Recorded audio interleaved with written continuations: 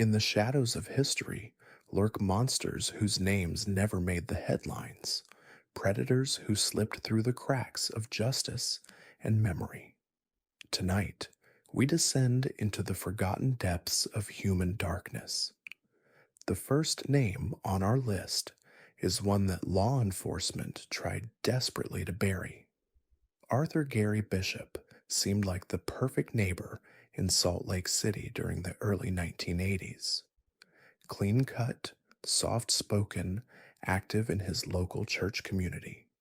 He volunteered at youth programs, helped elderly residents with their groceries, and always had a warm smile for children playing in the neighborhood parks. But beneath that carefully constructed facade was something far more sinister. Bishop had developed an obsession that started small and grew into an all consuming hunger.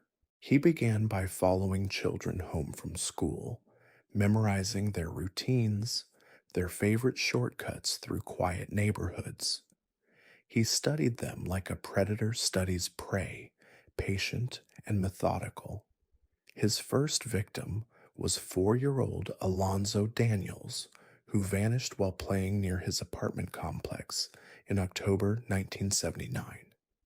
The boy had been lured away with promises of candy and toys, only to disappear without a trace. What made Bishop so dangerous was his ability to blend in completely. Parents trusted him, children felt safe around him, and authorities never suspected the quiet man who seemed genuinely concerned about the missing kids in his neighborhood. He even joined search parties, walking alongside desperate families as they combed through fields and abandoned buildings, all while knowing exactly where those children were buried. Over the next 4 years, Bishop would claim 4 more young lives: Troy Ward, Graham Cunningham, Danny Davis, and Kim Peterson.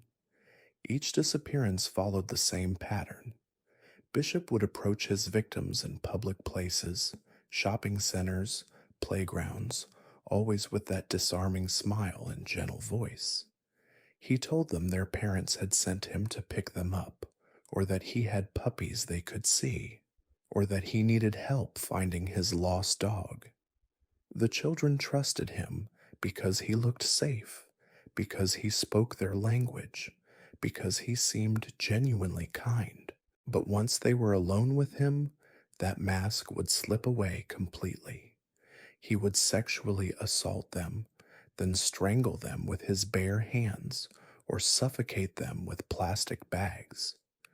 Afterward, he would dispose of their bodies in remote areas outside the city, sometimes burning the remains to eliminate evidence.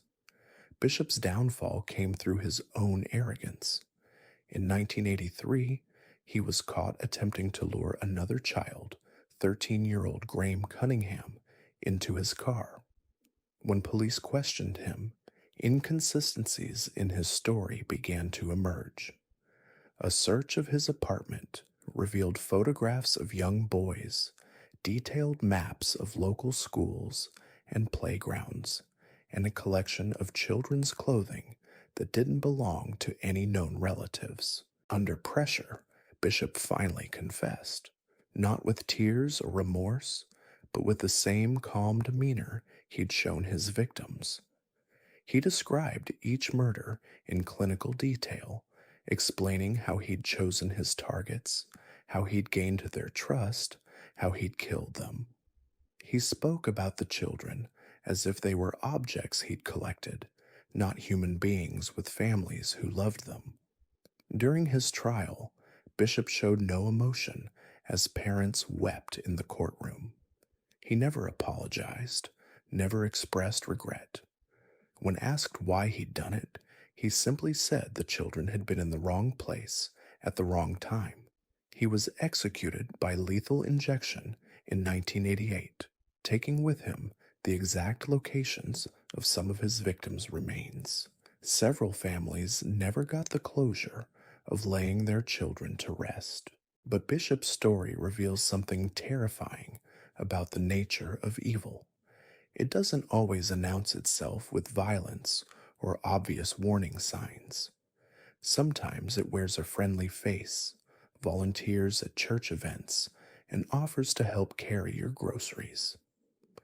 Sometimes the monsters are the ones we invite into our lives because they seem so normal, so trustworthy, so safe.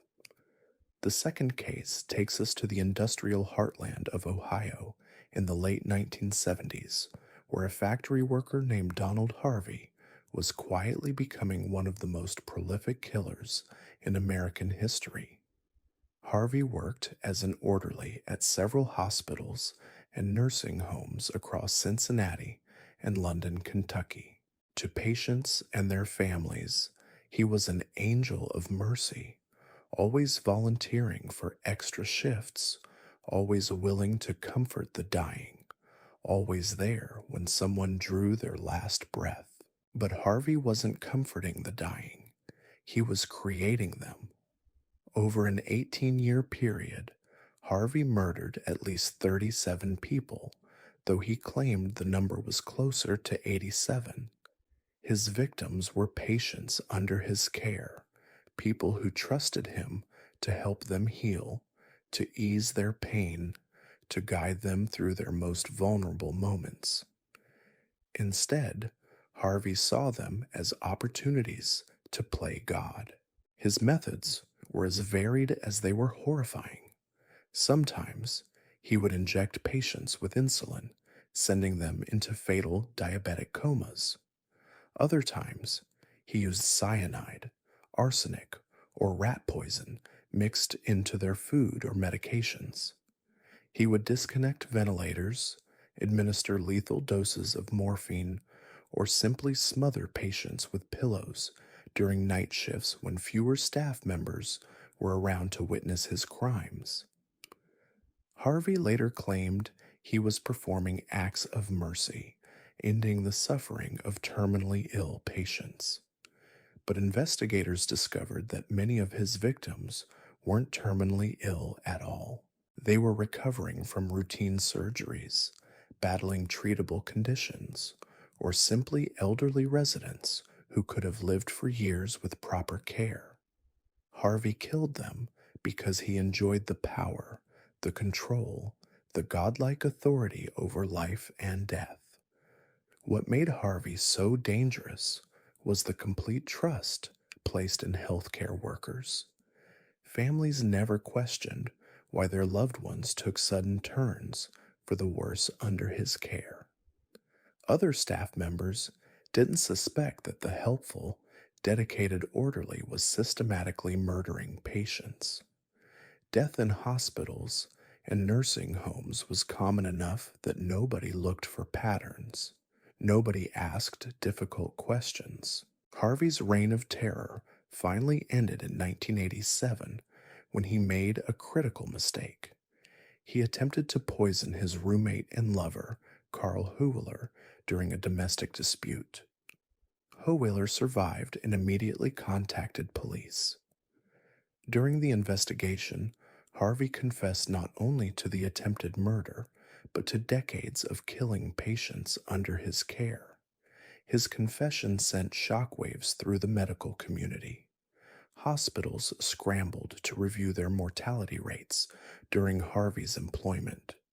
Families demanded answers about loved ones who had died unexpectedly.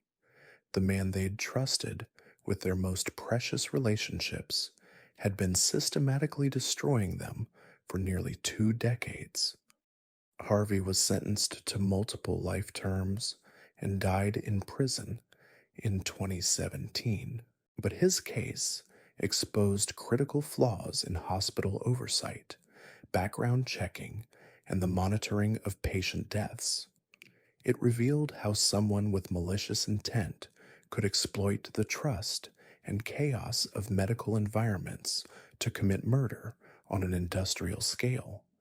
The third name on our list never existed in official records, but those who encountered Marcus Thorne in the Pacific Northwest during the 1990s will never forget him. Thorne was a drifter who moved through small logging towns and fishing communities along the Oregon and Washington coasts, never staying in one place long enough to establish roots or attract serious attention from law enforcement. Thorne had perfected the art of invisibility. He would arrive in towns during seasonal work rushes, when temporary laborers were common and background checks were minimal. He'd work construction jobs, fish processing plants, or timber operations for a few weeks or months, always keeping a low profile, always volunteering for the graveyard shifts that other workers avoided. But Thorne wasn't just another transient worker looking for honest employment. He was hunting. His victims were always people on society's margins: homeless individuals, sex workers, undocumented immigrants, anyone whose disappearance might not be immediately noticed or thoroughly investigated. He would gain their trust by offering food, shelter, or promises of steady work, then lure them to isolated locations where nobody could hear them scream. Thorne's signature was his patience. He would spend weeks studying potential victims, learning their routines, their weaknesses, their desperation.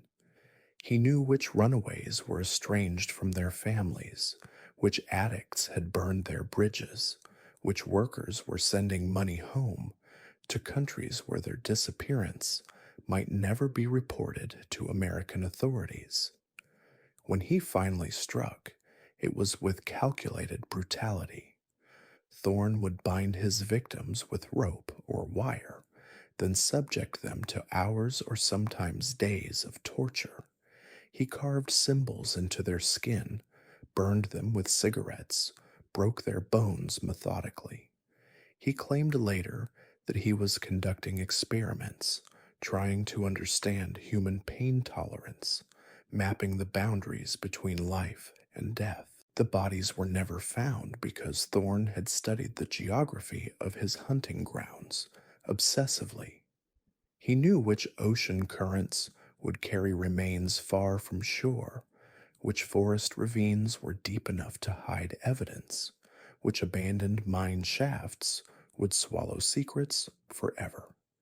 He was a student of decomposition, of weather patterns, of the natural processes that erase human traces from the landscape. For over a decade, Thorne drifted through the region like a ghost, leaving behind a trail of missing persons, reports that were never connected.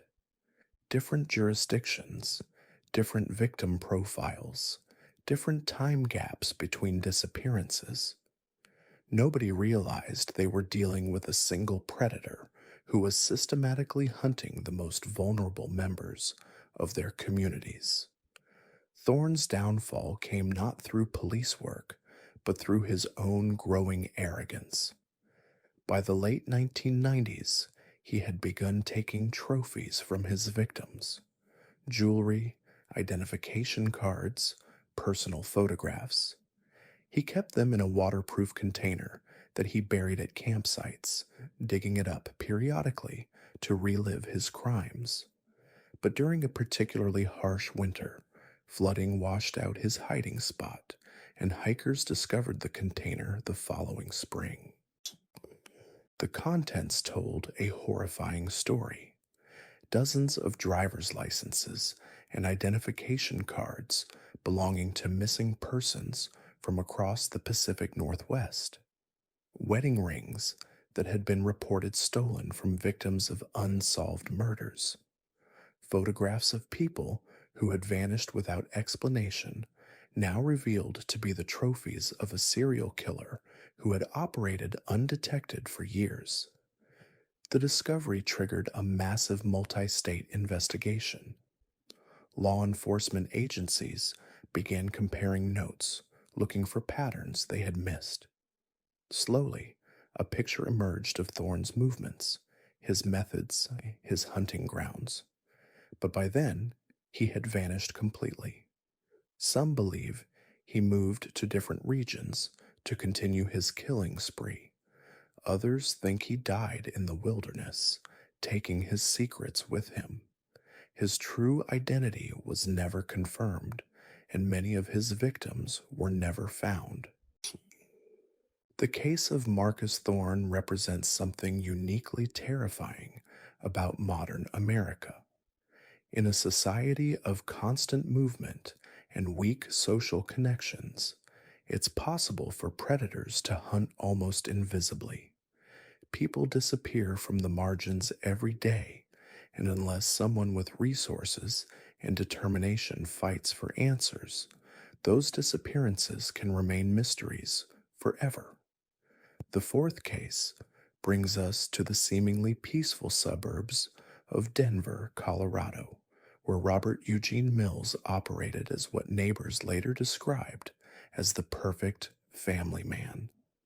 Mills worked as an insurance adjuster, coached Little League baseball, and hosted annual block parties that brought the entire neighborhood together. His wife Linda taught elementary school, and their two teenage daughters were honor students who volunteered at the local animal shelter. But Mills harbored a secret that would have destroyed everything his community believed about safety, trust, and the people living right next door. Starting in 1991, Mills began what he called his collection phase.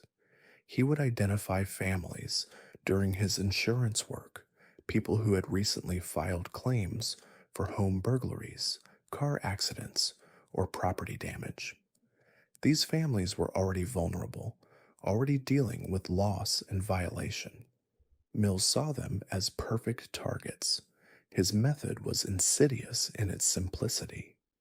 Mills would return to these homes weeks or months after their initial claims, claiming he needed additional documentation or photographs for their files. He dressed professionally, carried official looking paperwork, and spoke with the authority of someone who genuinely wanted to help resolve their cases quickly.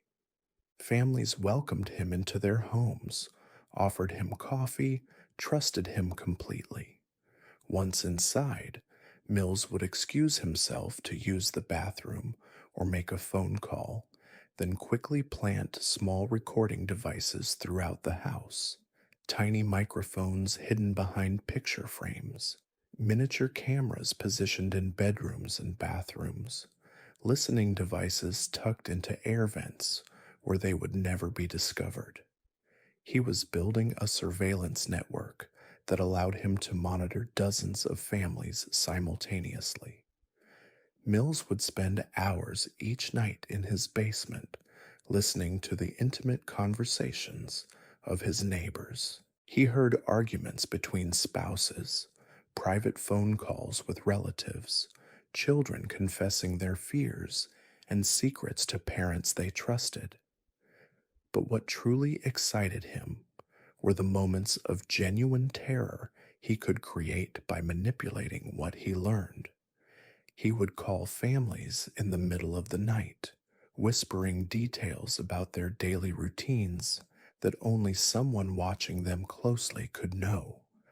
He told one mother exactly what her daughter had worn to school that morning, described the contents of another family's dinner conversation from the previous evening. He knew when people would be home alone, when they were planning vacations, when they felt most vulnerable and afraid. The psychological torture escalated over time. Mills began breaking into homes while families slept, moving objects just slightly so people would notice something was wrong, but couldn't quite identify what had changed. He would leave children's toys in adult bedrooms, place family photographs face down on tables, rearrange furniture by inches. The families began to feel like they were losing their minds, unable to trust their own memories or perceptions. Some families installed security systems, changed their locks, even moved to different neighborhoods. But Mills had already identified new targets through his insurance work, and the cycle would begin again. He was creating a network of fear that spread through entire communities, turning homes into prisons and neighbors into suspects. The breakthrough came in 1996 when Mills made a critical error. During one of his nighttime break ins, he accidentally triggered a silent alarm that had been installed without his knowledge. Security cameras captured clear images of his face, and within hours, police had identified the respected insurance adjuster who had been terrorizing Denver suburbs for 5 years. When authorities searched Mill's house, they discovered his basement command center. Hundreds of hours of recorded conversations, thousands of photographs taken secretly in people's homes, detailed maps showing the locations of his surveillance equipment. The scope of his operation stunned investigators. Mills had been monitoring over 60 families simultaneously, some for years at a time. During interrogation, Mills showed no remorse for the psychological damage he had inflicted. He described his victims' fear as beautiful, their helplessness as intoxicating. He claimed he had never intended to physically harm anyone, that he was conducting research into human behavior under stress. But investigators found evidence that he was planning to escalate his crimes, including detailed floor plans of several homes and schedules showing when families would be most vulnerable to attack. Mills was convicted on multiple counts of stalking, breaking and entering, and invasion of privacy. He received a sentence of 35 years in prison, where he died of a heart attack in 2011. But the families he had terrorized struggled with trust and security for years afterward. Many required extensive therapy to overcome the paranoia and anxiety his surveillance had created. Several marriages ended under the strain of never feeling safe in their own homes. The case exposed how someone with legitimate access to people's personal information could exploit that trust to commit psychological crimes that were just as devastating as physical violence. Mills had turned the concept of home, the one place people should feel completely secure, into a source of constant fear and suspicion. Our fifth case takes us to the industrial landscape of Gary, Indiana, where a foundry worker named Vincent Charles Kruger spent nearly a decade perfecting what he called his disposal method. Kruger worked the night shift at a steel plant, arriving after most of the administrative staff had gone home and leaving before the day shift arrived. This schedule gave him access to industrial furnaces that burned at temperatures exceeding 2,000 degrees, hot enough to completely incinerate human remains without leaving any trace. Kruger's victims were primarily homeless individuals who gathered near the plant during winter months, seeking warmth from the steam vents and shelter from the harsh Indiana weather. These were people whose disappearances often went unreported, whose absence from familiar street corners and soup kitchens might not be noticed for weeks or months. Kruger studied their routines, learned their names, gained their trust by offering occasional meals or spare change. When he decided to kill, Kruger would approach his chosen victim with offers of temporary work at the plant. He claimed he could get them inside to do basic cleaning or maintenance tasks for cash payments, no questions asked. The prospect of easy money and a warm place to work was irresistible to people struggling to survive on the streets during brutal Midwest winters. Once inside the plant, Kruger would lead his victims to isolated areas of the facility, sections that were rarely visited during night shifts. He would strike them from behind with heavy tools, usually killing them instantly to minimize noise and struggle. Then he would drag the bodies to the furnace area, where the intense heat would reduce them to nothing more than ash and bone fragments that mixed invisibly with the industrial waste. Kruger kept detailed records of his crimes, not out of guilt or remorse, but as a twisted form of quality control. He documented the time it took for complete incineration, the temperatures required for different body sizes, the most efficient methods for breaking down remains. To him, murder had become a technical problem to be solved, a process to be refined and perfected. The systematic nature of his killings allowed Kruger to operate undetected for almost 8 years. Plant security was focused on preventing theft of valuable metals, not monitoring who entered or left the facility. The night shift was understaffed, and workers often minded their own business to avoid workplace conflicts.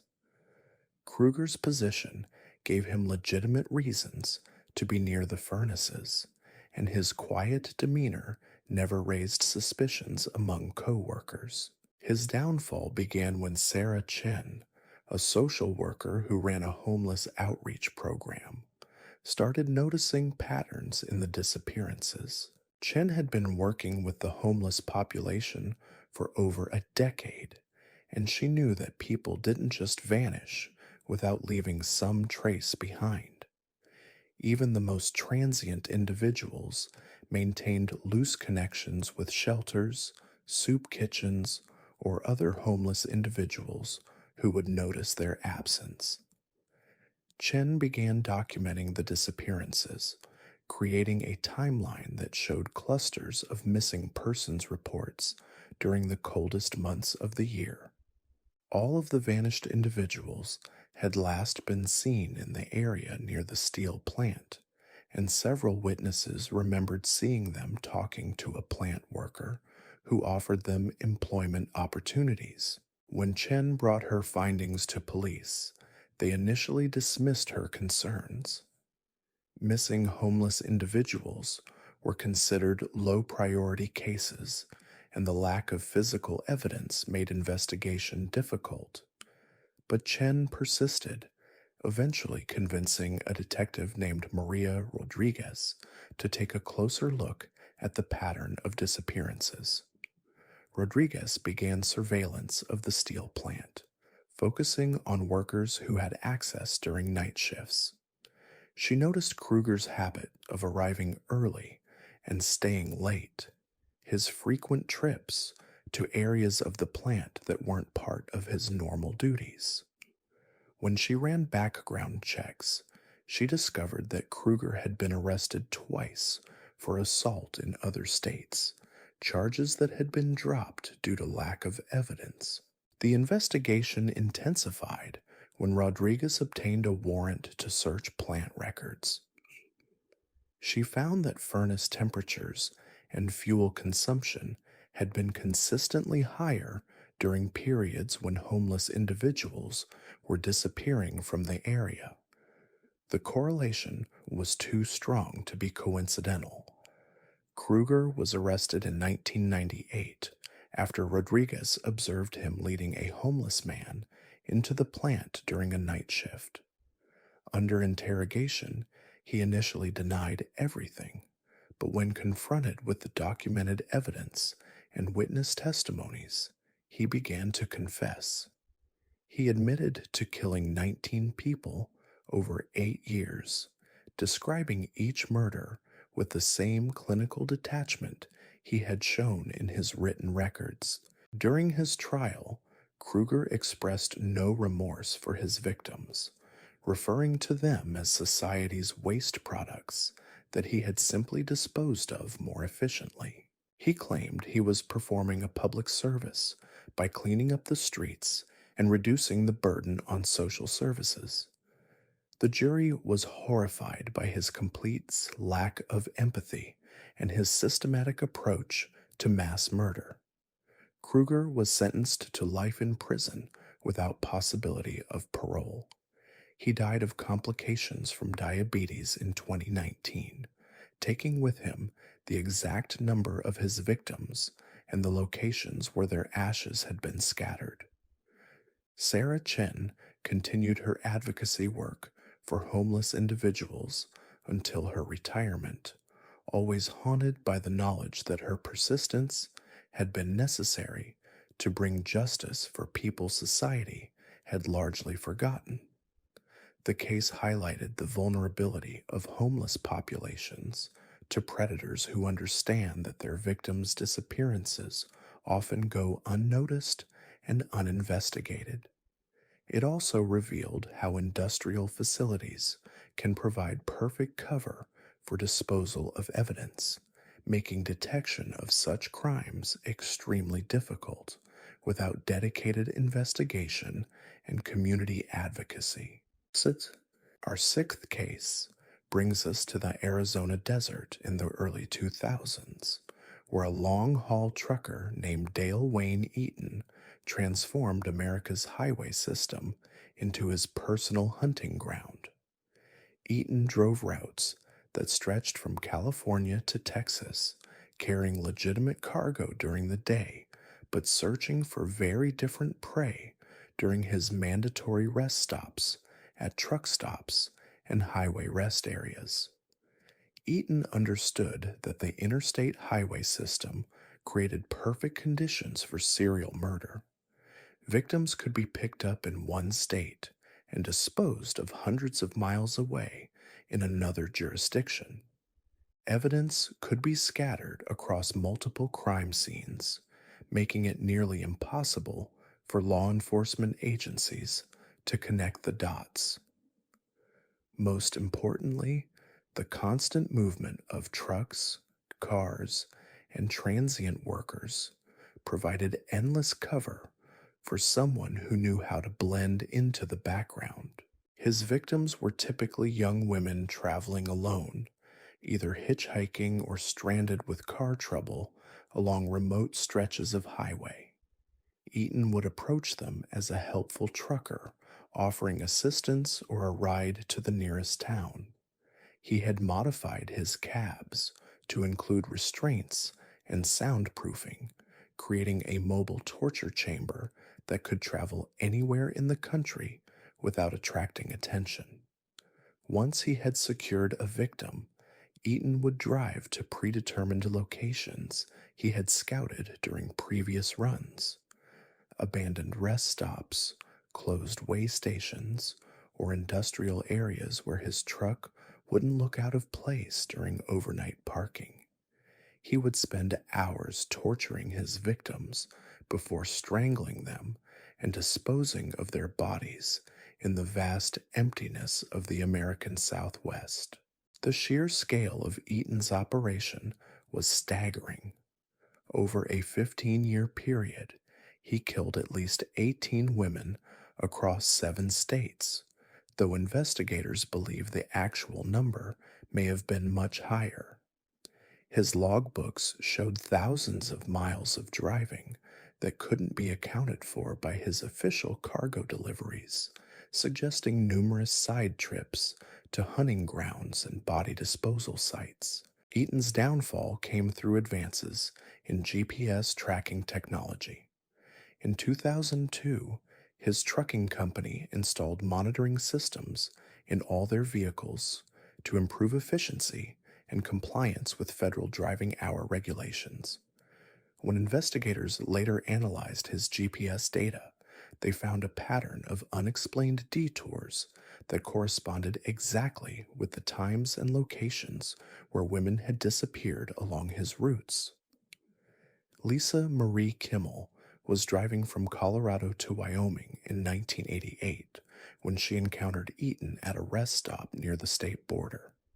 Security cameras captured images of her Honda CRX parked near his truck, then showed the truck leaving alone.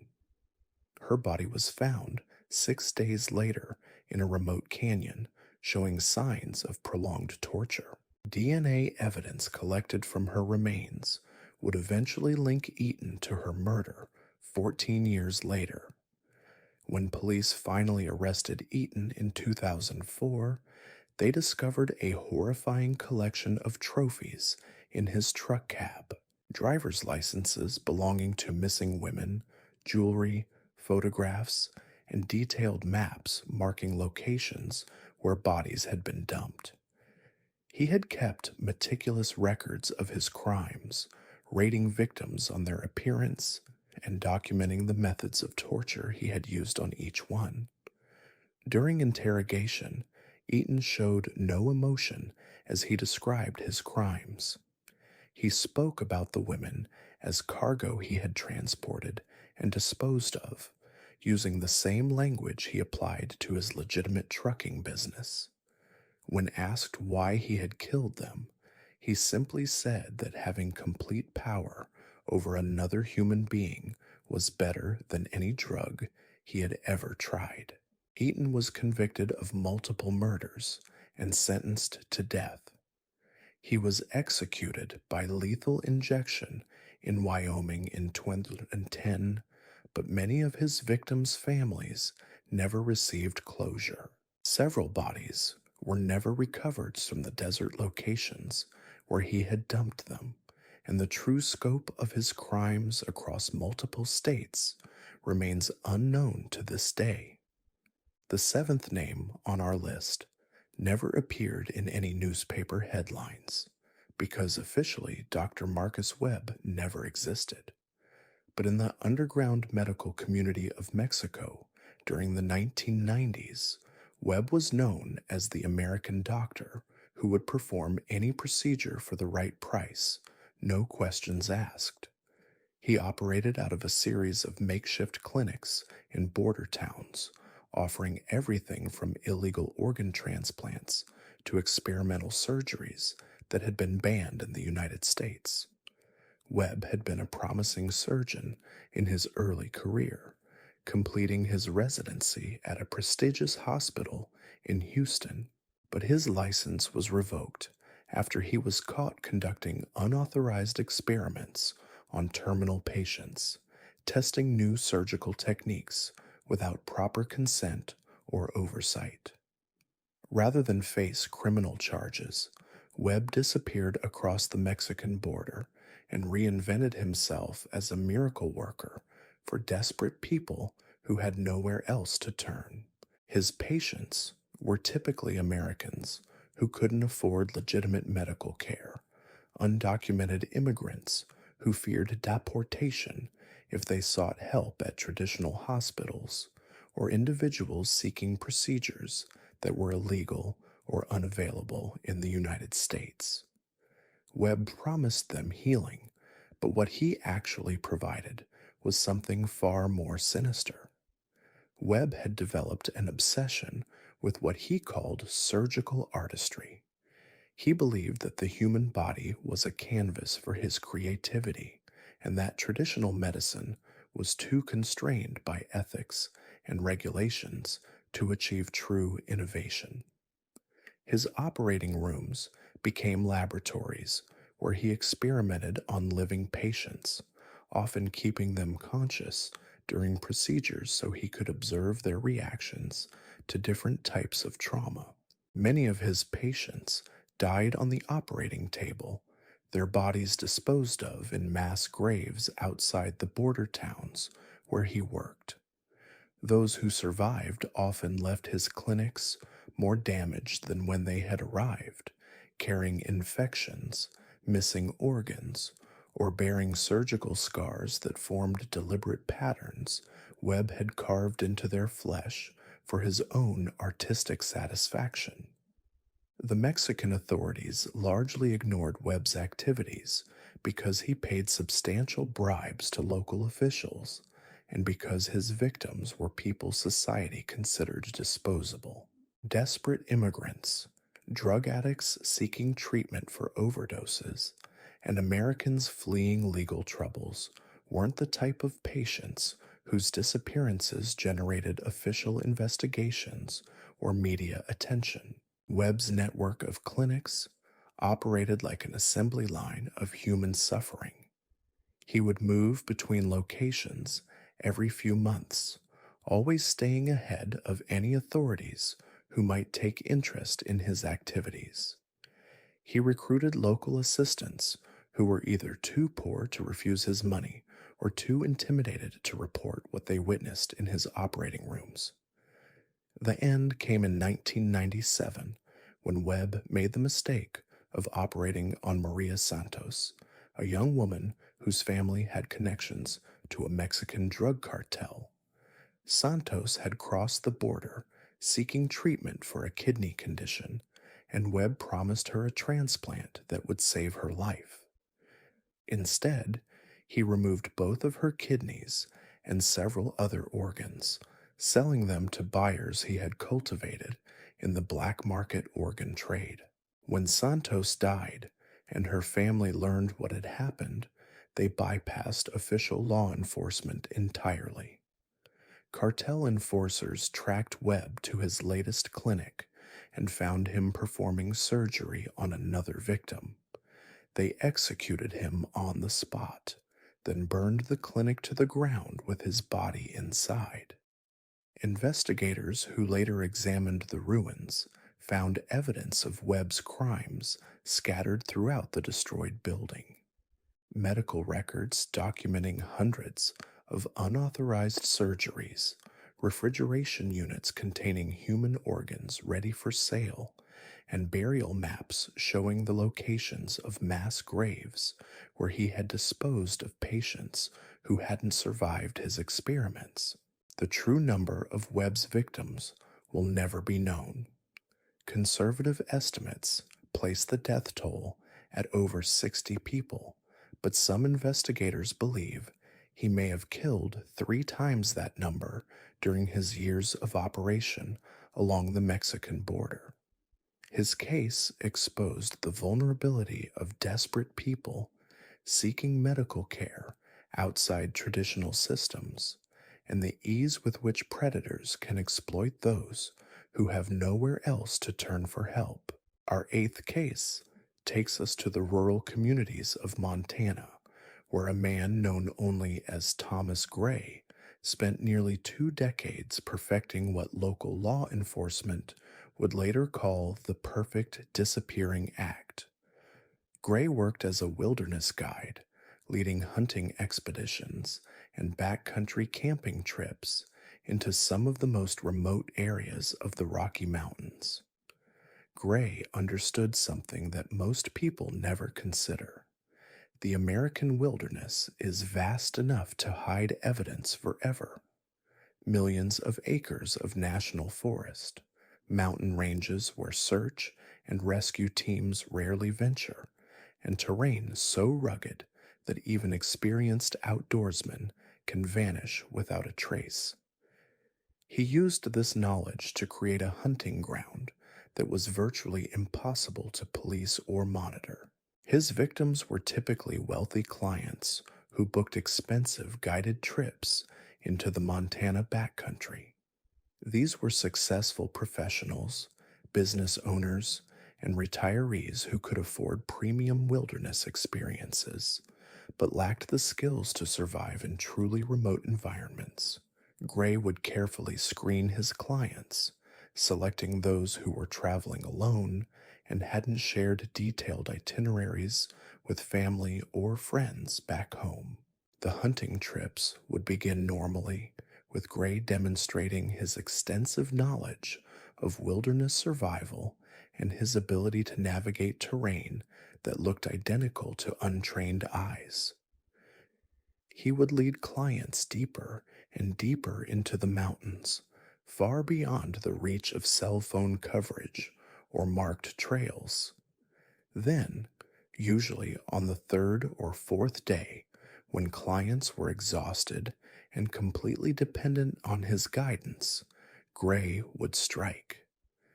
His method was elegantly simple. During rest stops, Gray would slip powerful sedatives into his client's food or water. As they lost consciousness, he would rob them of all valuable possessions, including expensive hunting equipment, jewelry, and large amounts of cash they had brought for the trip. Then he would drag the unconscious victims to remote locations and leave them to die of exposure, dehydration, or predation by wild animals. The bodies were never found because Gray chose disposal sites with the same care he used to select his victims. Alpine lakes that were frozen most of the year, canyon systems where flash floods would scatter remains, or areas known to have active populations of bears and wolves that would eliminate any trace of human remains within days. Gray's operation was sustainable because he never got greedy. He would only take one or two clients per year, spacing the disappearances across different seasons and different areas of the state.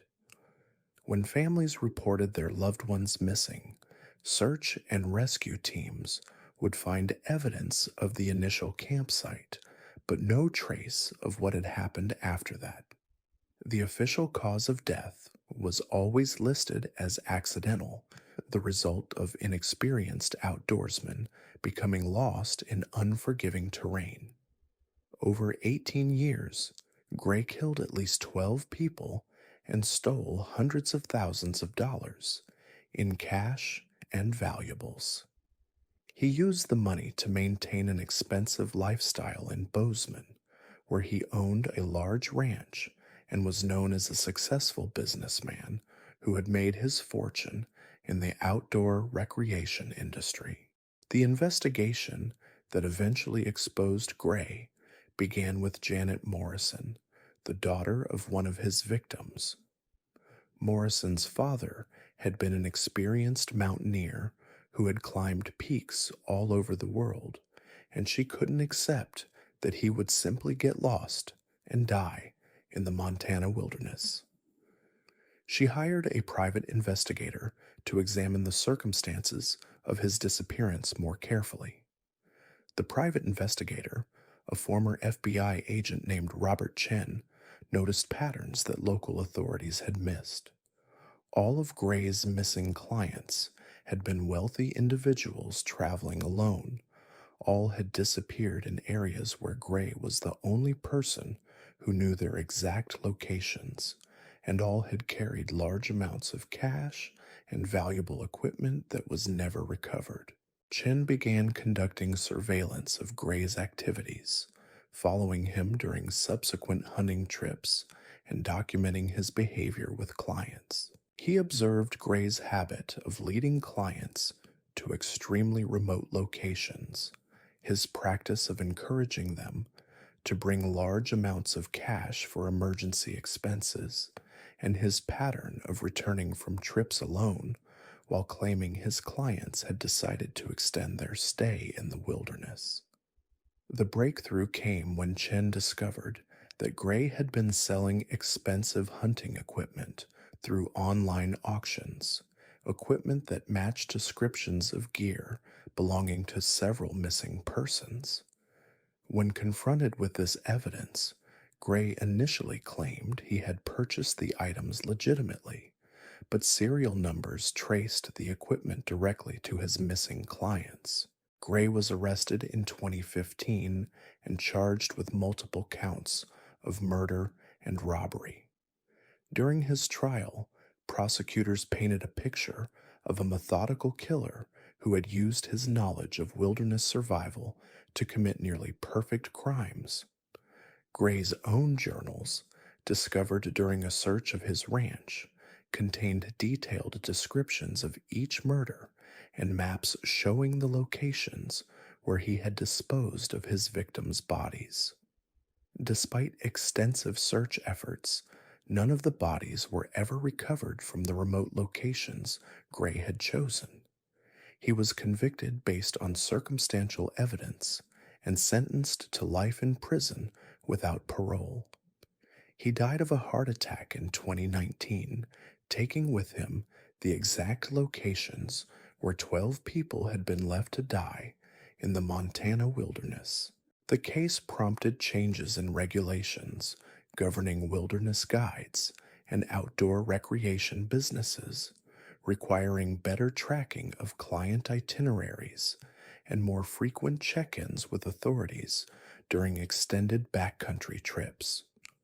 But for the families of Gray's victims, the vast Montana wilderness remains a graveyard where their loved ones will never be found.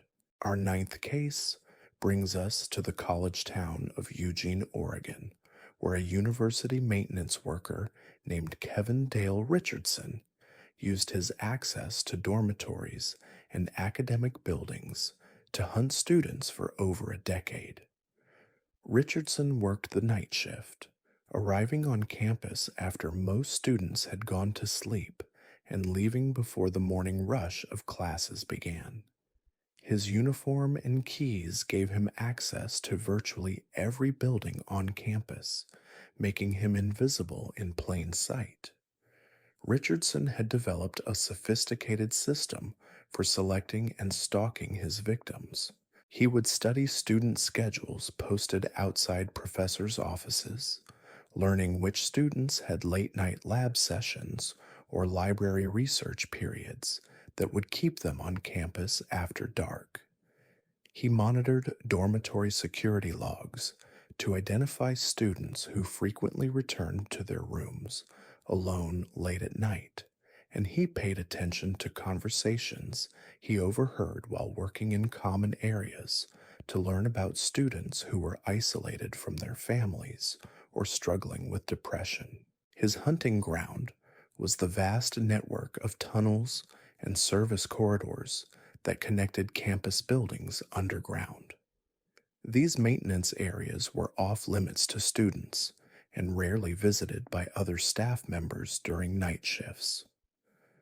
Richardson had modified several storage rooms in the tunnel system, installing soundproofing and restraints that allowed him to hold victims for extended periods without being detected. When Richardson identified a target, he would follow them for weeks, learning their routines and identifying moments when they were most vulnerable. He preferred students who lived alone in single dormitory rooms or off campus apartments, individuals whose disappearance might not be noticed immediately by roommates or friends. His approach was always the same. He would appear in maintenance uniform during late night hours, claiming there was an emergency that required their immediate assistance. Students trusted him because he looked official, because he spoke with authority about campus safety issues, and because they had been taught to cooperate with university employees. Richardson would lead them to isolated areas under the pretense of showing them safety hazards or emergency exits, then overpower them and drag them into the tunnel system where he had prepared his torture chambers. What happened in those underground rooms was something Richardson documented obsessively.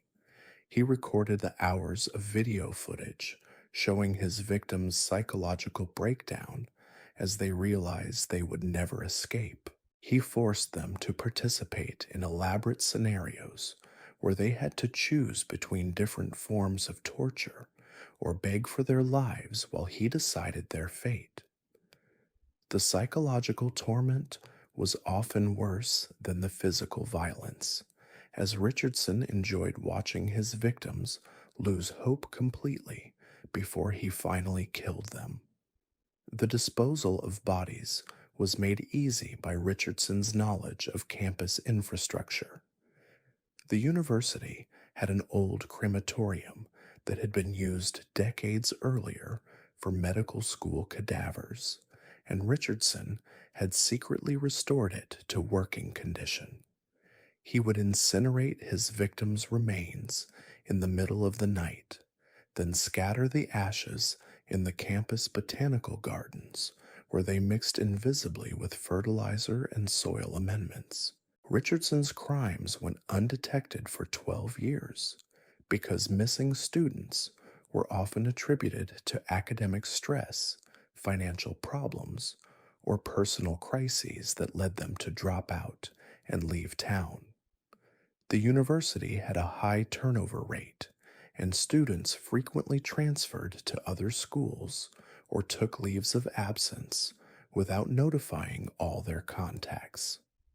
Richardson chose victims who fit these patterns, ensuring their disappearances would be explained away rather than investigated as potential crimes. The investigation began in 2008 when Dr. Patricia Wong, a psychology professor, noticed that several of her most promising students had disappeared without completing their degree programs. These were students who had been excited about their academic work and had no apparent reason to leave school suddenly. Wong began tracking down their families and discovered that none of them had been in contact with their parents or friends since their disappearances. Wong brought her concerns to campus police, who initially dismissed them as coincidental. But when she persisted and began providing documentation of the missing students' academic records and personal circumstances, Detective Sarah Mitchell agreed to investigate further. Mitchell discovered that all of the missing students had last been seen in academic buildings during late night hours, and several witnesses remembered seeing them talking to a maintenance worker shortly before they vanished. The breakthrough came when Mitchell obtained security footage from cameras positioned in campus parking lots and building entrances. The footage showed Richardson approaching students during late night hours and leading them toward service entrances that weren't covered by security cameras. Additional investigation revealed that Richardson had been accessing buildings and areas that weren't part of his normal maintenance duties during the times when students had disappeared. When police searched Richardson's home and the maintenance areas where he worked, they found his video collection and detailed journals describing each murder. The evidence was so extensive and disturbing that several investigators required psychological counseling after reviewing the materials. Richardson had documented the torture and murder of 15 students over 12 years, treating their deaths as entertainment he could replay whenever he wanted to relive the experience. Richardson was arrested in 2009 and charged with 15 counts of first-degree murder. During his trial, he showed no remorse for his crimes, claiming that the students had been willing participants in what he called educational experiences about fear and death. He was convicted on all counts and sentenced to death, but died of cancer while on death row in 2018. The University of Oregon implemented major security reforms following Richardson's arrest, including expanded camera coverage, better background checks for employees, and new protocols for students working alone in buildings during night hours. But for the families of his victims, the campus remains a place where their children vanished into underground chambers of horror, their final moments documented by a predator who saw education as an opportunity for exploitation. Our 10th case takes us to the quiet farming communities of central Nebraska, where a grain elevator operator named Harold Francis Maddox spent 15 years turning isolated agricultural facilities into death traps.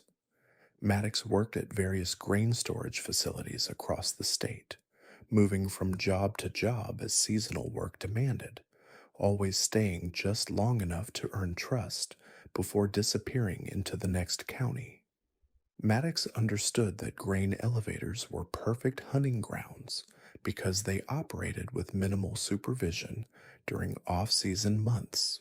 These towering concrete structures dotted the rural landscape like monuments to agricultural prosperity. But inside their storage bins and processing equipment, Maddox saw opportunities for disposal that would make bodies vanish completely. The powerful machinery used to move grain could reduce human remains to particles indistinguishable from agricultural debris. His victims were migrant workers who traveled through Nebraska following harvest seasons. These were people who moved constantly, often working for cash payments that left no paper trail, sending money to families in other countries who wouldn't report them missing to American authorities. Maddox would offer them temporary employment at grain facilities, promising steady work and decent pay for simple labor like cleaning bins or maintaining equipment. The job offers were always legitimate initially. Maddox would put the workers to task cleaning storage bins or performing basic maintenance while he evaluated their situations. He looked for individuals who were completely alone, who had no local connections, whose absence wouldn't be noticed by other workers or facility managers. Once he identified someone suitable, he would wait for the right moment to strike. Maddox preferred to kill during the loudest part of grain processing operations, when the massive conveyor belts and grinding equipment created enough noise to mask any sounds his victims might make. He would lure them into isolated areas of the facility, claiming he needed help with equipment repairs or safety inspections. Then he would attack them with tools that were commonly found around grain elevators, making their deaths look like industrial accidents if the bodies were ever discovered. But discovery was never the plan. Maddox would feed his victims into the same machinery used to process grain, grinding their remains into particles that mixed with tons of agricultural products. The resulting mixture would be loaded onto trucks and transported to livestock feed manufacturers, where any trace of human remains would be further processed and distributed across multiple states as animal feed. The systematic nature of his operation allowed Maddox to kill with industrial efficiency. Over 15 years, he murdered at least 23 migrant workers, though the true number may have been much higher. His method left no physical evidence, no bodies to discover, no crime scenes to investigate. The victims simply vanished from the agricultural workforce, assumed to have moved on to other jobs in different states. Maddox's downfall came through a combination of new immigration enforcement policies and advances in DNA testing technology. In 2003, federal authorities began conducting more thorough investigations of businesses that employed undocumented workers, including detailed interviews with employees and comprehensive record-keeping requirements. When investigators interviewed workers at facilities where Maddox had been employed, they noticed patterns of missing persons that couldn't be explained by normal workforce turnover. Elena Vasquez, an immigration rights advocate, had been tracking disappearances of migrant workers for years as part of her efforts to improve workplace safety and labor conditions. She noticed that facilities where Maddox had worked showed unusually high rates of workers who simply vanished without collecting final paychecks or retrieving personal belongings. When she cross-referenced these disappearances with employment records, she found that Maddox had been present at multiple locations where workers had gone missing. The investigation intensified when authorities discovered that Maddox had been falsifying safety inspection reports and maintenance logs to cover his activities. He had documented equipment malfunctions and cleaning operations that had never actually occurred, creating paper trails that would explain any biological evidence that might be detected in grain processing machinery. When police finally arrested Maddox in 2004, they found detailed journals in his home describing each murder and the methods he had used to dispose of the bodies. He had kept meticulous records of grain shipments and feed distribution, tracking where the remains of his victims had ultimately ended up in the food supply chain. The scope of the contamination was so extensive that federal agencies had to issue recalls for livestock feed products across multiple states. During interrogation, Maddox showed no remorse for his crimes, describing his victims as illegal aliens who had no right to be in the country anyway. He claimed he was performing a patriotic service by eliminating people who were taking jobs from American citizens and burdening social services. His complete lack of empathy and his systematic approach to mass murder horrified investigators who had dealt with serial killers before, but never encountered someone who had industrialized the process of human disposal.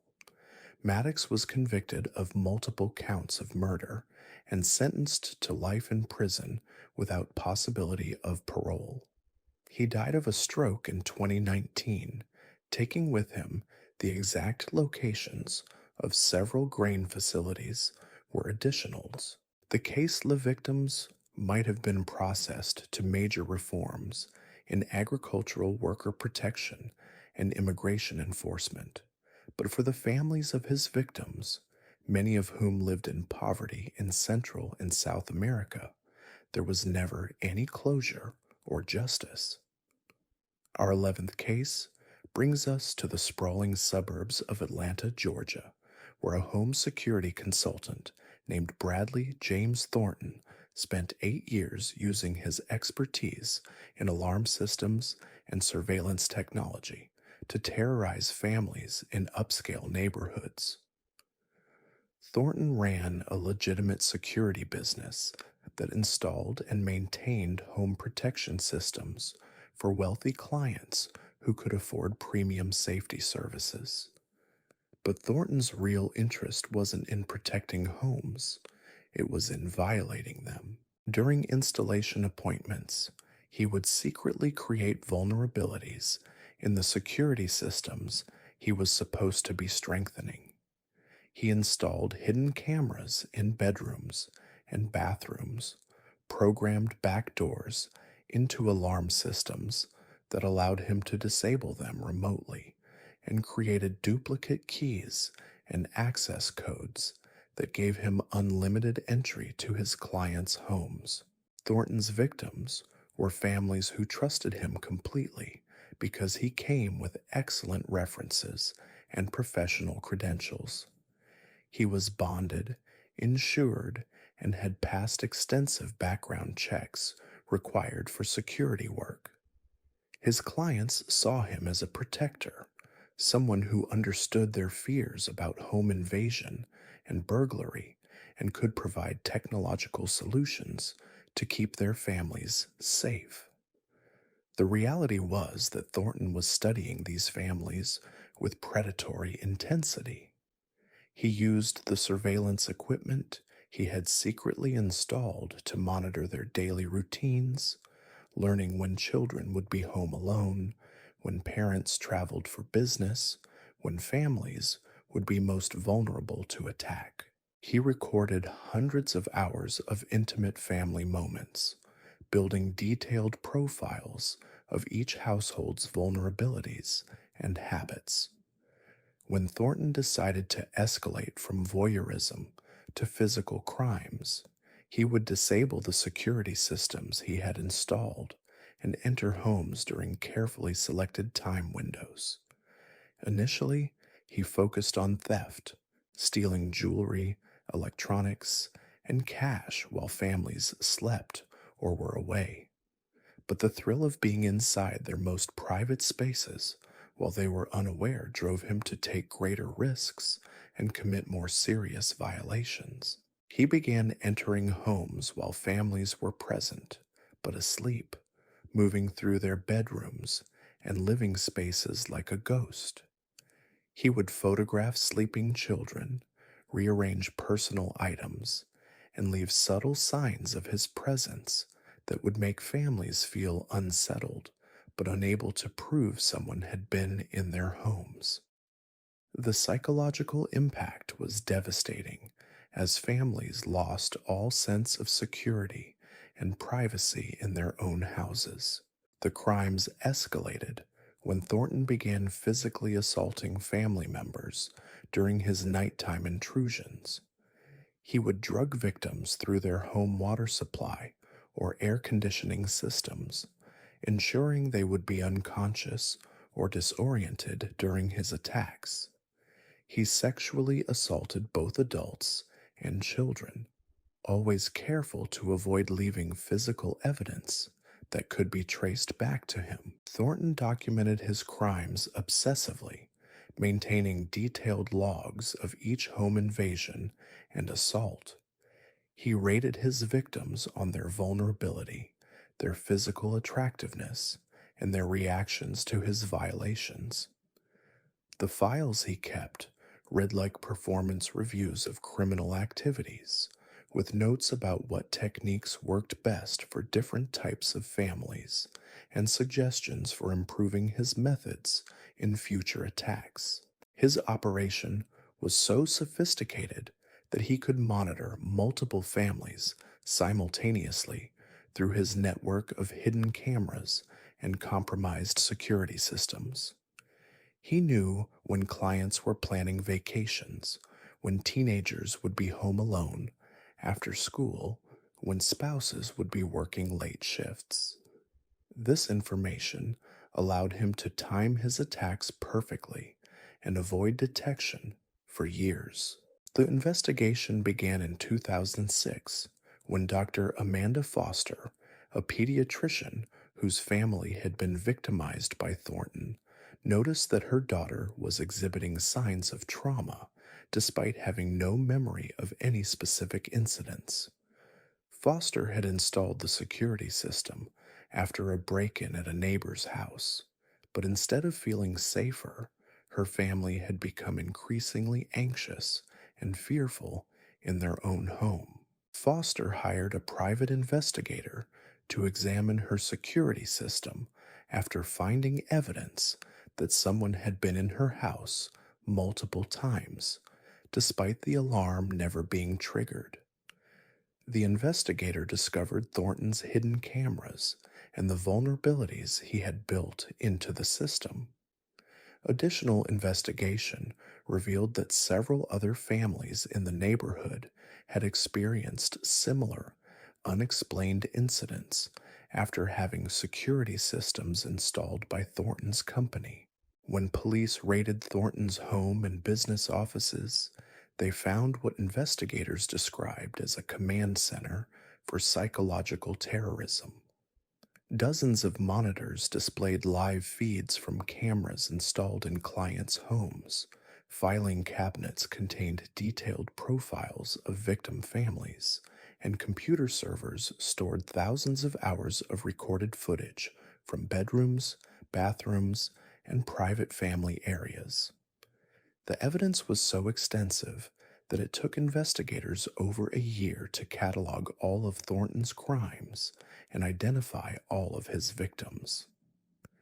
He had violated the privacy and safety of over 40 families during his 8-year operation, creating a network of surveillance and control that turned their homes into prisons they didn't even know they were trapped in. Thornton was arrested in 2007 and charged with multiple counts of burglary, sexual assault, and invasion of privacy.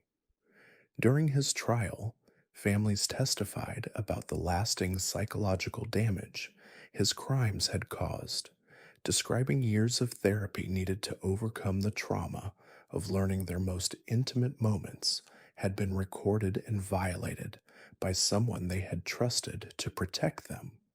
He was convicted on all counts and sentenced to life in prison without possibility of parole. The case led to major reforms in home security industry regulations, including more stringent background checks, mandatory inspections of installed equipment, and better oversight of companies with access to residential properties. But for the families he had terrorized, the concept of home security would forever be associated with the man who had used their trust to destroy their sense of safety.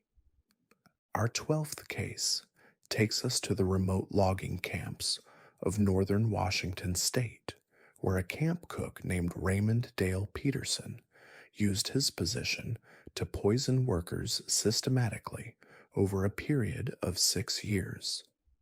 Peterson worked at various logging operations throughout the Cascade Mountains, moving between camps as seasonal work demanded, always maintaining his reputation as an excellent cook who could prepare meals for large crews under difficult conditions. But Peterson harbored a deep resentment toward the logging industry and the men who worked in it. He blamed loggers for environmental destruction, for the deaths of wildlife, for what he saw as the rape of pristine wilderness areas. His twisted sense of environmental justice led him to view the workers as legitimate targets for elimination, soldiers in an industrial war against nature that he was determined to win. Peterson's method was insidious in its simplicity and terrifying in its effectiveness. He would gradually introduce small amounts of various toxins into the meals he prepared for logging crews, using his knowledge of wilderness plants and fungi to create poisons that would cause symptoms resembling common illnesses or industrial accidents. The remote locations of logging camps meant that medical care was often hours away, and by the time workers reached hospitals, the poisons had often done irreversible damage. His victims experienced a range of symptoms that were initially attributed to the dangerous nature of logging work. Some developed respiratory problems that appeared to be caused by sawdust exposure or chemical fumes from equipment. Others suffered neurological damage that seemed consistent with head injuries from falling branches or machinery accidents. The gradual onset of symptoms and the variety of toxins Peterson used made it nearly impossible for medical professionals to identify a pattern or common cause. Peterson was methodical in his selection of victims, targeting workers he perceived as the most environmentally destructive or those who expressed the strongest support for increased logging operations. He would listen to conversations during meal times, identifying individuals who bragged about the number of trees they had cut or who dismissed environmental concerns as obstacles to profit. These workers would receive larger doses of toxins in their food, ensuring their illnesses were more severe and more likely to be fatal. The isolation of logging camps provided perfect cover for Peterson's crimes. Workers lived in temporary housing far from their families and communities, often for weeks at a time. When someone became ill and had to leave camp for medical treatment, it was seen as an unfortunate but normal part of dangerous industrial work. Peterson made sure to express appropriate concern for sick workers, often volunteering to drive them to medical facilities or help them contact their families. Over 6 years, Peterson poisoned 47 logging workers, 17 of whom died from their exposure to his toxins.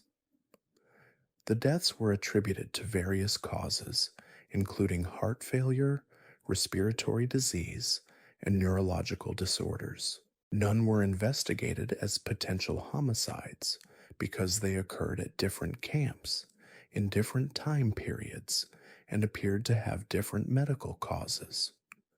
Peterson's downfall came when he made the mistake of targeting Jake Morrison, a young logger whose father was a retired state police detective. When Morrison became seriously ill after working at a camp where Peterson was cooking, his father insisted on a thorough investigation into the cause of his son's symptoms. The elder Morrison noticed that several other workers from the same camp had also experienced unusual health problems. Detective Morrison began investigating the medical histories of workers who had been employed at camps where Peterson had worked as a cook. He discovered a statistical anomaly in illness and death rates that couldn't be explained by the normal hazards of logging work. Workers at Peterson's camps were 3 times more likely to develop serious health problems than those at camps with other cooking staff. The investigation intensified when Morrison obtained samples of food from Peterson's kitchen and had them tested for toxins. Laboratory analysis revealed traces of multiple poisonous compounds derived from local plants and fungi, substances that had no legitimate culinary purpose, but were known to cause the exact symptoms that workers had been experiencing. When confronted with this evidence, Peterson initially claimed he was using traditional medicinal herbs to improve the workers' health and boost their immune systems. But when investigators searched his living quarters, they found extensive research materials about poisonous plants, detailed journals documenting his crimes, and maps showing the locations where he had gathered toxic materials from the forest. Peterson's journals revealed the full extent of his environmental extremism and his complete lack of remorse for the workers he had killed. He described them as enemies of the earth who deserved to die for their role in destroying wilderness areas. He had calculated the environmental impact of each worker's career and determined that their deaths would prevent thousands of trees from being cut down over their lifetimes. Peterson was arrested in 2011 and charged with multiple counts of murder and attempted murder. During his trial, he showed no remorse for his crimes, claiming he was defending the forest from industrial exploitation. He was convicted on all counts and sentenced to life in prison without possibility of parole. He died of liver failure in 2020, possibly from exposure to the same toxins he had used to poison his victims. The case led to major changes in food safety protocols at remote industrial work sites, including mandatory background checks for camp cooks and regular testing of food supplies for contaminants. But for the families of Peterson's victims, the wilderness areas of Washington state would forever be associated with a man who had used environmental ideology to justify mass murder. Our 13th and final case brings us to the heart of Las Vegas, Nevada, where a casino maintenance technician named Curtis Wayne Holland spent 12 years using the city's elaborate surveillance and security systems to hunt tourists who would never be missed. Holland worked for various casinos along the Strip, maintaining the complex networks of cameras, sensors, and electronic systems that monitored every square inch of gaming floors and hotel corridors. Holland's position gave him access to information that most casino employees never saw. He could monitor security feeds in real time, track the movements of individual guests throughout hotel properties, and identify visitors who were gambling alone, drinking heavily, or showing signs of being estranged from family and friends back home. The casinos collected extensive data on their guests, and Holland used this information to select victims who were perfect targets for someone who understood how to exploit the chaos and anonymity of Las Vegas. His hunting ground was the sprawling network of service tunnels and maintenance areas that connected casino properties throughout the city. These underground passages were used to transport supplies, house mechanical equipment, and provide access for maintenance work without disrupting the gaming experience above. Holland had master keys and access codes that allowed him to move through this hidden infrastructure unseen by security cameras or other casino staff. The victims Holland selected were typically out of town visitors who had come to Las Vegas alone, often middle aged individuals going through personal crises like divorce, job loss, or the death of family members. These were people who had told no one about their travel plans, who were using gambling or drinking as an escape from their problems, who wouldn't be missed immediately if they failed to return home on schedule. Holland would approach his targets in casino bars or gaming areas, posing as a helpful employee who could provide insider information about the best machines to play or restaurants to visit.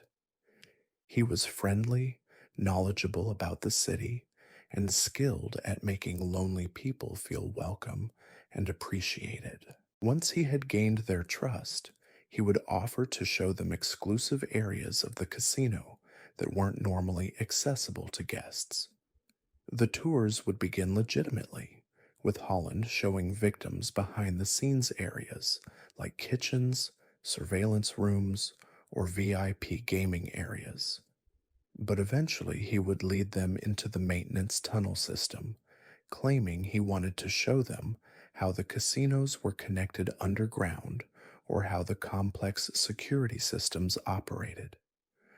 Once they were isolated in areas where no security cameras could record what happened next, Holland would attack. His method was to incapacitate victims with stun guns, then restrain them in storage rooms he had prepared throughout the tunnel system. He would keep them alive for days or sometimes weeks, torturing them psychologically by describing how easily they would disappear in a city where thousands of people vanished every year. He told them their families would assume they had simply lost all their money gambling and were too ashamed to come home. When Holland finally killed his victims, he would dispose of their bodies using the same systems that handled casino waste and food service garbage. Bodies would be broken down and fed into industrial garbage disposals, incinerated in hotel laundry facilities, or transported to landfills and trucks that serviced multiple casino properties. The complex logistics of waste management in Las Vegas provided perfect cover for eliminating evidence. The casino industry's emphasis on discretion and privacy meant that missing persons reports were often delayed or incomplete. Families back home might not realize their relatives were in danger until days or weeks after they had disappeared. By then, any evidence of their presence in Las Vegas had been systematically erased by Holland's knowledge of casino operations and waste disposal procedures. Over 12 years, Holland killed at least 19 tourists, though he claimed in his journals that the actual number was closer to 30. His victims came from all over the United States, drawn to Las Vegas by the promise of escape and excitement, only to encounter a predator who understood exactly how to exploit the city's culture of anonymity and excess. Holland's crimes were finally discovered in 2009 when Maria Santos, a security supervisor at one of the major strip casinos, noticed irregularities in the access logs for maintenance areas. Santos had been investigating employee theft and noticed that Holland was entering secured areas during times when no maintenance work was scheduled and staying much longer than necessary for routine inspections. When Santos reviewed security footage from areas adjacent to Holland's unauthorized access points, she observed him leading casino guests into restricted areas and emerging hours later alone. Additional investigation revealed that several missing persons reports filed with Las Vegas police match descriptions of individuals who had been seen on casino surveillance footage talking to Holland shortly before their disappearances. The investigation expanded when police searched Holland's home and found extensive documentation of his crimes. He had kept detailed records of each victim, including their personal information, photographs taken during their captivity, and maps showing where their remains had been disposed of throughout the city's waste management system. Holland's journals revealed his complete contempt for the people he had killed, describing them as losers and degenerates who had come to Las Vegas to waste their lives anyway. He saw himself as accelerating an inevitable process, giving his victims the destruction they were seeking, but in a more efficient and permanent form than gambling or drinking could provide. When police arrested Holland in 2010, he was in the process of stalking his next victim, a recently divorced businessman from Ohio who had come to Las Vegas to forget his problems. The arrest prevented what would have been Holland's 20th confirmed murder, though investigators believe he may have killed many more victims whose remains were never identified or connected to his crimes. Holland was charged with multiple counts of murder and sentenced to death. He was executed by lethal injection in Nevada in 2018, but the full scope of his crimes remains unknown. The underground tunnel systems of Las Vegas still contain disposal sites where victims' remains may never be recovered, and the true number of tourists who disappeared into Holland's network of death will probably never be determined.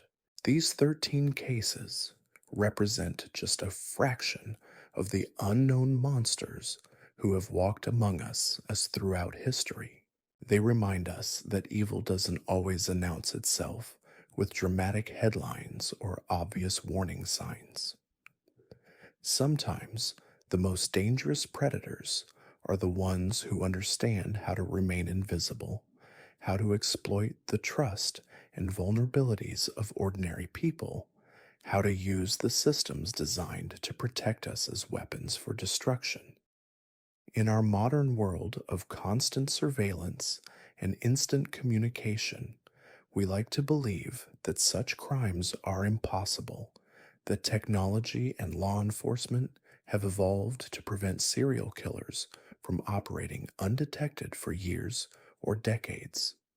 But these cases prove that determined predators can still find ways to hunt in plain sight, using their knowledge of human nature and institutional blind spots to commit acts of evil that defy comprehension.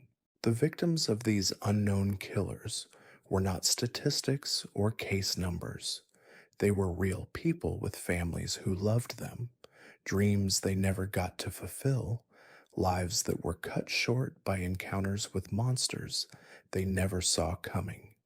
Their stories deserve to be remembered, not just as cautionary tales about the dangers that lurk in seemingly safe places, but as reminders of the precious fragility of human life and the importance of remaining vigilant in a world where predators continue to evolve and adapt their methods of hunting. The darkness that followed wasn't random violence or crimes of passion, but something far more calculated and cold. These were predators who turned murder into a science, who studied their craft with the same dedication others might apply to medicine or engineering.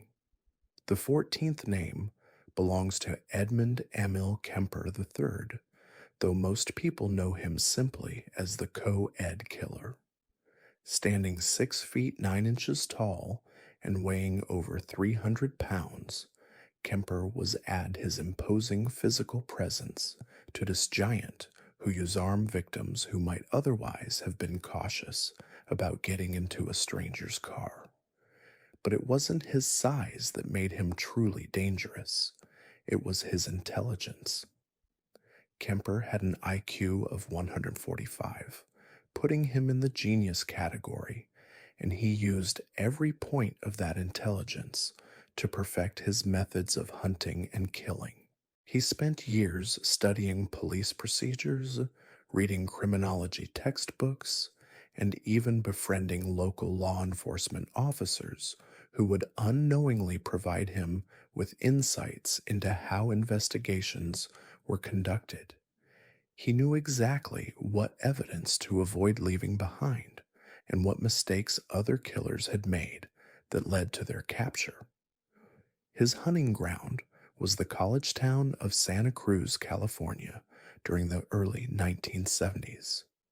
The area was filled with young women attending UC Santa Cruz, many of them hitchhikers who relied on the kindness of strangers to get around town.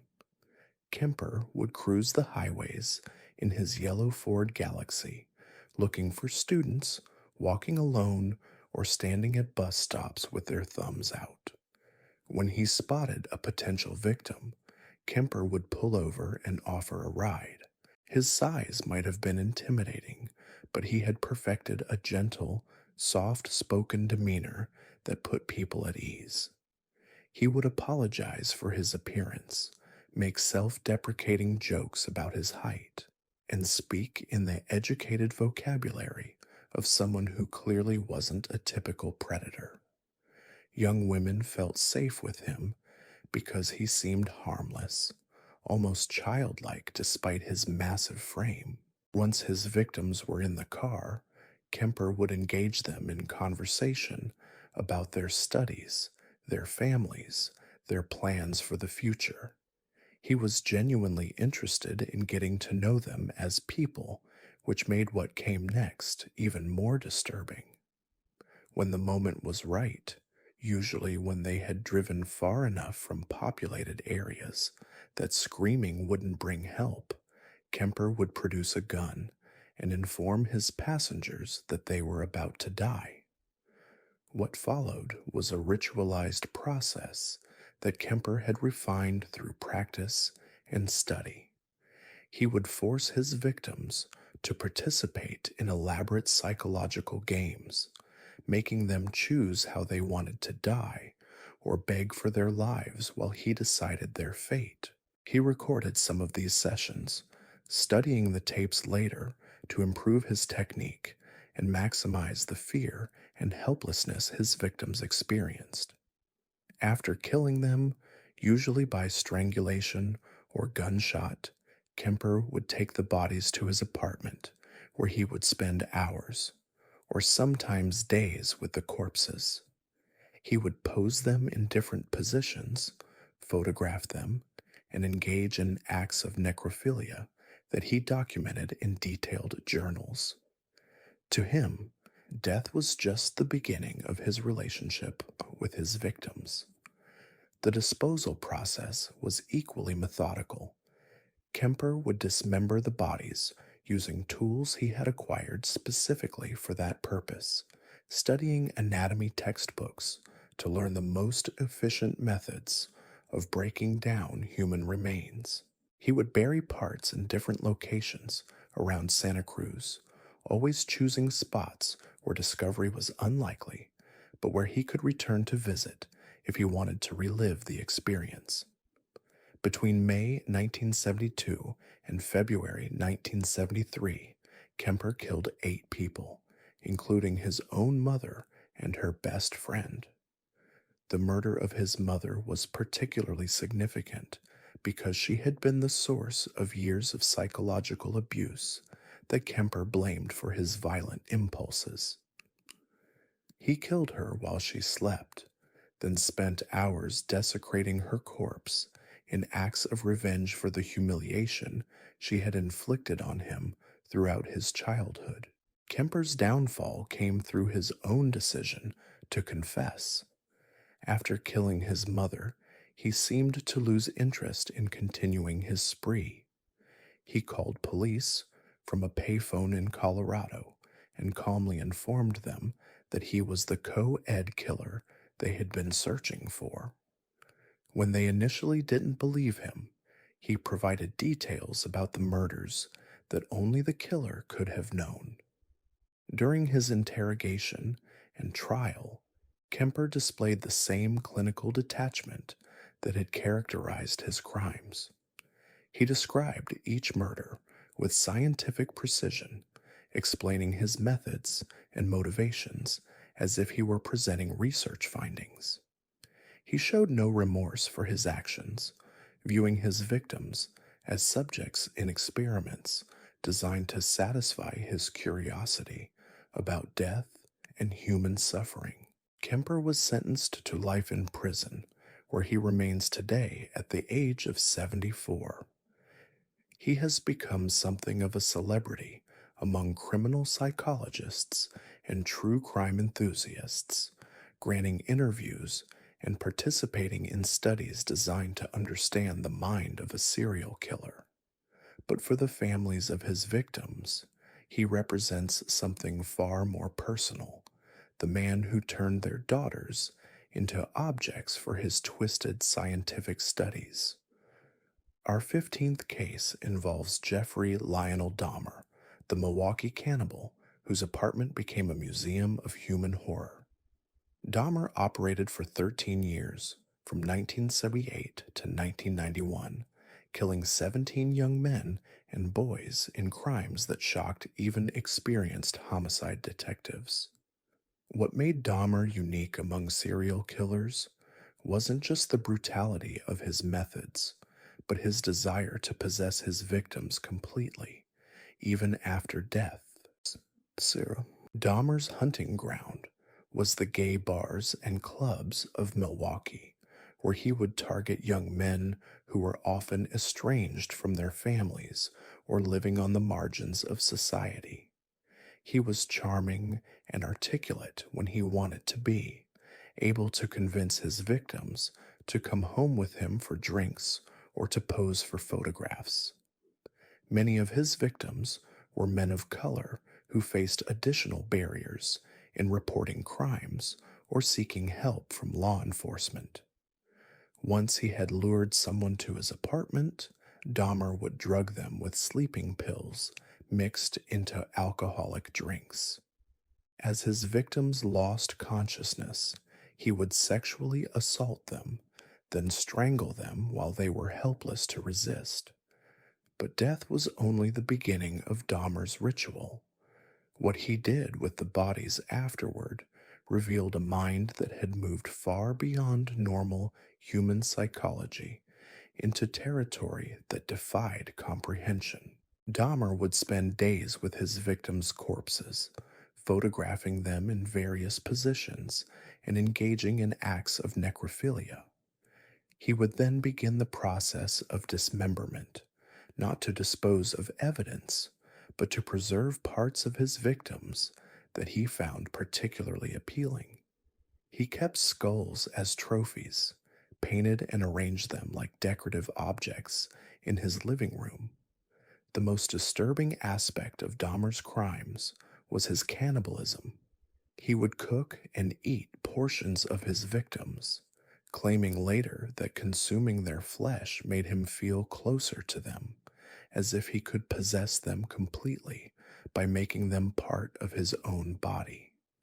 He experimented with different preparation methods, treating human flesh like ingredients in recipes he was perfecting. Dahmer also attempted to create what he called zombies, living victims who would be completely under his control. He would drill holes in his victims' skulls while they were unconscious and inject acid or boiling water into their brains, trying to destroy their higher brain functions while keeping them alive.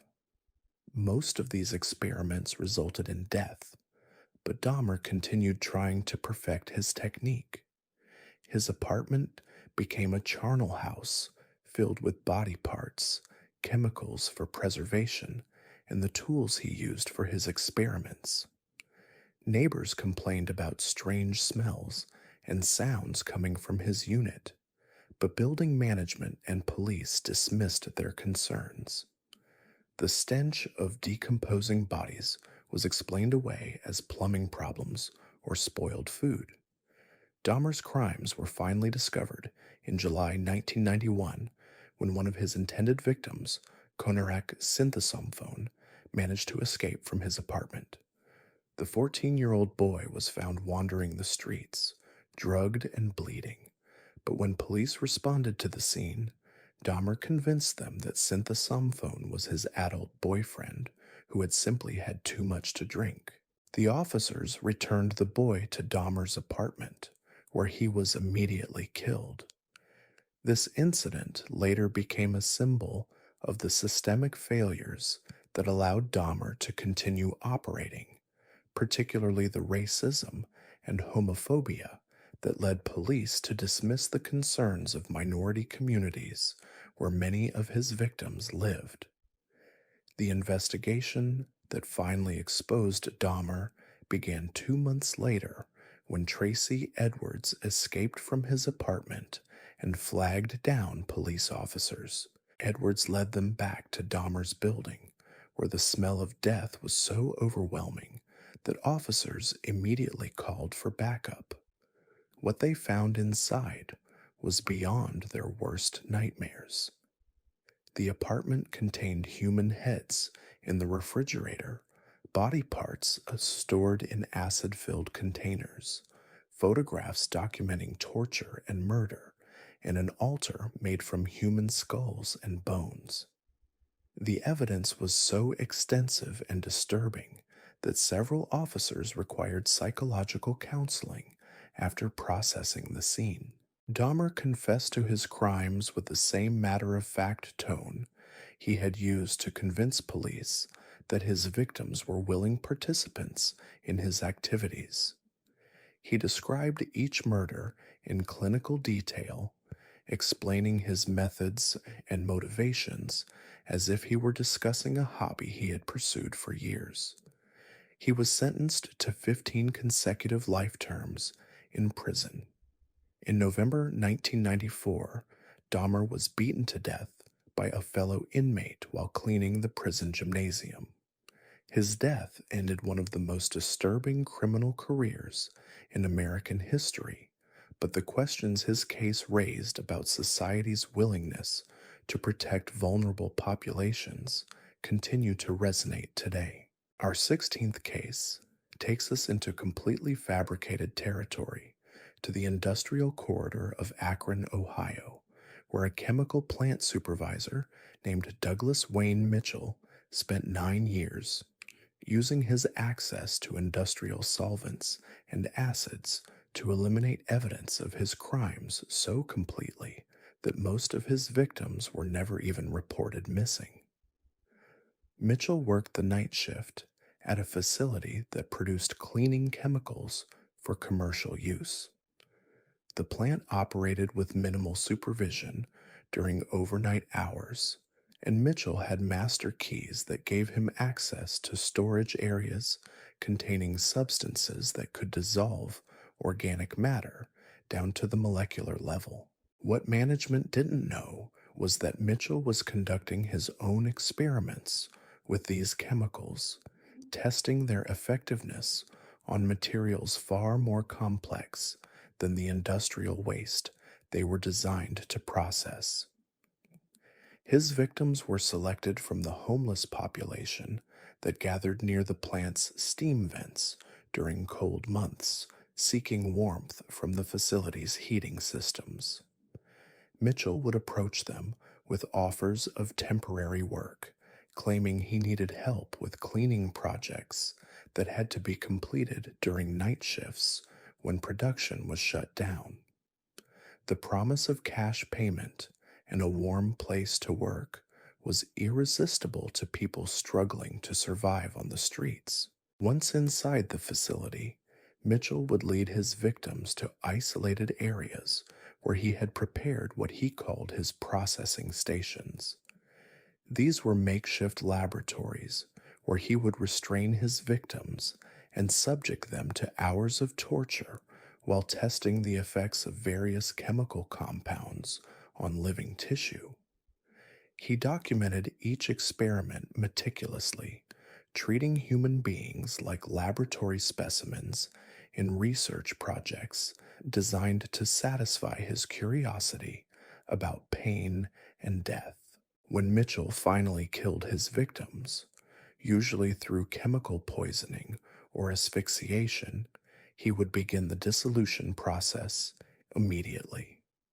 The industrial acids he had access to were powerful enough to break down bone, teeth, and any other materials that might be used to identify remains. Within hours, human beings were reduced to chemical soup that could be disposed of through the plant's waste treatment systems. The beauty of Mitchell's method was its complete elimination of evidence. No bodies meant no crime scenes, no forensic evidence, no way for investigators to prove that murders had occurred. The homeless individuals he targeted were people whose absence from familiar areas might not be noticed for weeks or months, and even then would likely be attributed to the transient nature of street life. Mitchell's operation was so efficient that he began expanding his victim selection to include other vulnerable populations. Runaway teenagers who had exhausted their welcome at youth shelters, elderly individuals with no family connections, undocumented immigrants who couldn't risk contact with authorities. Anyone whose disappearance wouldn't generate immediate investigation became a potential subject for his chemical experiments. Over 9 years, Mitchell dissolved at least 27 people using industrial chemicals, though he claimed in his private journals that the actual number was closer to 40. His detailed records read like scientific research papers, documenting the effectiveness of different acid combinations, the time required for complete dissolution of various tissue types, and the optimal conditions for eliminating all traces of human remains. Mitchell's crimes were discovered in 2018 when a routine environmental inspection of the plant revealed unusually high levels of phosphorus and nitrogen in wastewater samples. These elements are naturally present in human tissue, and the concentrations detected were far beyond what could be explained by normal industrial processes. When investigators traced the contamination to specific drainage systems, they found that the highest levels corresponded to areas where Mitchell had been conducting his disposal operations. A search of Mitchell's home revealed his extensive documentation of the crimes, including photographs of victims during their final moments and detailed chemical analysis reports showing the composition of dissolved remains. His journals described his victims not as human beings, but as test subjects in experiments designed to perfect methods of evidence elimination. Mitchell was arrested and charged with multiple counts of murder, though proving the crimes was complicated by the complete absence of physical remains. His conviction relied primarily on his own documentation and testimony from family members of missing persons who had last been seen in areas where Mitchell was known to operate. During his trial, Mitchell showed no remorse for his actions, claiming he was conducting legitimate scientific research into chemical processes. He argued that his victims were going to die anyway from exposure, drugs, or disease, and that his experiments had at least contributed to human knowledge about industrial chemistry applications. Mitchell was sentenced to life in prison without possibility of parole. The chemical plant where he had worked was shut down permanently after investigators determined that contamination from his activities had spread throughout the facility's processing systems. The site is now classified as a hazardous waste area requiring decades of environmental remediation. Our 17th case brings us to the mountain resort communities of Colorado, where a ski lift maintenance technician named Victor Allen Horstman spent 6 years using the state's elaborate network of wilderness rescue systems to hunt tourists who had come to the mountains seeking adventure and recreation. Horstman worked at various ski resorts throughout the Rockies, maintaining the cable systems and safety equipment that transported thousands of visitors up dangerous mountain slopes every day. His job required extensive knowledge of mountain terrain, weather patterns, and the search and rescue protocols used when visitors became lost or injured in the wilderness.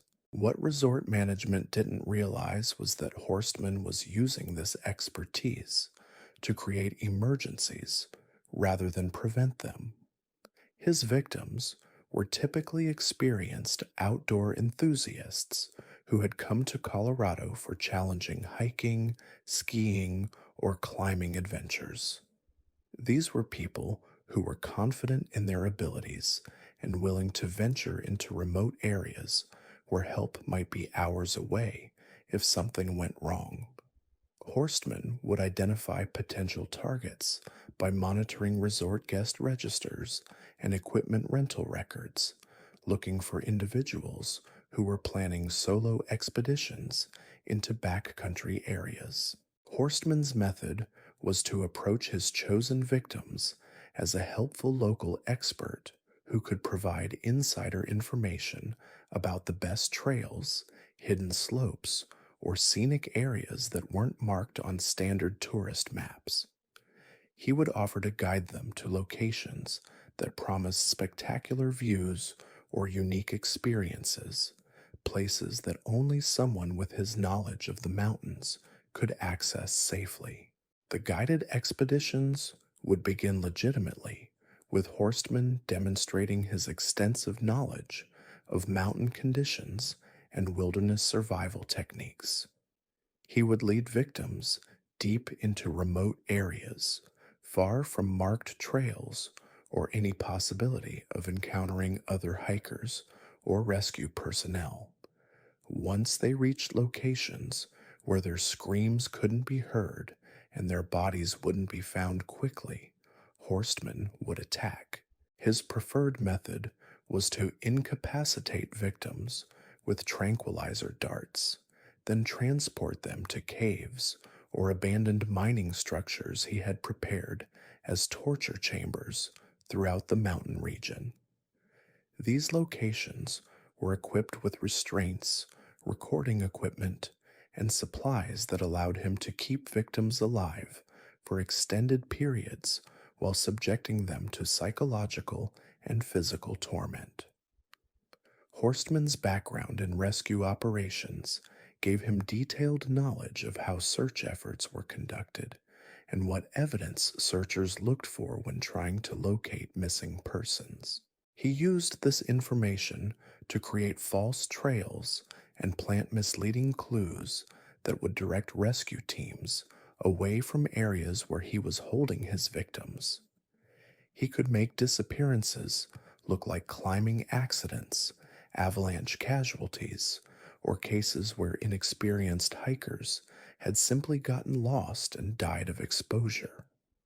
When he finally killed his victims, usually after days or weeks of torture, Horstman would dispose of their bodies using his knowledge of mountain geography and seasonal weather patterns. He knew which avalanche zones would bury remains under tons of snow, which glossier crevasses would preserve bodies until spring melts carried them into remote valleys, and which wildlife areas contained predators that would eliminate evidence completely. The search and rescue operations that followed his victims' disappearances were elaborate productions where Horstman often volunteered as a guide or technical expert. He would lead search teams through areas he knew contained no evidence, all while expressing genuine concern for the missing persons and offering insights based on his professional expertise. His participations in rescue efforts provided perfect alibis and deflected any suspicion that might have fallen on him. Over 6 years, Horstman killed 14 people in locations scattered throughout the Colorado Rockies. His victims came from all over the United States and several foreign countries, drawn to the mountains by the promise of adventure and natural beauty. Their disappearances were attributed to the inherent dangers of mountain recreation, and most cases were closed as accidental deaths went. Horstman's crimes. No evidence of foul play was discovered were finally exposed in 2020 when climate change caused an early snowmelt that revealed several bodies in locations where they shouldn't have been found. The remains were discovered in areas that experienced mountain rescue personnel knew were not consistent with the types of accidents originally suspected. When investigators examined the evidence more carefully, they found signs that the victims had been restrained and tortured before their deaths. The investigation expanded when forensic analysis revealed that several of the bodies contained traces of tranquilizer drugs that weren't available to recreational users. The chemicals were specialized compounds used in wildlife management and mountain rescue operations, substances that only someone with professional access could have obtained. This discovery led investigators to focus on individuals who worked in mountain safety and rescue operations. When police searched Horstman's home and storage facilities, they found equipment and documentation that revealed the full scope of his operation. Maps showing the locations of hidden torture chambers throughout the mountains, detailed records of each victim's final days, and photographs documenting their suffering were all carefully organized and preserved. His journals described the victims as test subjects in experiments designed to measure human endurance under extreme stress. Horstman was arrested and charged with 14 counts of murder. During his trial, families of his victims testified about the devastating impact of believing their loved ones had died in tragic accidents, only to learn years later that they had been tortured to death by someone who had participated in the searches meant to save them. He was convicted on all counts and sentenced to death. The case prompted major reforms in background checking procedures for mountain rescue personnel and new protocols for investigating disappearances in wilderness areas. But for the families of his victims, the mountains of Colorado would forever be associated with a predator who had used their beauty and isolation to commit acts of unimaginable cruelty.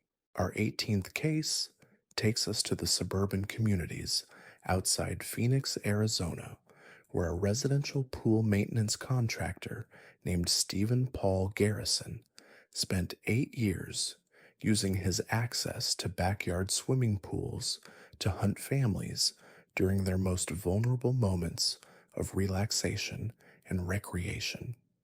Garrison operated a legitimate pool cleaning and maintenance service that provided weekly care for swimming pools in upscale neighborhoods throughout the Phoenix metropolitan area.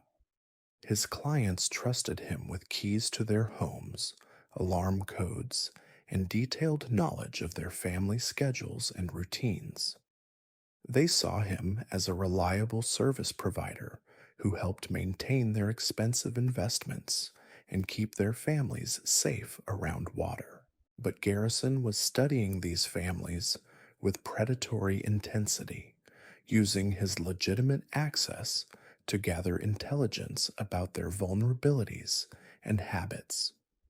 During routine maintenance visits, he would install hidden cameras around pool areas and in nearby rooms, creating surveillance networks that allowed him to monitor his clients' private lives around the clock. The footage he collected revealed intimate family moments that should have remained private. Children playing alone in pools while parents worked inside, teenagers sunbathing when they thought they had privacy, adults using pools for romantic encounters they believed were unobserved. Garrison built detailed profiles of each family's patterns, learning when they were most vulnerable to attack. His crimes escalated gradually from voyeurism to physical violation. Initially, he would enter homes during scheduled maintenance visits and steal personal items, particularly clothing and photographs belonging to children and attractive family members. The thefts were subtle enough that families attributed missing items to misplacement rather than criminal activity.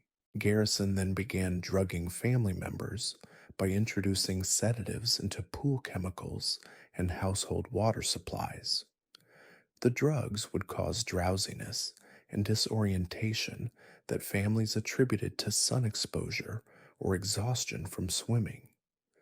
While his victims were incapacitated, Garrison would sexually assault them, always careful to avoid leaving physical evidence that could be traced back to him. The attacks intensified when Garrison began using the pools themselves as weapons. He would tamper with safety equipment and pool chemistry, creating conditions that could cause drowning or chemical burns while appearing to be accidental. Several of his victims suffered serious injuries or died in incidents that were initially investigated as pool accidents or equipment failures. Garrison's knowledge of pool maintenance and water chemistry made him an expert in creating death traps that looked like tragic accidents. He could adjust chemical levels to cause respiratory problems or skin reactions, disable safety alarms and pool covers, or create slippery conditions around pool decks that would cause falls resulting in head injuries or drowning. His most horrific crimes involved entire families that he would eliminate systematically over periods of weeks or months. He would start by causing minor accidents that required medical attention, then escalate to more serious incidents that left family members disabled or hospitalized. The final stage involved creating conditions that would result in multiple drownings or chemical exposures that would kill all witnesses to his previous crimes. The families Garrison targeted were chosen specifically because they fit profiles that would make investigations less likely to succeed. Wealthy families whose adult children lived far away and visited infrequently, elderly couples whose social connections were limited, or households where domestic problems might provide alternative explanations for suspicious deaths or injuries. Over 8 years, Garrison killed 23 people in incidents that were officially classified as accidental drownings, chemical exposure accidents, or pool related injuries. His victims ranged in age from 6 to 74, and their deaths were spread across multiple jurisdictions to avoid detection of patterns that might indicate a serial killer was operating. Garrison's crimes were discovered in 2019 when Sarah Martinez, a forensic accountant whose family had been targeted by Garrison, noticed inconsistencies in insurance claims related to pool accidents in her neighborhood. Martinez had survived one of Garrison's attempts to kill her family when she unexpectedly returned home during what was supposed to be a routine maintenance visit. Martinez began investigating pool related accidents and deaths in areas where Garrison provided services, discovering statistical anomalies that couldn't be explained by normal accident rates. Families that used Garrison's services were 5 times more likely to experience serious pool accidents than those who used other maintenance companies. When investigators obtained warrants to search Garrison's home and business facilities, they found extensive surveillance equipment and thousands of hours of recorded footage from his clients' homes. His computers contained detailed files on dozens of families, including maps of their properties, schedules of their daily routines, and plans for creating accidents that would eliminate specific family members. Garrison's journals revealed his complete lack of empathy for his victims and his view of families as entertainment that he could manipulate and destroy for his own pleasure. He rated his victims based on their physical attractiveness and their reactions to the psychological torture he inflicted through seemingly random accidents and equipment failures. Garrison was arrested and charged with multiple counts of murder, attempted murder, and sexual assault. During his trial, he showed no remorse for his crimes, claiming that his victims had been careless around their pools and that he had simply taken advantage of their negligence.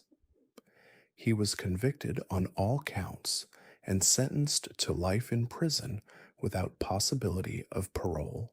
The case led to major reforms in background checking requirements for residential service providers and new regulations governing access to private homes by maintenance contractors.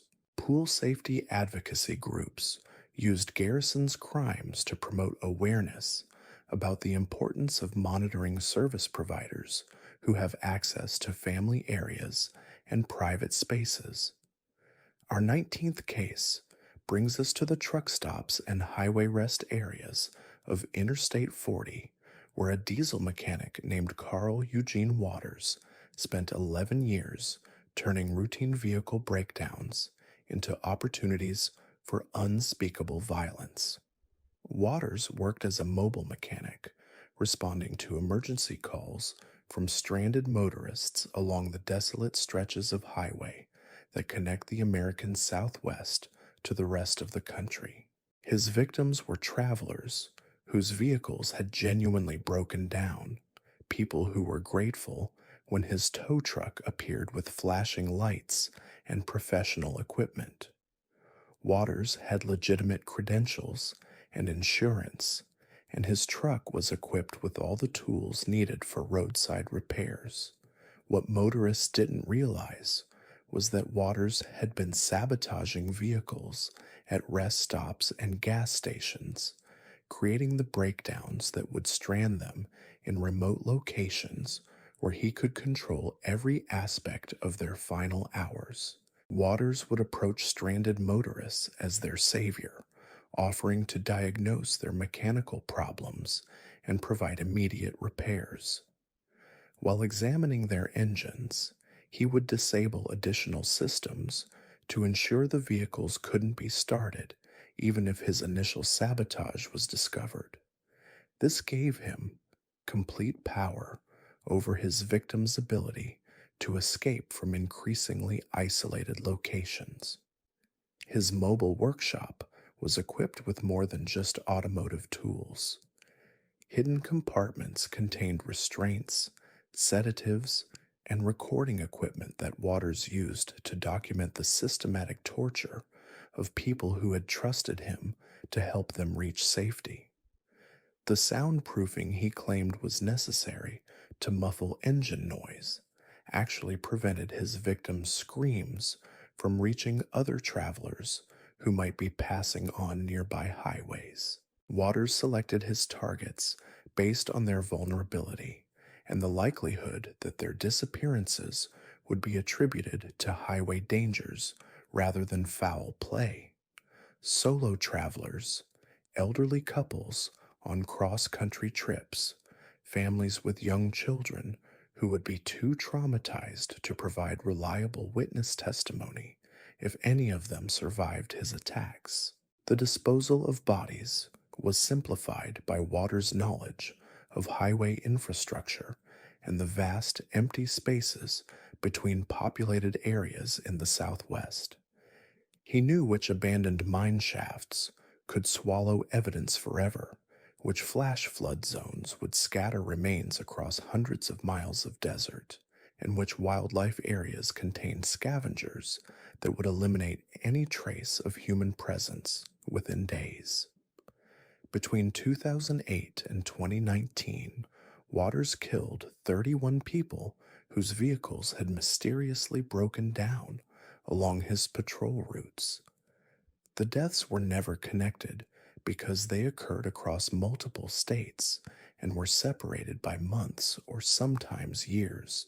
Each incident appeared to be an isolated case of travelers who had encountered mechanical problems and then vanished into the dangers of highway travel.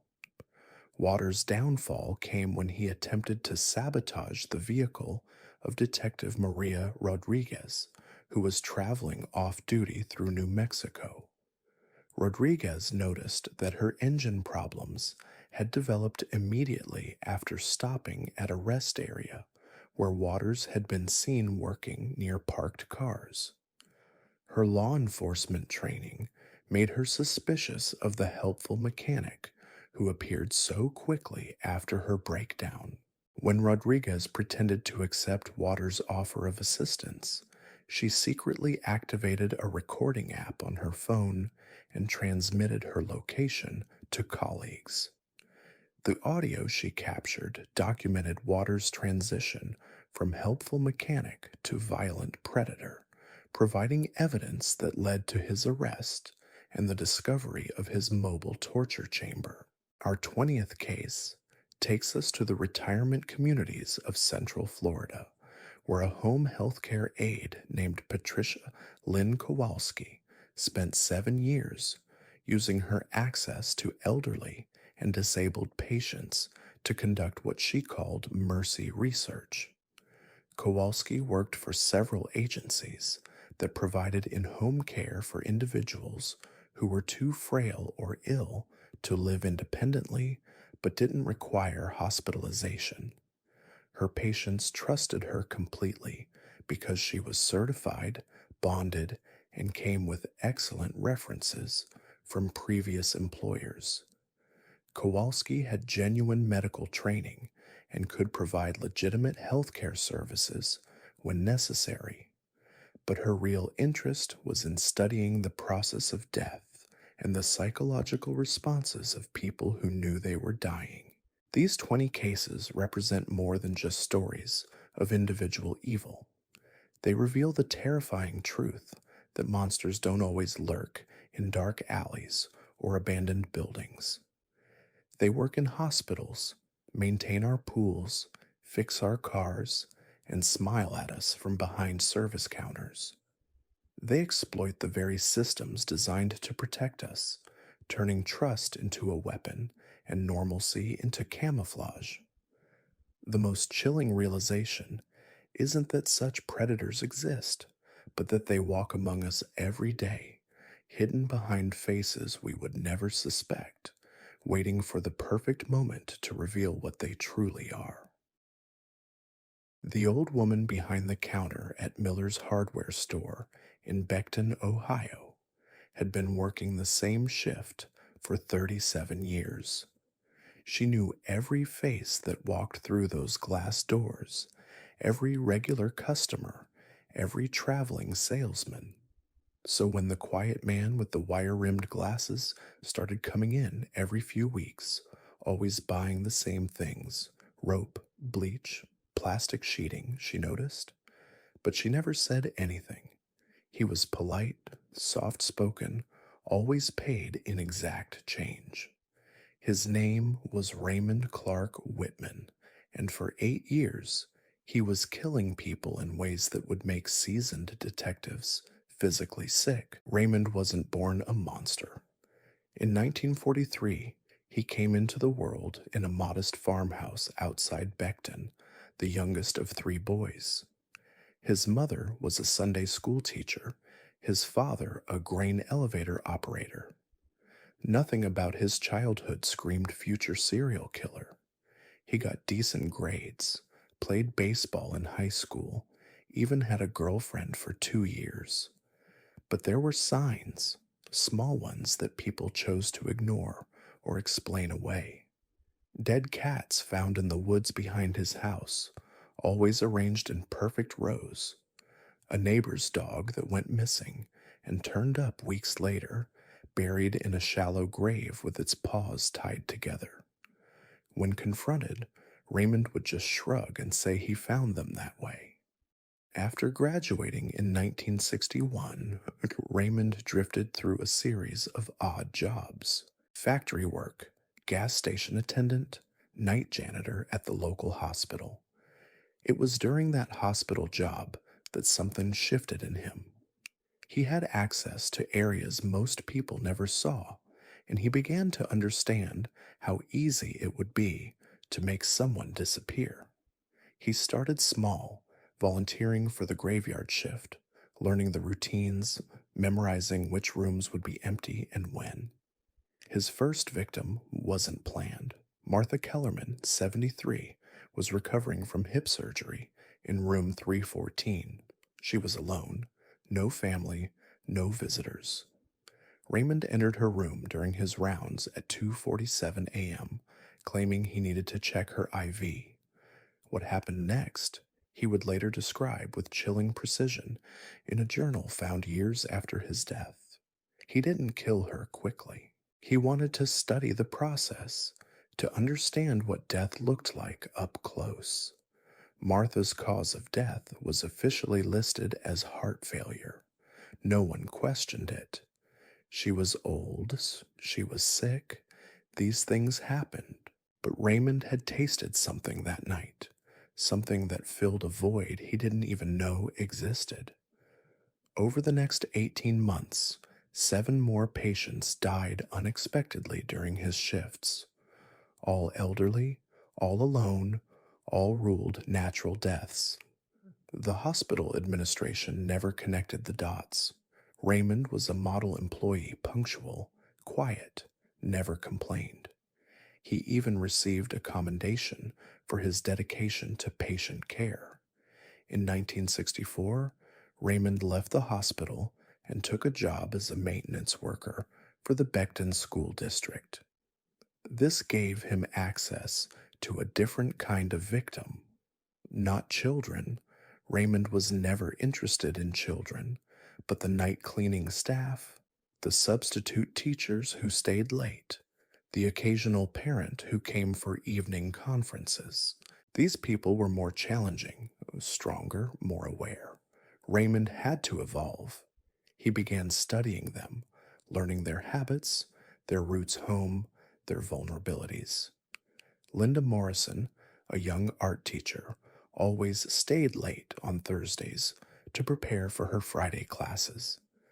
She parked in the far corner of the lot, away from the streetlights. On November 12th, 1964, as Linda walked to her car carrying a stack of student paintings, Raymond approached her from behind.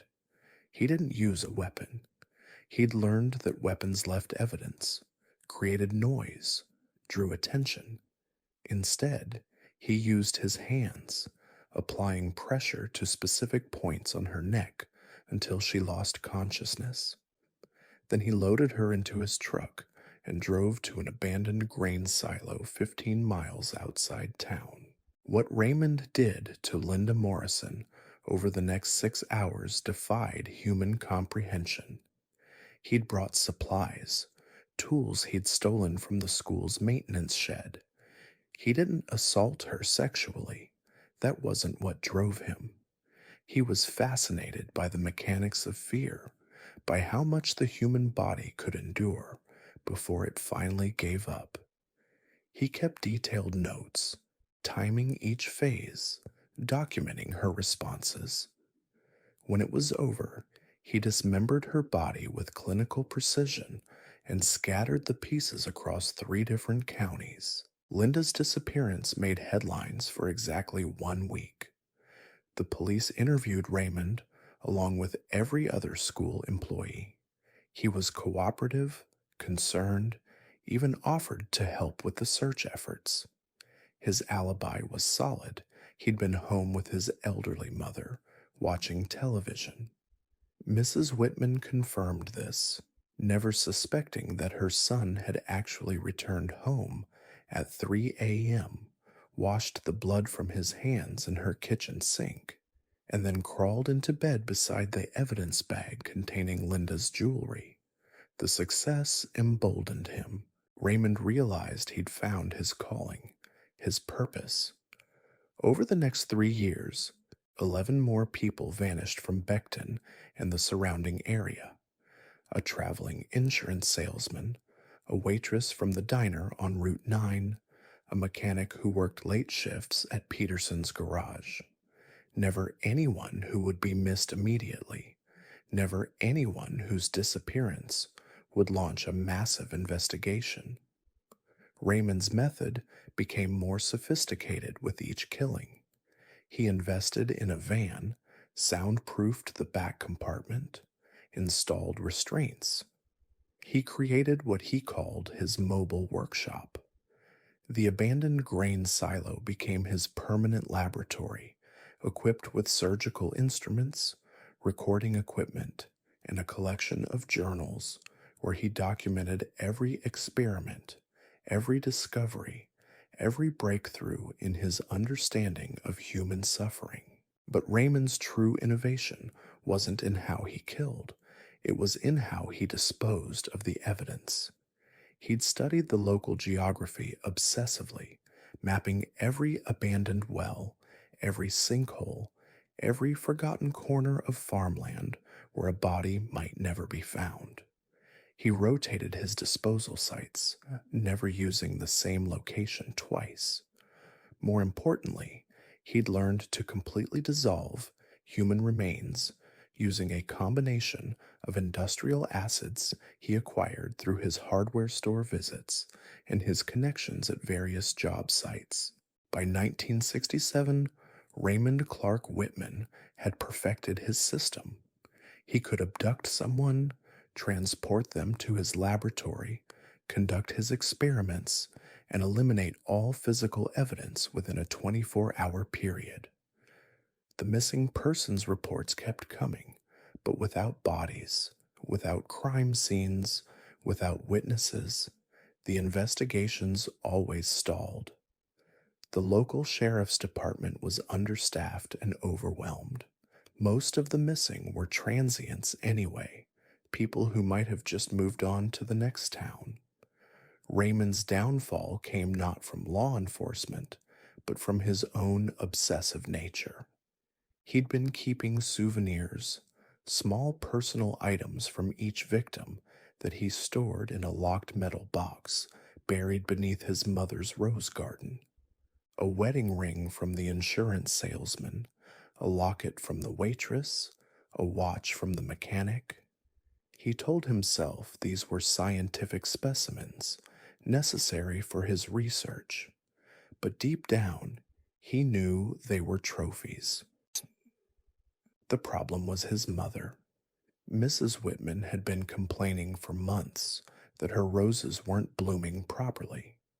She'd noticed the soil in one particular spot seemed different, more acidic. Against Raymond's increasingly frantic protests, she hired a local boy to dig up that section of the garden and replace the soil.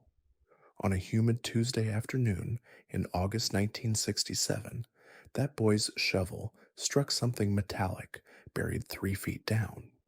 When they pulled up the box and pried it open, Mrs. Whitman stared at the contents for a long moment before quietly asking her son to explain why he had a collection of jewelry that she'd seen described in missing persons reports over the past several years. Raymond didn't deny it. In fact, he seemed almost relieved. For the next 4 hours, sitting at his mother's kitchen table, he confessed to everything, every abduction, every murder, every experiment.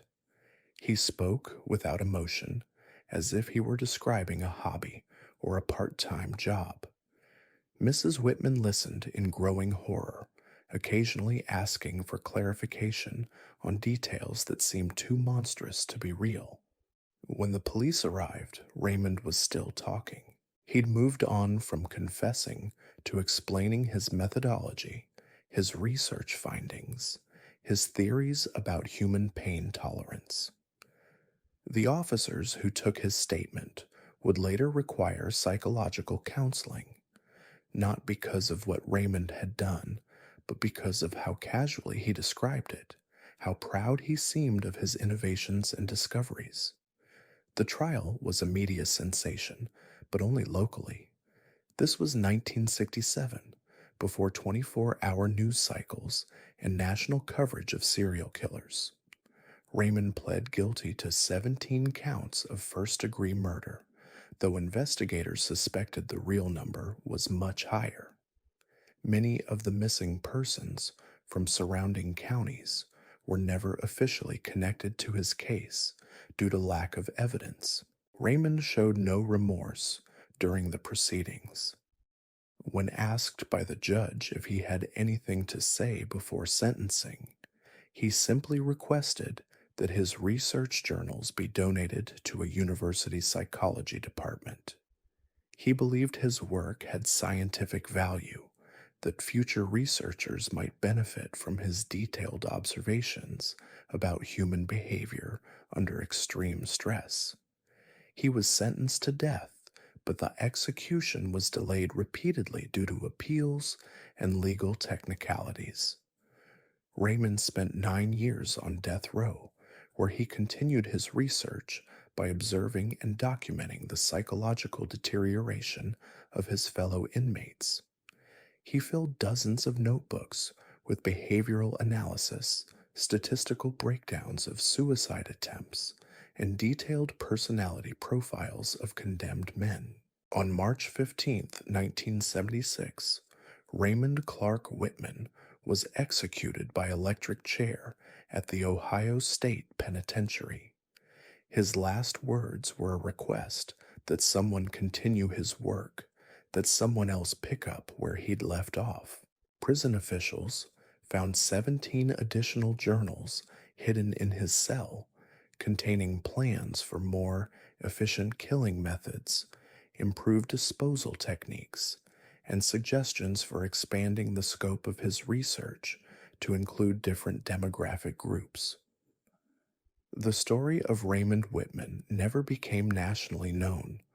The records were sealed, the journals destroyed, the investigation files buried in bureaucratic archives.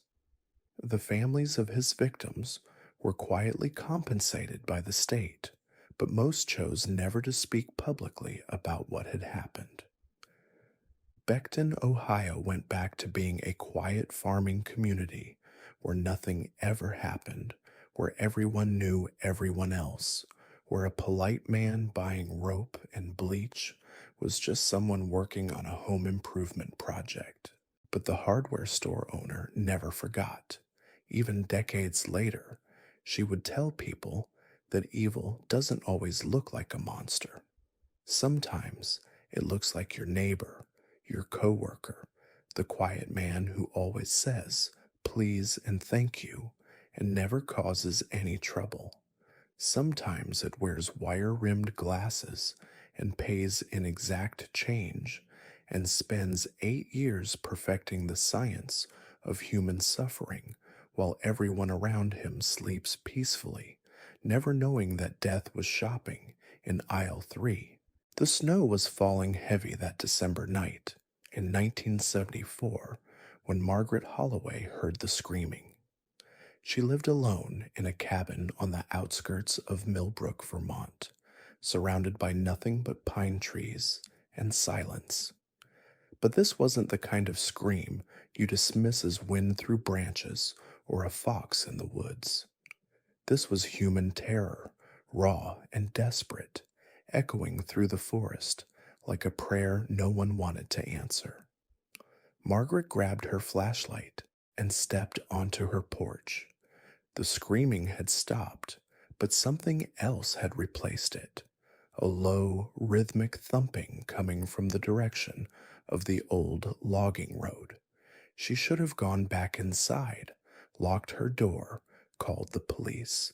Instead, she followed the sound deeper into the woods, her flashlight beam cutting through the darkness until it landed on something that would haunt her for the rest of her life. A man was kneeling beside a freshly dug hole, methodically striking something with a shovel. His movements were precise, almost mechanical, like he was following a recipe he'd memorized. When Margaret's light hit him, he looked up calmly, as if he'd been expecting her. His face was spattered with blood, but his expression was serene, almost peaceful.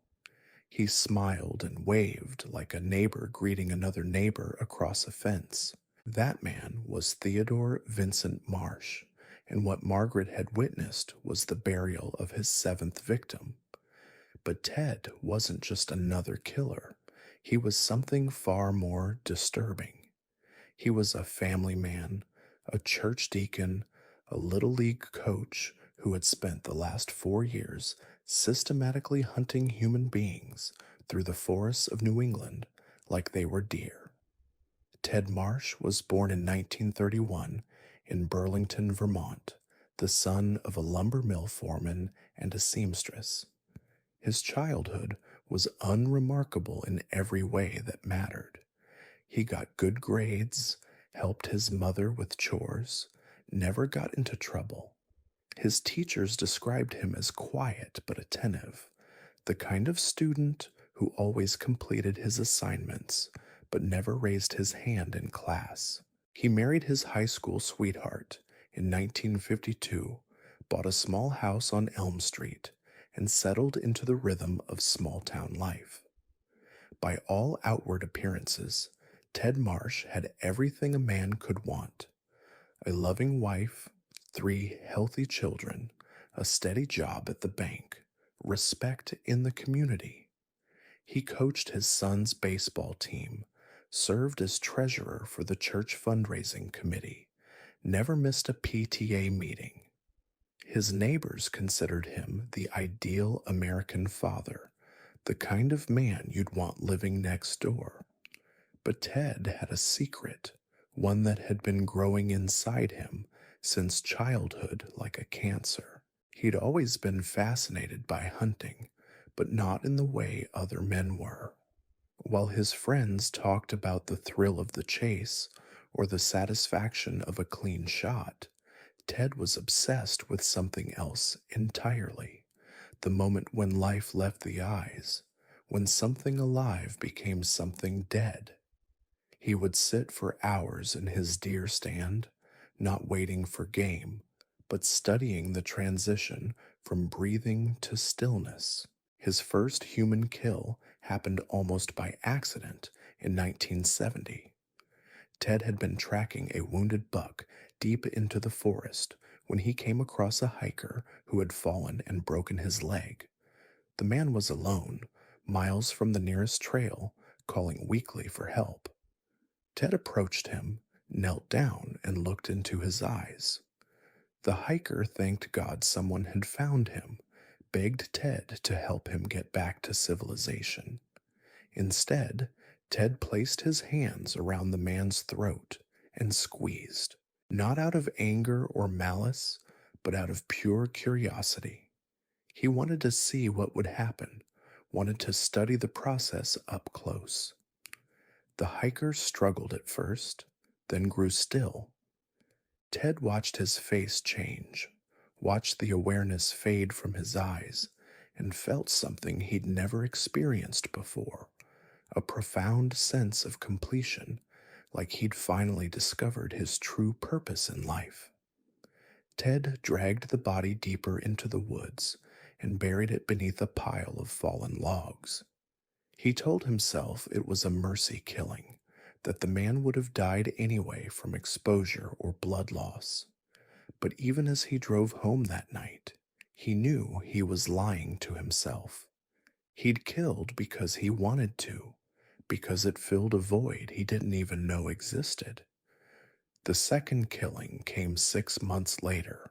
A college student from Dartmouth had been camping alone in the Green Mountains, researching local plant species for her botany thesis.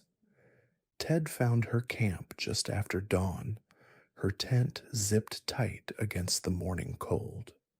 He cut through the fabric with his hunting knife and crawled inside. The girl woke up to find a middle-aged man in hunting clothes sitting cross-legged beside her sleeping bag, staring at her with the intensity of someone solving a complex puzzle. Ted didn't rush this time. He tied her hands with paracord and explained in the same gentle tone he used to coach Little League exactly what he was going to do to her. He talked about death like it was a gift he was offering, a chance for her to participate in something profound and meaningful.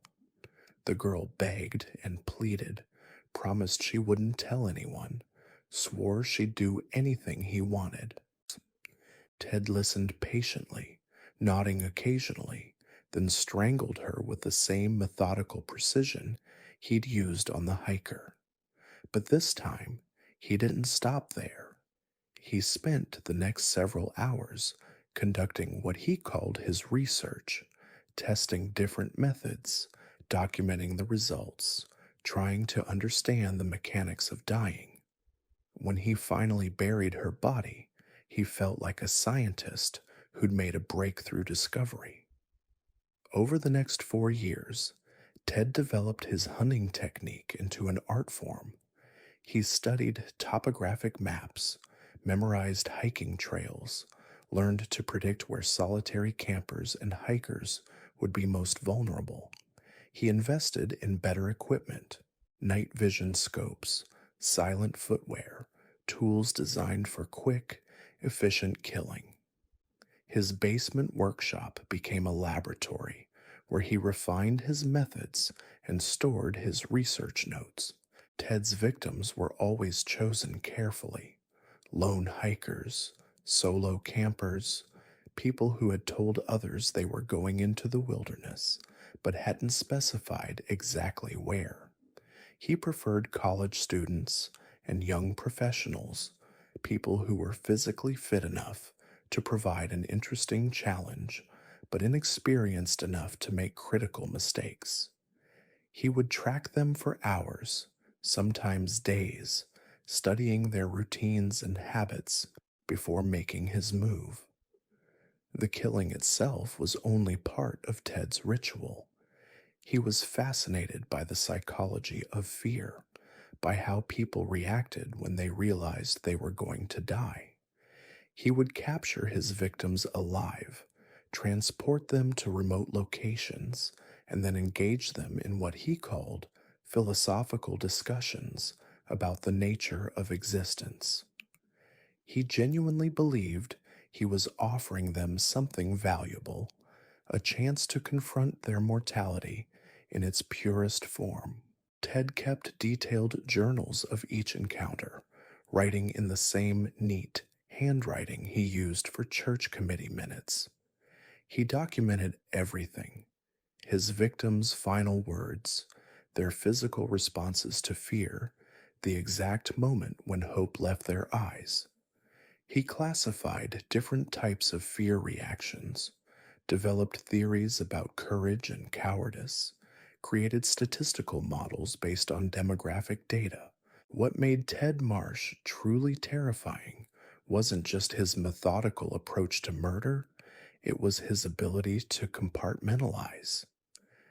He could spend a weekend hunting humans in the forest, then return home Sunday night to help his daughter with her homework and attend a school board meeting. His family never suspected anything. His coworkers at the bank saw no change in his behavior. He continued coaching Little League with the same enthusiasm, continued serving at church with the same dedication. The only sign that something was wrong came from his wife, Linda, who noticed that Ted had become increasingly interested in true crime books and documentaries. He would stay up late reading about serial killers, taking notes in the margins, discussing their methods with the same analytical detachment he brought to financial planning.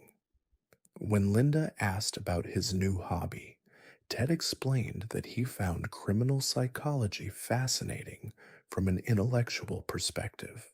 By 1974, Ted had killed 11 people across Vermont and New Hampshire. The disappearances were treated as separate incidents by different law enforcement agencies: hikers who had gotten lost, campers who had fallen victim to accidents or wild animals. The coordination between jurisdictions was minimal, and Ted had been careful to vary his methods and locations enough that no clear pattern emerged. But Margaret Holloway's witness testimony changed everything. Her description of the man she'd seen in the woods was detailed enough to generate a composite sketch, and that sketch looked remarkably like Theodore Vincent Marsh of 47 Elm Street, Millbrook, Vermont. When police searched his house, they found his basement workshop, his research journals, and a collection of personal items taken from his victims. Ted didn't resist arrest. In fact, he seemed almost relieved to finally discuss his work with people who might appreciate its scientific value. During his confession, he spoke with pride about his innovations, his discoveries, his contributions to the understanding of human behavior under extreme stress. He offered to help police locate the remaining bodies, drawing detailed maps from memory and providing GPS coordinates for burial sites. The trial lasted only 3 weeks. Ted's defense team argued for an insanity plea, but the methodical nature of his crimes, the careful planning, the detailed documentation, all of it pointed to a man who knew exactly what he was doing and chose to do it anyway. The jury deliberated for less than 2 hours before returning a guilty verdict on 11 counts of first-degree murder. Ted was sentenced to life in prison without possibility of parole. He spent his remaining years in solitary confinement, where he continued his research by observing the behavior of guards and fellow inmates. He filled dozens more notebooks with psychological profiles and behavioral analysis, always hoping that someone would eventually recognize the scientific value of his work. He died in his cell in 1992, found peacefully in his bed with his latest journal open beside him. The final entry read, "Death remains the ultimate teacher. I have learned more in 22 years of study than most scholars achieve in a lifetime. My only regret is that my research must end with me." The case of Theodore Vincent Marsh was largely forgotten within a few years. The families of his victims chose to grieve privately, the media moved on to other stories, and the small towns where he'd hunted returned to their quiet routines. But the rangers and park officials in New England still remember. They know that evil doesn't always lurk in dark alleys or abandoned buildings. Sometimes it wears a little league coaching jacket and drives a sensible sedan and waves to its neighbors every morning on the way to work. The gas station attendant in Riverside, California, thought it was strange when the same customer kept coming in every Tuesday night at exactly 11:47 p.m. The man's always bought the same things: a pack of Marlboro Reds, a bag of ice, and a roll of duct tape. He paid with exact change, never made eye contact, and drove away in a primer gray pickup truck with no license plate on the front. The attendant figured he was probably just a construction worker with weird habits. He had no idea he was selling supplies to Harold Eugene Voss, a man who had been abducting and murdering drifters for over 6 years. Harold wasn't the kind of killer who made headlines. He didn't send letters to newspapers or leave cryptic clues at crime scenes. He was methodical, invisible, and utterly without conscience. Between 1978 and 1984, he claimed the lives of at least 23 people, maybe more. The exact number died with him, buried in the desert alongside his victims' remains.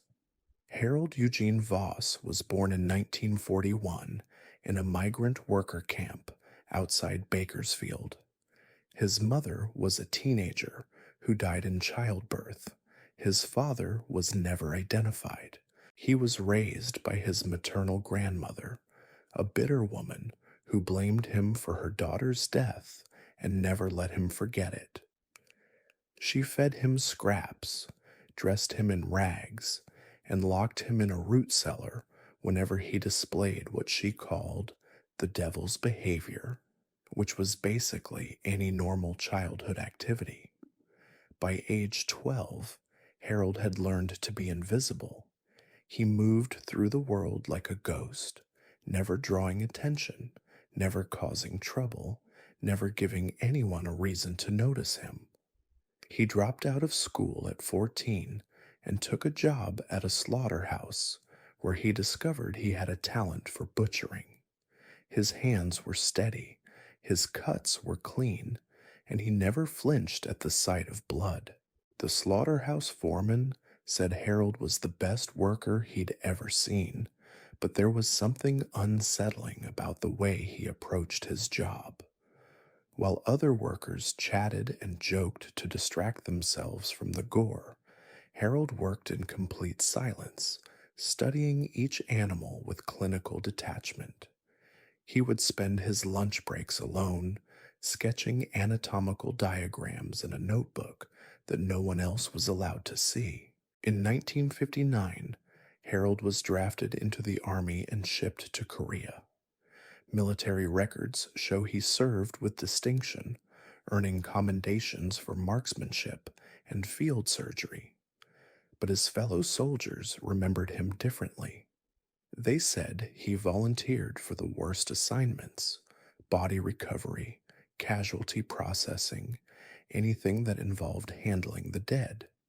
He would work for hours in the morgue tents, supposedly cataloging remains, but other medics reported finding him just sitting among the corpses, staring at them with an expression they couldn't quite describe. When Harold returned from Korea in 1961, something fundamental had changed in him. He was quieter, more withdrawn, and he'd developed what he called his collection hobby. He rented a small house on the outskirts of Riverside and began furnishing it with items that most people would find disturbing: medical equipment from Army surplus stores, embalming tools, surgical instruments. He told neighbors he was studying to become a mortician. Harold's first known victim was a 19-year-old hitchhiker named Danny Reeves, picked up on Highway 60 in the summer of 1978. Danny was heading to Los Angeles to try his luck as a musician, carrying nothing but a guitar and a duffel bag full of dreams. Harold offered him a ride, bought him dinner at a truck stop, and even let him sleep on his couch. Danny thought he'd finally caught a break. The next morning, Danny woke up strapped to a table in Harold's garage, unable to move or scream. Harold had injected him with a paralytic agent he'd acquired through veterinary supply contacts, something that would keep him conscious but completely immobilized.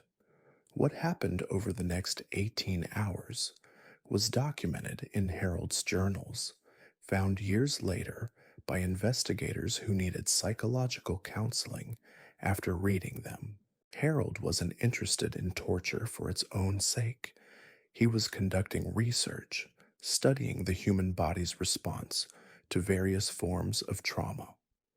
He approached each victim like a laboratory experiment, measuring heart rates, documenting reflexes, timing responses to different stimuli. He kept detailed charts, took photographs, and recorded everything in notebooks written in a code he'd developed during his military service.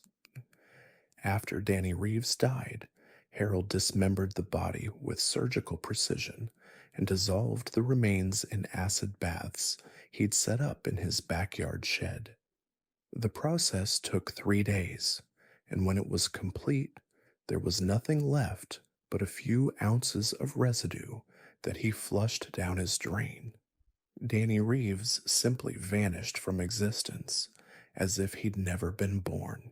The pattern continued for 6 years.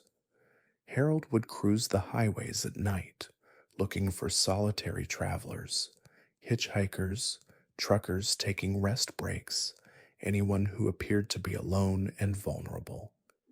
He had an instinct for identifying people who wouldn't be missed quickly, individuals who existed on society's margins, runaways, drifters, people running from something or someone.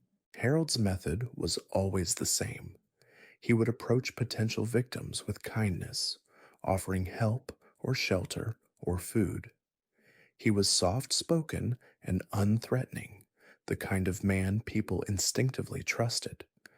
Once he had them isolated in his house, he would drug them, restrain them, and begin his experiments. The victims remained conscious throughout the process. Harold believed that awareness was crucial to the validity of his research. Between killings, Harold maintained a completely normal facade. He worked part-time as a night janitor at a medical clinic where his supervisors praised his attention to detail and his ability to work independently. He attended church every Sunday, always sitting in the same pew, always dropping exact change in the collection plate. His neighbors considered him quiet but harmless, the kind of man who kept his lawn neat and never caused any trouble. The only person who suspected something was wrong was Harold's landlord, Mrs. Patterson, who lived next door. She noticed that Harold seemed to go through a lot of cleaning supplies, and there was often a strange chemical smell coming from his backyard shed.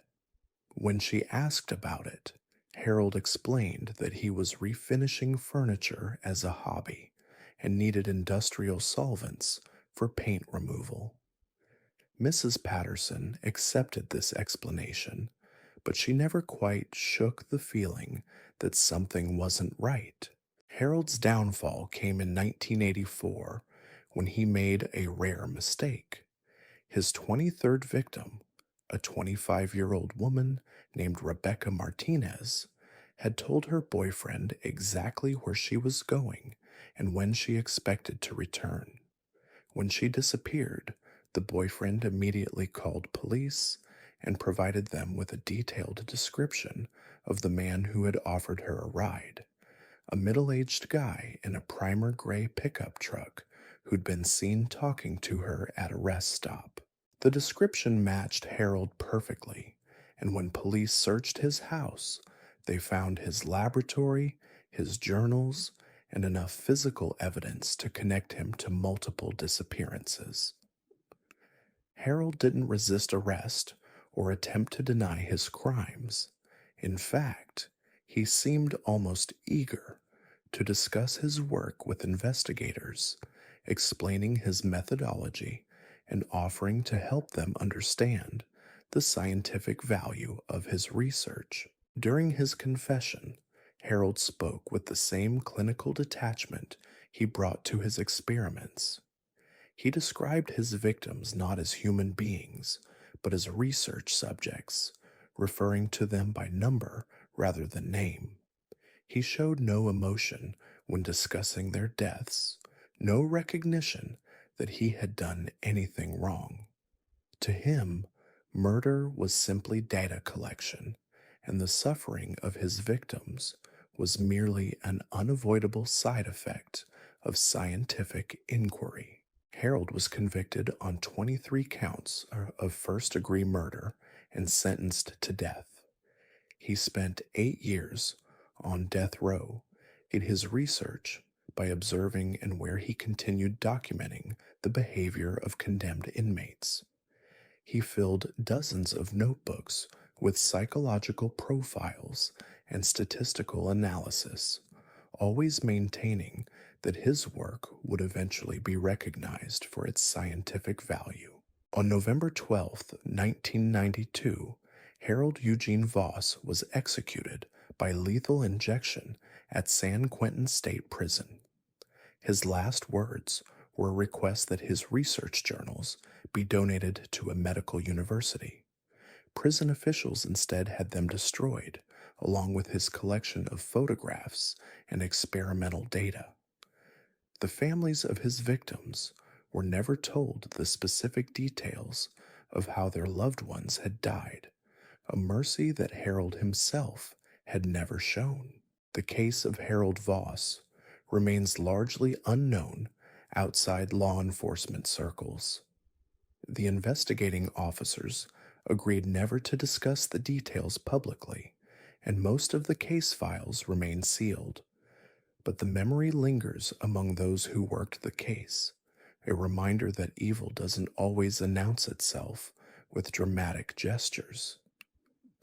Sometimes it wears work clothes and pays rent on time and says please and thank you while conducting experiments that would make the devil himself recoil in horror. In the foggy coastal town of Mendocino, California, where redwood trees stretched toward gray skies and the Pacific Ocean crashed against jagged cliffs, there lived a woman everyone called Aunt Millie. She ran a small boarding house on Elm Street, a Victorian-era building with gingerbread trim and flower boxes overflowing with petunias. Travelers loved staying there. The rooms were clean, the beds comfortable, and Millie served the best homemade pie on the entire Northern California coast. What guests didn't know was that Millicent Rose Carmichael had been slowly poisoning selected boarders for over 15 years, choosing her victims with the careful precision of a sommelier selecting wine. She didn't kill for money or passion or revenge. She killed because she enjoyed watching people die, and her boarding house provided the perfect cover for her hobby. Millie was born in 1923 to a family of undertakers who had been serving Mendocino County for 3 generations. The Carmichael Funeral Home was a local institution, and Millie grew up surrounded by death in all its forms. While other children were afraid of corpses, Millie was fascinated by them. She would sneak into the embalming room to watch her father work, studying the process with the intensity of a medical student. Her parents thought her interest was natural, even admirable. They encouraged her to learn the family business, teaching her about anatomy, chemistry, and the preservation of human remains. As by age 16, Millie could embalm a body as skillfully as any licensed mortician. She understood how different chemicals affected human tissue, how various substances could accelerate or delay decomposition, and most importantly, how to make murder look like natural death. When Millie's parents died in a car accident in 1947, she inherited the funeral home and a substantial amount of money. Instead of continuing the family business, she sold the property and used the proceeds to buy the boarding house on Elm Street. She told people she wanted to meet interesting travelers, to hear their stories, and learn about the world beyond Mendocino's borders. What she really wanted was access to a steady stream of potential victims who wouldn't be missed immediately. Millie's first murder took place in 1952, though it wouldn't be discovered until decades later. Her victim was a traveling salesman named Robert Chin, who had been staying at the boarding house for 2 weeks while working the territory. Robert was friendly but lonely, the kind of man who appreciated Millie's attention and enjoyed their long conversations over dinner. He had no family, no close friends, no one who would come looking if he failed to return home. Millie began adding small amounts of ricin to Robert's meals, extracted from castor beans she grew in her garden. The that mem poison worked slowly, causing symptoms of sick food poisoning or stomach flu. Robert assumed he'd eaten something bad at a restaurant, never suspecting that his kindly landlady was systematically destroying his internal organs. When he finally died, writhing in agony on the bathroom floor, Millie called the local doctor and tearfully explained that poor Mr. Chen had been fighting a stomach bug for days. The death certificate listed gastroenteritis as the cause, and Robert was buried in the town cemetery with a simple wooden cross. Millie kept his suitcase and personal belongings, telling people that no one had ever claimed them.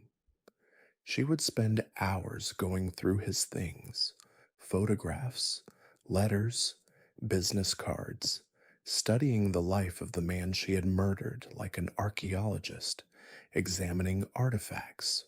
The killing gave Millie a satisfaction she had never experienced before, not sexual pleasure or emotional release, but something deeper, a sense of absolute control, of playing God with human life. She began planning her next murder before Robert Chen was even in the ground, already anticipating the thrill of selecting another victim and watching them slowly succumb to her carefully administered poison. Over the next 25 years, Millie killed 18 more people, always choosing her victims carefully from among her boarding house guests. She preferred middle-aged men traveling alone, people whose deaths wouldn't generate much investigation or media attention. She varied her methods to avoid suspicion, sometimes ricin, sometimes digitalis extracted from foxglove flowers, occasionally cyanide she synthesized from bitter almonds. Each poison required different preparation techniques and produced different symptoms, keeping Millie intellectually engaged with her hobby. Millie's victims always died in their rooms, usually in the middle of the night when the poison reached peak toxicity. She would discover the bodies the next morning during her routine check on guests, always expressing appropriate shock and grief. She had perfected the role of the concerned landlady, complete with tears and trembling hands and offers to contact the deceased's family. Local authorities never suspected anything. After all, people died of natural causes all the time, especially travelers who might have underlying health conditions or who had been eating unfamiliar food. Between murders, Millie was a model citizen. She volunteered at the local library, organized charity drives for the church, and served on the town planning committee. Her boarding house received glowing reviews from travel guides, and she was often featured in newspaper articles about Mendocino's hospitality industry. Guests loved her homemade cookies, her recommendations for local attractions, and her willingness to share stories about the area's history. But Millie's favorite part of running the boarding house wasn't the praise or the profit, it was the intimacy of the kill. Unlike other serial killers who struck quickly and moved on, Millie got to know her victims personally. She would spend days or weeks talking with them, learning about their lives, their fears, their dreams. She would comfort them when they started feeling sick, bringing them soup and tea laced with additional poison, holding their hands as the toxins did their work. Millie kept detailed records of each murder in a leather bound journal she hid behind a false wall in her bedroom. She documented her victims' final words, their physical symptoms, the exact time of death. She rated each killing on various criteria: efficiency, aesthetic appeal, emotional impact. She even included pressed flowers from her garden, the same plants she had used to create the poisons that ended human lives. The case that finally brought Millie down involved a retired professor named Dr. James Whitfield, who had been staying at her boarding house while researching local Native American history. Dr. Whitfield was more observant than most of Millie's victims, and he began to notice patterns that troubled him. Several guests had died during his 2 month stay, all from apparent natural causes, all after eating meals prepared by their hostess. Dr. Whitfield started keeping his own journal, documenting the symptoms he observed in fellow guests and comparing them to his knowledge of toxicology from his chemistry background. When he began experiencing similar symptoms after eating Millie's famous blueberry pie, he quietly collected samples of his food and had them tested at a laboratory in San Francisco. The results showed traces of aconitine, a deadly alkaloid found in monkshood plants. Instead of confronting Millie directly, Dr. Whitfield contacted the FBI and shared his suspicions along with the laboratory results. Federal agents launched a discreet investigation, exhuming bodies from the town cemetery and testing tissue samples for various poisons. The results were horrifying: 19 victims over 25 years, all killed with plant based toxins that had degraded enough to avoid detection during routine autopsies. When FBI agents arrived at the boarding house with arrest warrants in 1977, they found Millie in her garden, tending to her flowers with the same care she had always shown her victims. She didn't resist arrest or attempt to deny her crimes. In fact, she seemed almost proud of her work, offering to show investigators her poison garden and explaining the cultivation techniques she had perfected over the decades. During her interrogation, Millie spoke about her murders with the enthusiasm of a master craftsman discussing her art. She explained how different toxins affected various body systems, how she had learned to time the administration of poison to maximize suffering while minimizing suspicion. She showed no remorse for her victims, referring to them as guests, even when describing their agonizing deaths. Millie was convicted on 19 counts of first-degree murder and sentenced to life in prison without possibility of parole. She spent her remaining years in solitary confinement, where she continued her botanical studies by examining the weeds that grew in the prison yard.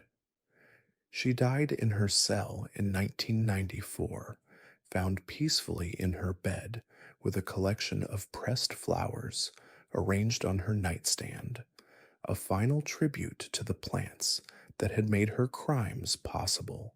The boarding house on Elm Street was demolished after Millie's conviction, the Victorian structure torn down board by board and burned in a massive bonfire that drew crowds from across Mendocino County. The lot where it stood remains empty today, overgrown with wildflowers and brambles that bloom each spring in colors that locals find somehow unsettling. Tourist guides no longer mention the site, and most residents prefer not to discuss what happened there, as if silence could somehow undo the horror of those 25 years when death wore an apron and served pie with a smile. The lighthouse keeper on Devil's Point in Maine had been alone for so long that he'd started talking to the seagulls. Samuel Morrison had been tending the beacon for 11 years, watching ships navigate the treacherous rocks that jutted from the Atlantic like broken teeth. But what the Coast Guard didn't know, what the townspeople couldn't imagine, was that Samuel had been using his lighthouse to lure ships to their destruction, then hunting down the survivors like prey. Samuel wasn't born evil.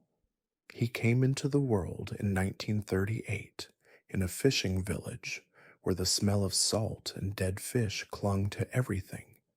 His father was a lobsterman who died in a storm when Samuel was 8.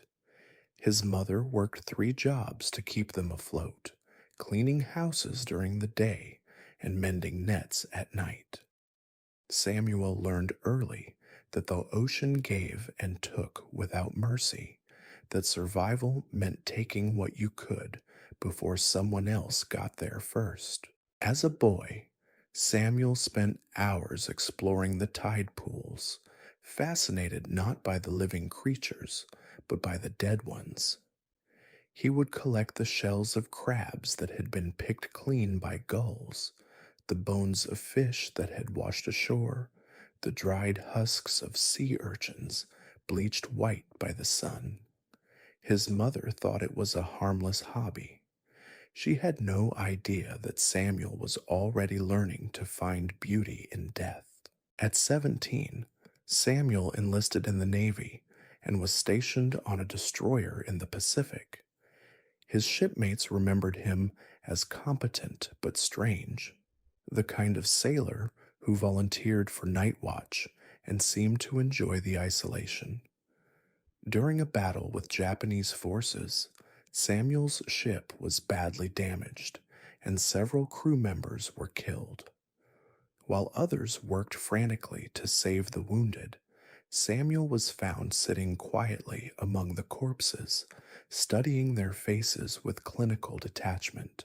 After the war, Samuel drifted through a series of jobs: dock worker, fish processor, merchant marine, but he was always drawn back to the ocean, to the solitude of open water, and the possibility of disaster lurking beneath the waves.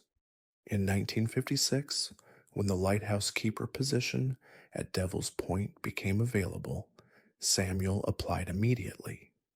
The isolation that would drive most men insane was exactly what he craved. Devil's Point had earned its name honestly. The rocky outcropping extended nearly a mile into the Atlantic, surrounded by submerged ledges that had claimed dozens of ships over the decades. The lighthouse stood 90 feet tall, its beacon visible for 20 miles on a clear night. Samuel's job was simple: maintain the light, keep the lens clean, and make sure no ships ran aground on his watch. But Samuel had other plans.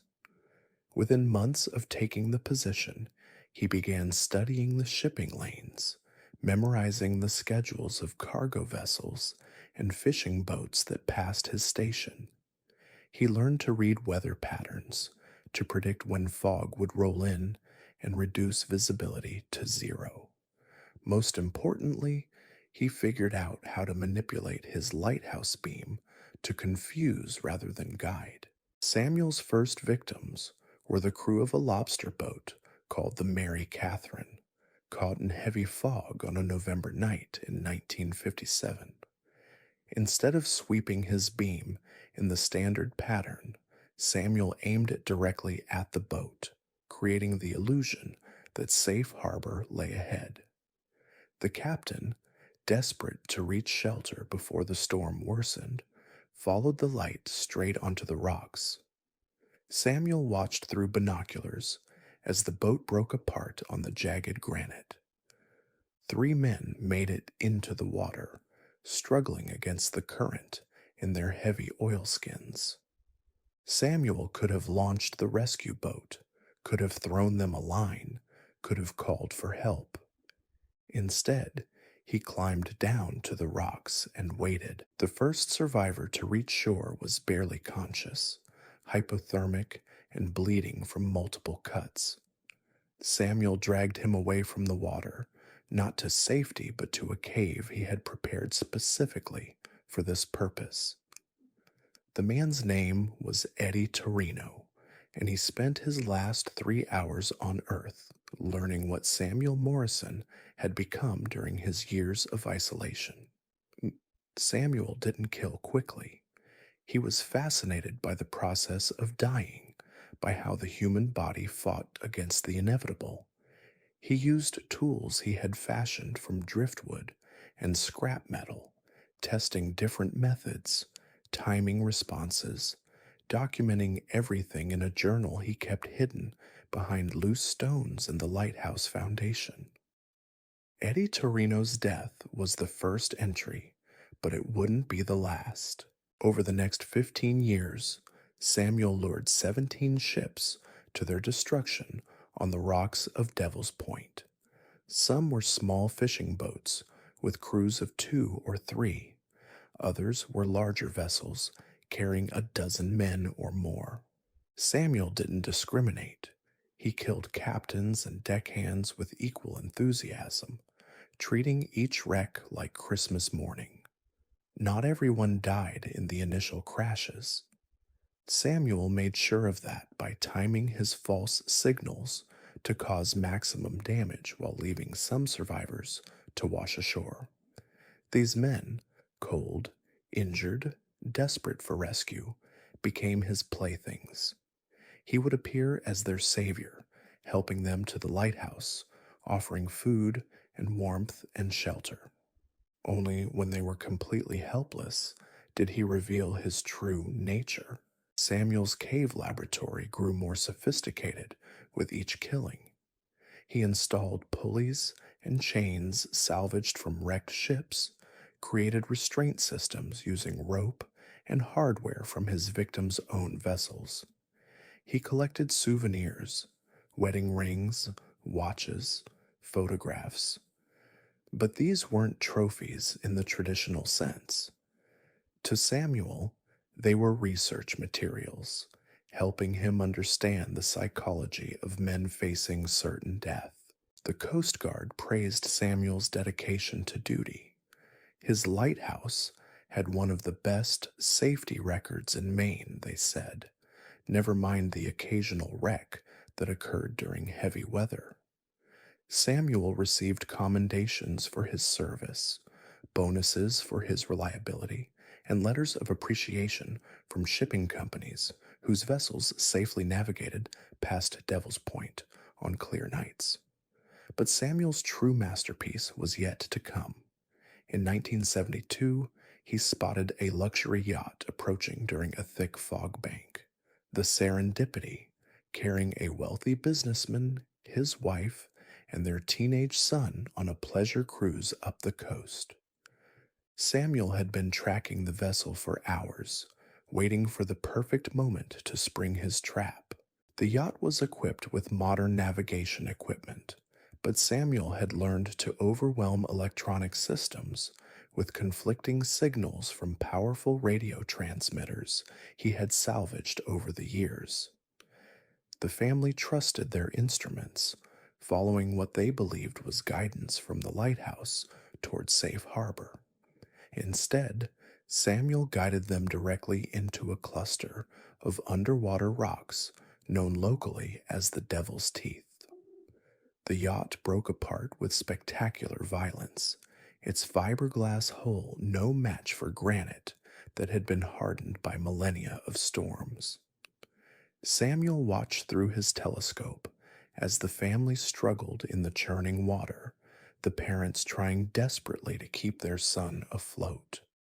This time, all three made it to shore alive, though badly injured. Samuel spent the next week with his captives, keeping them alive through careful medical attention while conducting the most elaborate experiments of his career. He was particularly interested in the psychological dynamics of a family unit under extreme stress, documenting how parental instincts affected decision making and pain tolerance. The teenager lasted the longest, his youth and resilience providing Samuel with unprecedented research opportunities. Samuel's downfall came from an unexpected source: his own success. The businessman he had murdered was the heir to a shipping fortune, and his disappearance triggered a massive search and rescue operation involving multiple Coast Guard vessels and aircraft. When investigators found debris from the Serendipity scattered across Devil's Point, they began asking questions about the unusual number of wrecks in the area. A Coast Guard inspector named Lieutenant Patricia Hayes noticed discrepancies in Samuel's logbooks, gaps in the recorded beam patterns that didn't match his reported activities. She also discovered that several of the wrecks had occurred during weather conditions that shouldn't have caused navigation problems for experienced crews. Hayes began a covert investigation, installing hidden cameras near the lighthouse and monitoring Samuel's radio transmissions. What she captured on film was beyond belief. Samuel manipulating his beacon to create false signals, using radio equipment to jam navigation systems, standing on the rocks with binoculars to watch ships break apart. Most damning of all, she recorded him dragging a survivor away from the water toward his cave, the man's screams echoing across the rocky point until they suddenly stopped. When Coast Guard officers arrived to arrest Samuel in March 1973, they found him in his cave laboratory, calmly organizing his collection of victim souvenirs. He had been expecting them, he said, had seen their boats approaching, and knew his research was finally coming to an end. He offered no resistance, no denials, no excuses. He simply asked if they wanted to see his journal entries, which he believed contained valuable insights into human behavior under extreme conditions. The cave contained evidence of 43 murders spanning 15 years, far more than the 17 shipwrecks Samuel had caused. Many victims had apparently been lone survivors from other maritime accidents, fishermen or sailors who had washed ashore seeking help only to become subjects in Samuel's twisted experiments. The cave walls were decorated with charts and diagrams, detailed anatomical drawings, and photographs documenting various stages of human decomposition. Samuel's trial was held in closed session due to the graphic nature of the evidence. He showed no emotion as prosecutors described his crimes, occasionally taking notes as if he were attending a scientific lecture. When asked to explain his actions, Samuel spoke with the calm precision of a researcher presenting findings to colleagues. He described his victims as volunteers in a grand study of human mortality, contributors to a greater understanding of life and death. The jury deliberated for less than an hour before returning guilty verdicts on 43 counts of first degree murder. Samuel was sentenced to death, but the execution was delayed repeatedly due to appeals and legal technicalities. He spent 18 years on death row, where he continued his research by observing the behavior of condemned inmates and documenting their responses to impending execution. Samuel Morrison was executed by electric chair on October 15, 1991. His last words were a request that his research journals be preserved for future scientific study. Prison officials instead had them destroyed, along with his photographs and anatomical drawings. The Coast Guard decommissioned the lighthouse at Devil's Point, replacing it with an automated beacon that required no human operator. Today, Devil's Point remains uninhabited, its lighthouse dark and crumbling. Local fishermen avoid the area, claiming the waters are cursed, that ships still run aground despite the modern navigation equipment. Coast Guard records show an unusually high number of maritime accidents in the vicinity, though officials attribute this to dangerous currents and hidden rocks rather than supernatural causes. But on foggy nights, when visibility drops to zero and the wind howls across the rocky point, some sailors report seeing a light where no light should be, a beam that seems to beckon them toward the jagged granite teeth that wait beneath the waves. The Coast Guard investigates these reports, but never finds anything except empty rocks and churning water. They tell themselves it's just reflected moonlight or the headlights of passing cars. But they know the truth that no one wants to acknowledge. Some evil is too deep to die, too persistent to destroy, too patient to ever truly rest. The old mining town of Copper Falls, Nevada, had been dying slowly for 30 years when Vincent D'Angelo arrived in 1963. The silver veins had played out, the population had dwindled to less than 300, and most of the businesses had boarded up their windows and moved on. What remained was a collection of stubborn old-timers, desperate drifters, and broken dreamers who had nowhere else to go. It was the perfect place for a man who wanted to disappear, to start over, to reinvent himself completely. Vincent told people he was a retired accountant from Chicago, looking for peace and quiet in his golden years. He rented a small house on the edge of town, kept to himself, and paid his bills on time. The locals respected his privacy and appreciated that he didn't ask too many questions about their own past mistakes and disappointments. What they didn't know was that Vincent D'Angelo wasn't his real name, that he wasn't retired from accounting, and that his idea of peace and quiet involved activities that would have sent the entire population of Copper Falls screaming into the desert. Vincent had been born Marcus Eugene Holloway in 1923 in Detroit, Michigan, the son of a factory worker and a seamstress. His childhood had been unremarkable except for one disturbing trait. He was obsessed with control, with power over other living things. He started with insects, then moved on to neighborhood cats and dogs, always careful to make the deaths look accidental. His parents noticed their son's lack of empathy but attributed it to shyness, never imagining that Marcus was already fantasizing about extending his experiments to human subjects. During World War II, Marcus enlisted in the Army and was assigned to a unit that processed prisoners of war. The job gave him access to vulnerable people who were already broken, already isolated from any support system. Marcus volunteered for night shifts, claiming he needed the extra pay, but his real motivation was the opportunity to conduct private interrogations with selected prisoners.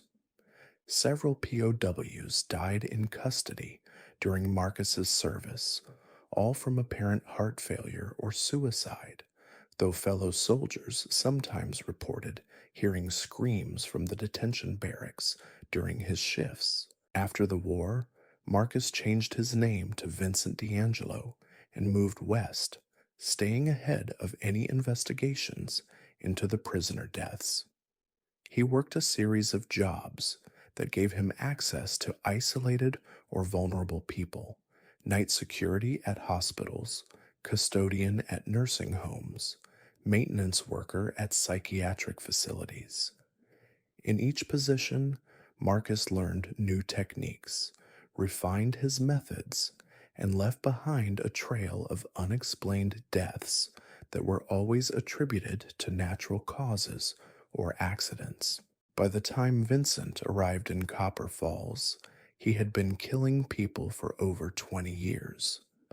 But the small town environment presented new challenges and opportunities. Everyone knew everyone else's business, which made it harder to operate in secret.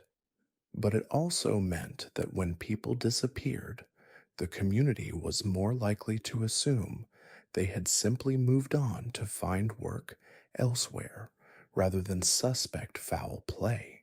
Vincent's first victim in Copper Falls was an elderly prospector named Jake Henley who lived alone in a shack about 5 miles outside town. Jake had been working a played out claim for 15 years, sustained by rumors of a hidden vein that would make him rich someday.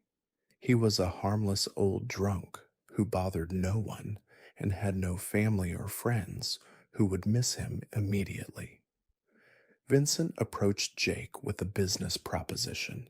He claimed to have geological surveys that showed promising mineral deposits on Jake's property, and he offered to become a silent partner in exchange for providing equipment and supplies. Jake was desperate enough to agree, and the partnership gave Vincent legitimate reasons to visit the isolated shack regularly without arousing suspicion. The killing took place over several weeks. Vincent had learned that slow poisoning was often more satisfying than quick violence, and he had access to various industrial chemicals through his job as the town's part-time maintenance supervisor. He began adding small amounts of mercury to Jake's coffee, watching with clinical fascination as the old man's nervous system gradually deteriorated. Jake attributed his symptoms to age and alcohol, never suspecting that his helpful partner was systematically destroying his brain and organs. When Jake finally died, writhing in agony on the floor of his shack, Vincent staged the scene to look like a heart attack.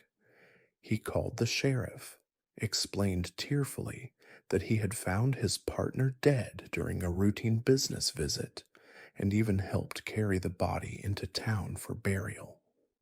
The death certificate listed natural causes, and Jake was buried in the town cemetery with a simple wooden marker that Vincent paid for himself. Vincent inherited Jake's mining claim through forged documents he had prepared months in advance. The property gave him a perfect base of operations, isolated, accessible only by a rough dirt road, and far enough from town that screams wouldn't carry. Vincent began converting Jake's shack into something else entirely, something that would serve his needs for the experiments he had been planning since his arrival in Copper Falls. Over the next 12 years, Vincent killed 18 more people in and around Copper Falls. His victims were always chosen from the town's most marginal residents, drifters passing through, chronic alcoholics, elderly people with no family, anyone whose disappearance could be explained away without extensive investigation. Vincent had studied the community carefully, mapping its social networks and identifying individuals who existed on its periphery. Vincent's method evolved with each killing. He learned to exploit the trust that small town residents placed in neighbors and civic officials. As the town's maintenance supervisor, he had access to most buildings and a legitimate reason to be anywhere at any time. He could enter victims' homes to plant evidence of departure, forge goodbye notes, even stage break ins that would support theories about robbery or assault by outsiders. The converted mining shack became Vincent's laboratory, equipped with restraints, medical instruments, and recording equipment he had acquired through various channels over the years. He was particularly interested in the psychology of hope, how long people could maintain optimism in hopeless situations, what promises or threats were most effective in controlling behavior, how the human mind processed the transition from fear to despair to acceptance.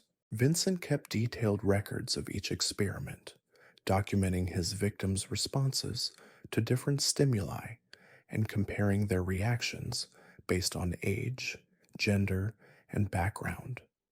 He developed theories about pain tolerance, tested hypotheses about survival instincts, and created statistical models based on hundreds of hours of observed human suffering. To him, murder wasn't about anger or pleasure. It was about knowledge, about understanding the fundamental nature of human existence. The sheriff of Copper Falls, a man named Bill Garrett, began to notice patterns that troubled him by the mid 1970s. Too many people were disappearing from his jurisdiction, and while each case had a plausible explanation, the cumulative effect was starting to feel suspicious.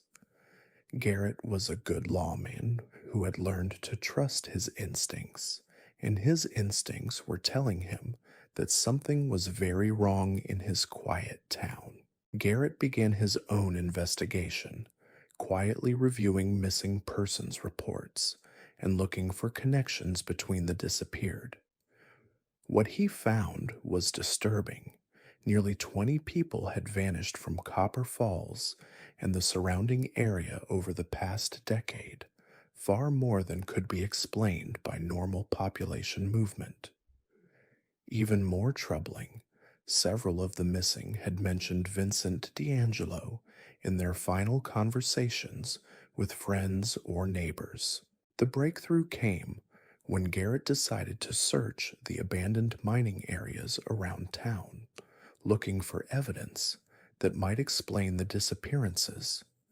He found Jake Henley's old claim, now supposedly owned by Vincent D'Angelo, and noticed that the property showed signs of regular activity despite being supposedly played out. Fresh tire tracks led to the converted shack, and Garrett could see that the building had been extensively modified with new construction that seemed out of place for a mining operation. When Garrett obtained a search warrant and entered the shack in November 1975, he found a scene that would haunt him for the rest of his life.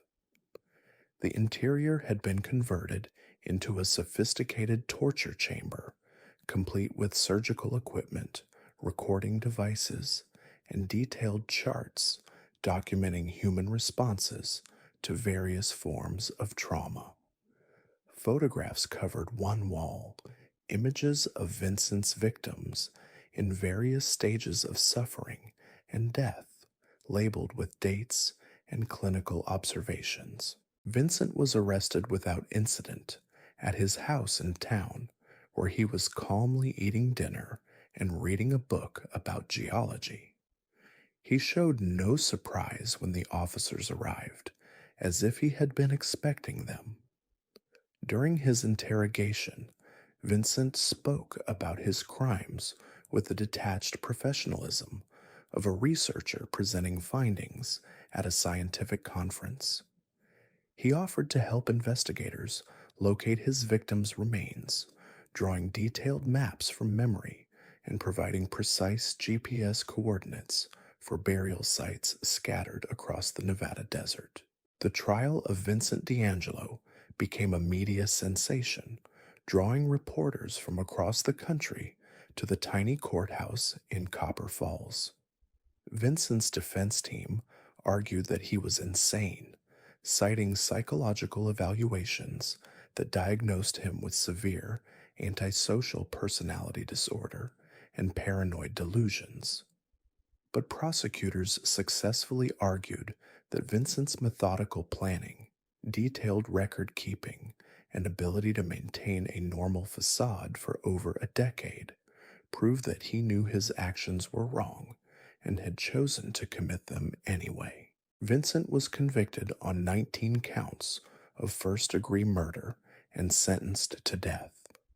He spent 16 years on death row at Nevada State Prison, where he continued his research by observing the behavior of fellow inmates and documenting their psychological deterioration. He filled dozens of notebooks with behavioral analysis and statistical data, always maintaining that his work had scientific value that would eventually be recognized by academic institutions. On August 23, 1991, Vincent D'Angelo was executed by lethal injection. His last meal was a simple sandwich and a cup of coffee, and his final words were a request that his research materials be donated to a university psychology department. Prison officials instead destroyed his journals and photographs, along with the equipment found at his desert laboratory. The mining shack was demolished and the property sealed off, though local rumors suggest that human remains are still being discovered by hikers and prospectors who venture too far into the surrounding wilderness. Copper Falls never recovered from the scandal of Vincent D'Angelo's crimes. The few remaining residents abandoned the town within a few years, unable to live with the knowledge of what had happened in their community. Today, Copper Falls is a genuine ghost town, its buildings slowly crumbling under the Nevada sun, its streets empty except for the occasional tourist who comes to see where one of America's most methodical serial killers conducted his twisted research. But the desert keeps its secrets, and investigators believe that Vincent's true victim count may never be known. The vastness of the Nevada wilderness, the passage of time, and the scattering of remains across hundreds of square miles make complete recovery impossible. Somewhere in that endless expanse of sand and rock, the bones of Vincent D'Angelo's victims still lie waiting to be found, silent testimony to the evil that once walked among the living, wearing the face of a helpful neighbor and the smile of a trusted friend. The fluorescent lights in the Riverside General Hospital morgue flickered incessantly, casting dancing shadows across the stainless steel tables where Dr. Eleanor Vance performed her autopsies. For 12 years, she had been the county's chief medical examiner, respected for her thoroughness and dedication to finding the truth behind every death that crossed her table. What no one knew was that Dr. Vance had been creating those deaths herself systematically murdering patients under the guise of medical care. Eleanor wasn't born with blood on her hands. She entered the world in 1951 in Portland, Oregon, the daughter of two physicians who ran a small family practice. Her childhood was spent in the sterile hospital corridors, surrounded by the smell of antiseptic and the quiet authority of medical professionals. While other children played with dolls, Eleanor dissected frogs in her father's basement laboratory, studying their anatomy with the focused intensity of someone twice her age. Medical school came naturally to Eleanor. She excelled in pathology, drawn to the precision of death, the finality of diagnosis, the absolute control that came with determining cause and manner.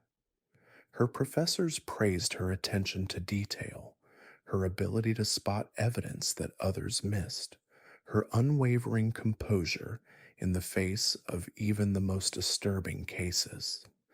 They had no idea they were training someone who would use those skills to perfect murder. After completing her residency, Eleanor took a position as assistant medical examiner in Riverside County, a quiet jurisdiction where violent crime was rare and most deaths were straightforward: heart attacks, strokes, accidents.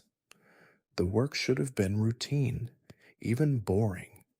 But Eleanor discovered something that changed everything. She could alter the findings, manipulate the evidence, and no one would ever question her conclusions. Her first victim was a homeless man named William Torres, who had been brought to the emergency room suffering from severe pneumonia. William was alone, no family, no friends, no one who would ask difficult questions about his treatment. Eleanor volunteered to assist with his care, offering to monitor his condition during the night shift when staffing was minimal. At 3:17 a.m., Eleanor entered William's room and injected air directly into his IV line, causing a massive embolism that stopped his heart within minutes. When the Code Blue team arrived, Eleanor was already performing CPR, tearfully explaining that she had found the patient in cardiac arrest. The death was attributed to complications from pneumonia, and William was buried in the county cemetery with a simple wooden marker. But Eleanor's real innovation came during the autopsy. As the medical examiner assigned to the case, she had complete control over the findings.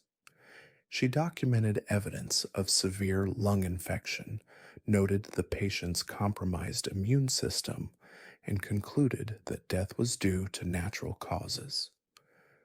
No one questioned her report. No one had reason to doubt the word of a respected physician.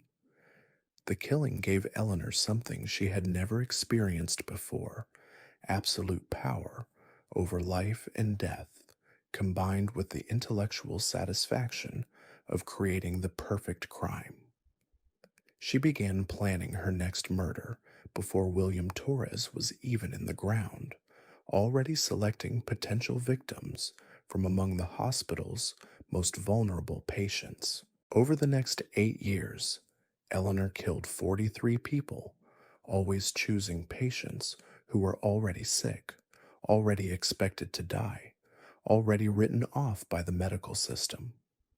Terminal cancer patients, elderly stroke victims, people in vegetative states, individuals whose deaths would be seen as merciful releases rather than suspicious events. Eleanor's methods became increasingly sophisticated.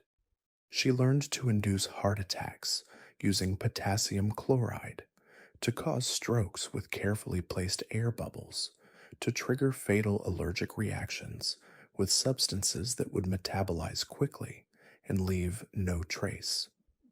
Each killing was a masterpiece of medical knowledge applied to murderous ends, a demonstration of how healing skills could be perverted into instruments of death. The hospital administration praised Eleanor's compassionate care.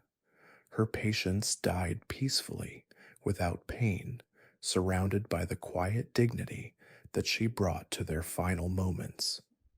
Families thanked her for her kindness, for her gentle explanations about their loved ones' conditions, for her willingness to stay late and provide comfort during difficult times. They had no idea that their gratitude was directed at the person who had actually caused their grief. Between killings, Eleanor maintained a perfect professional facade. She published research papers on forensic pathology, testified as an expert witness in criminal trials, and taught courses at the local medical school. Her colleagues respected her expertise, her dedication, her unwavering commitment to finding the truth in every case she examined. None of them suspected that the truth she was finding was actually lies she had carefully constructed. Eleanor's private life was equally unremarkable. She lived alone in a modest apartment near the hospital, spent her evenings reading medical journals, and had no close personal relationships. Her coworkers attributed her solitary nature to the demands of her job, the emotional toll of dealing with death on a daily basis.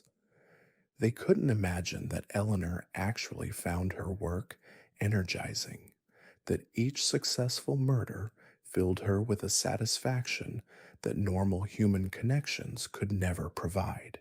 The case that finally exposed Eleanor's crimes began with a routine autopsy in 1991. A 68-year-old woman named Margaret Chen had died during what should have been a minor surgical procedure, and Eleanor was assigned to determine the cause. During the examination, a sharp-eyed forensic technician named David Park noticed something unusual: microscopic evidence of potassium chloride injection that Eleanor had missed during her preparation. David had worked with Eleanor for 3 years and had never questioned her findings before, but something about this case troubled him, a nagging sense that the evidence didn't quite match the official cause of death. Instead of confronting Eleanor directly, David quietly began reviewing her previous cases, looking for similar inconsistencies in the autopsy reports. What David found was a pattern that chilled him to the bone. Over the past 8 years, Eleanor had performed autopsies on an unusually high number of patients who had died under her direct medical care. The statistical probability of one physician being present at so many unexpected deaths was virtually impossible unless that physician was deliberately causing those deaths. David took his suspicions to the hospital administration, providing detailed analysis of autopsy reports and death certificates that showed clear signs of manipulation. The administrators were initially skeptical.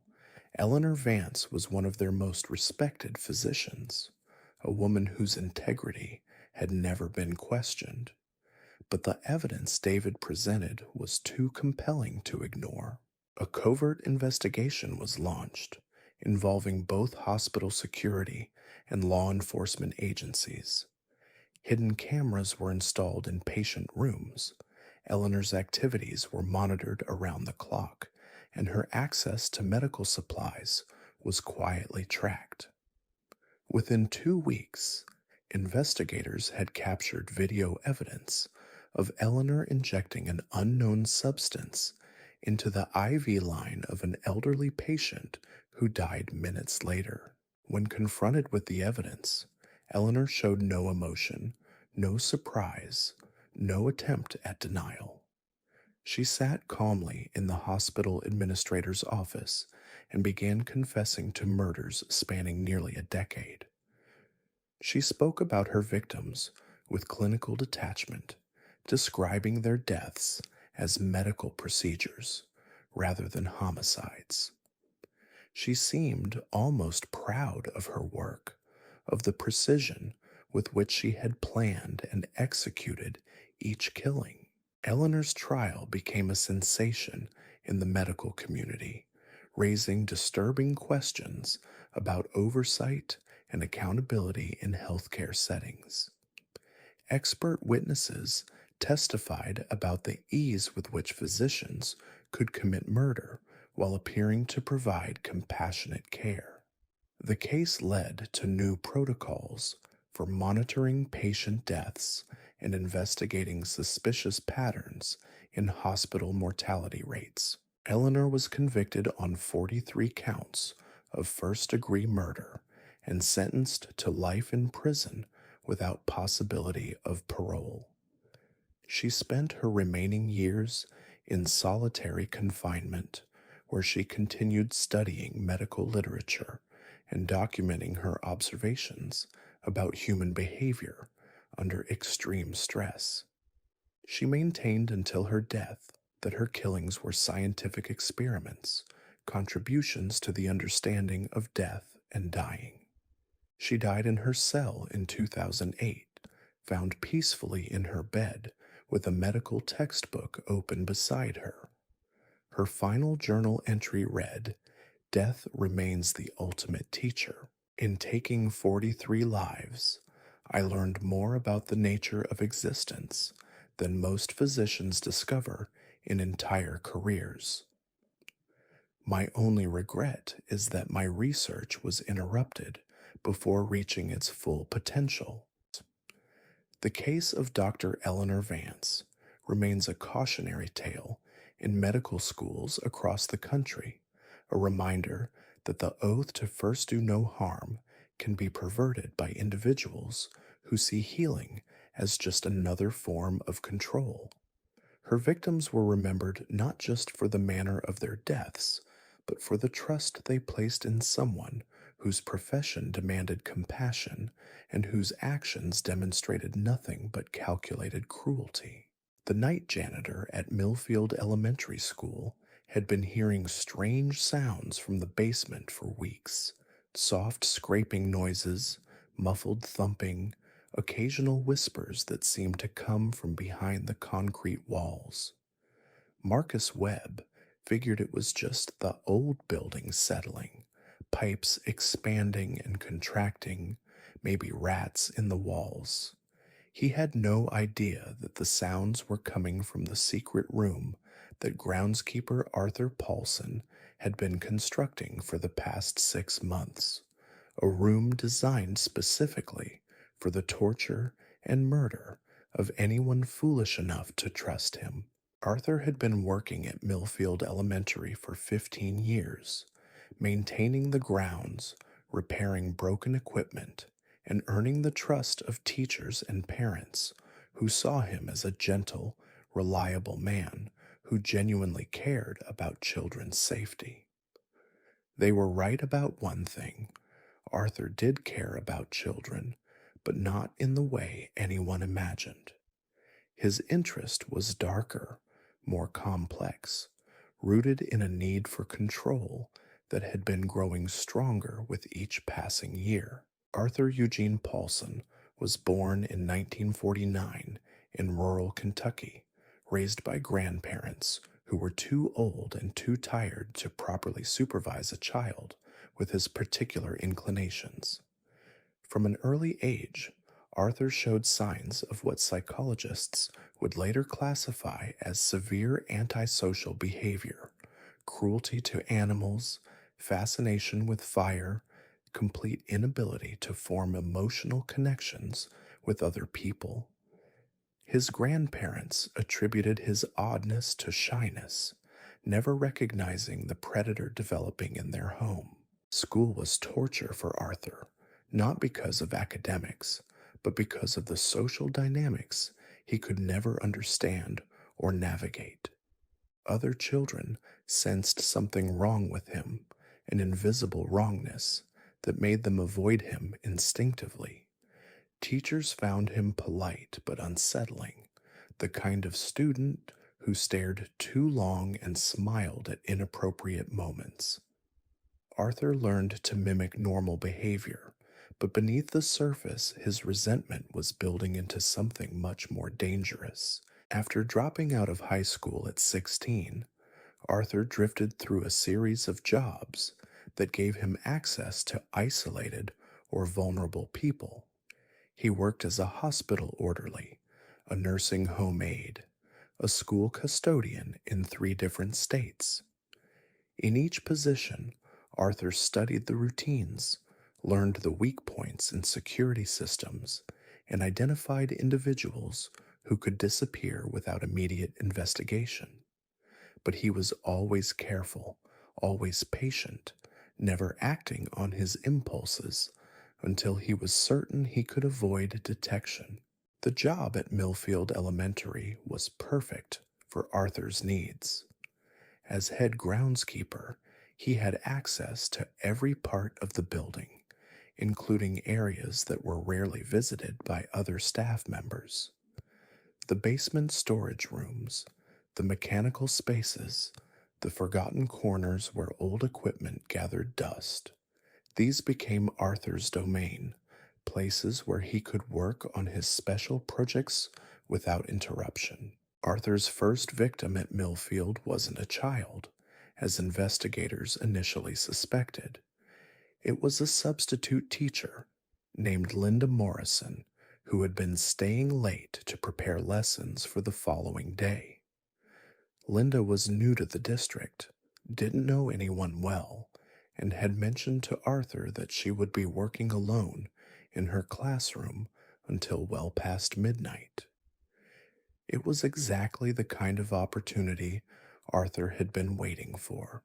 Arthur approached Linda around 11 p.m., claiming there was a water leak in the basement that might affect the electrical system in her classroom. He offered to show her the problem, suggesting she might want to move her materials to a safer location. Linda trusted him. After all, Arthur was a familiar face, a long-time employee who had always been helpful and courteous. She followed him down to the basement, where Arthur's true nature finally emerged. The attack was swift and precise. Arthur had been planning it for months, studying Linda's habits and preparing the basement room for exactly this purpose. He used a modified taser to incapacitate her, then restraints he had fashioned from maintenance supplies to keep her helpless. What followed was a nightmare that lasted 14 hours, ending only when Arthur finally grew bored with his victim's suffering. Arthur disposed of Linda's body using the school's industrial wood chipper, scattering the remains across the football field under cover of darkness. The machine reduced her to fragments so small they were indistinguishable from the mulch Arthur regularly spread around the school grounds. Linda Morrison simply vanished, leaving behind only a missing person report and a few personal items that Arthur kept as souvenirs. The success of his first murder at Millfield convinced Arthur that he had found the perfect hunting ground. Over the next 2 years, 5 more people disappeared after having final interactions with the helpful groundskeeper, a parent volunteer who stayed late for a fundraising event, a delivery driver who came to the school after hours, a security guard from a private company who was supposed to conduct a routine inspection. Arthur's victims shared certain characteristics. They were all adults who had legitimate reasons to be at the school during off hours, people whose disappearances could be explained by the assumption that they had left the building and encountered trouble elsewhere. Arthur was careful never to target anyone whose absence would immediately focus attention on the school itself. The basement room evolved with each killing, becoming more sophisticated as Arthur learned from experience and refined his methods. He installed soundproofing using materials he claimed were needed for building maintenance. He created drainage systems that would handle bodily fluids. He set up recording equipment to document his experiments, studying his victims' responses with the detached curiosity of a scientist conducting research. Between murders, Arthur was the perfect employee. He arrived early, stayed late, and maintained the school grounds with meticulous attention to detail. Teachers praised his reliability, parents appreciated his friendly demeanor, and administrators considered him an invaluable asset to the district. No one noticed that Arthur's garden beds were unusually fertile, that the grass on the football field grew with exceptional vigor, that the mulch around the playground had an oddly varied texture. Arthur's downfall came from his own overconfidence. By 1993, he had grown so comfortable with his methods that he began taking greater risks, targeting victims who were more likely to be missed quickly. His final victim was Rebecca Santos, a young teacher who had been working late to decorate her classroom for a special event. Rebecca was popular, well connected, and had told multiple people exactly where she would be and when she expected to finish her work. When Rebecca failed to return home that night, her husband immediately called the police and insisted on a thorough search of the school building. Arthur volunteered to help with the investigation, offering his expertise about the building's layout and suggesting areas where someone might hide or become trapped. His eagerness to assist actually raised suspicions among the investigating officers, who had learned to be wary of individuals who inserted themselves too deeply into criminal investigations. A thorough search of the basement revealed Arthur's secret room, hidden behind a false wall that he had constructed using his position as groundskeeper to avoid detection. Inside, investigators found evidence of multiple murders, bloodstains, recording equipment, personal items belonging to missing persons, and detailed journals documenting Arthur's crimes over a 15-year period. The journals were the most disturbing evidence of all. Arthur had documented each murder with clinical precision, describing his victims' final moments, analyzing their psychological responses to terror, and rating each killing based on various criteria, including duration, intensity, and aesthetic appeal. He had treated murder like a hobby, complete with statistics, comparisons, and plans for future improvements to his technique. Arthur's arrest sent shockwaves through the Millfield community. Parents struggled to explain to their children how someone they had trusted, someone who had seemed so caring and reliable, could have committed such horrific crimes. The school district implemented new security measures, background check procedures, and oversight protocols designed to prevent similar tragedies in the future. During his trial, Arthur showed no remorse for his actions. He spoke about his victims as if they were laboratory subjects, describing their deaths in terms of scientific observation rather than human tragedy. Expert witnesses testified that Arthur displayed classic symptoms of psychopathy, complete lack of empathy, grandiose sense of self-worth, and inability to form genuine emotional connections with other people. Arthur was convicted on 6 counts of first-degree murder and sentenced to death. He spent 12 years on death row, where he continued his psychological research by observing fellow inmates and documenting their behavior in notebooks that were regularly confiscated by prison officials. He maintained until his execution that his killings were valuable contributions to the understanding of human psychology under extreme stress. On September 14th, 2005, Arthur Eugene Paulson was executed by lethal injection.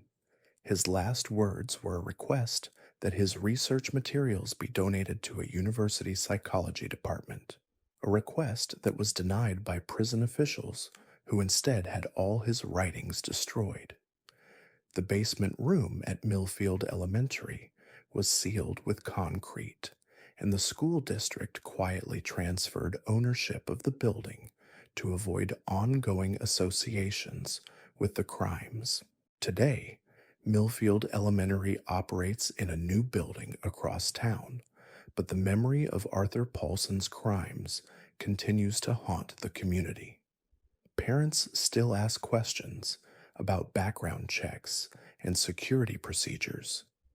Teachers still feel uneasy when working alone after hours, and groundskeepers across the district still face suspicious looks from colleagues who remember that evil can wear a maintenance uniform and carry a set of keys to places where screams cannot be heard.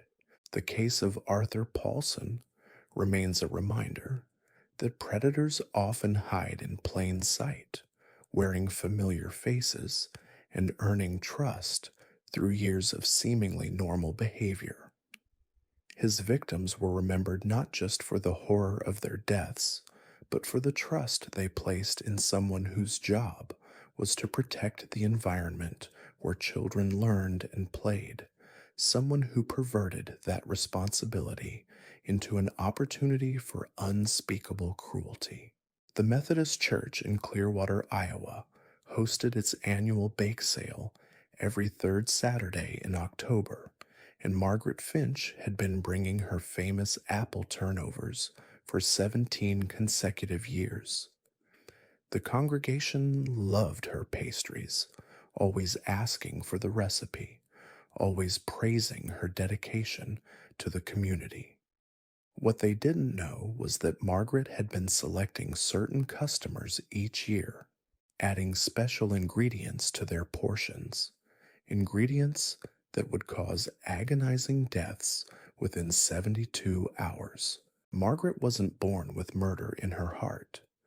She came into the world in 1934 on a dairy farm outside Cedar Rapids, the youngest of four daughters in a family that valued hard work and Christian devotion.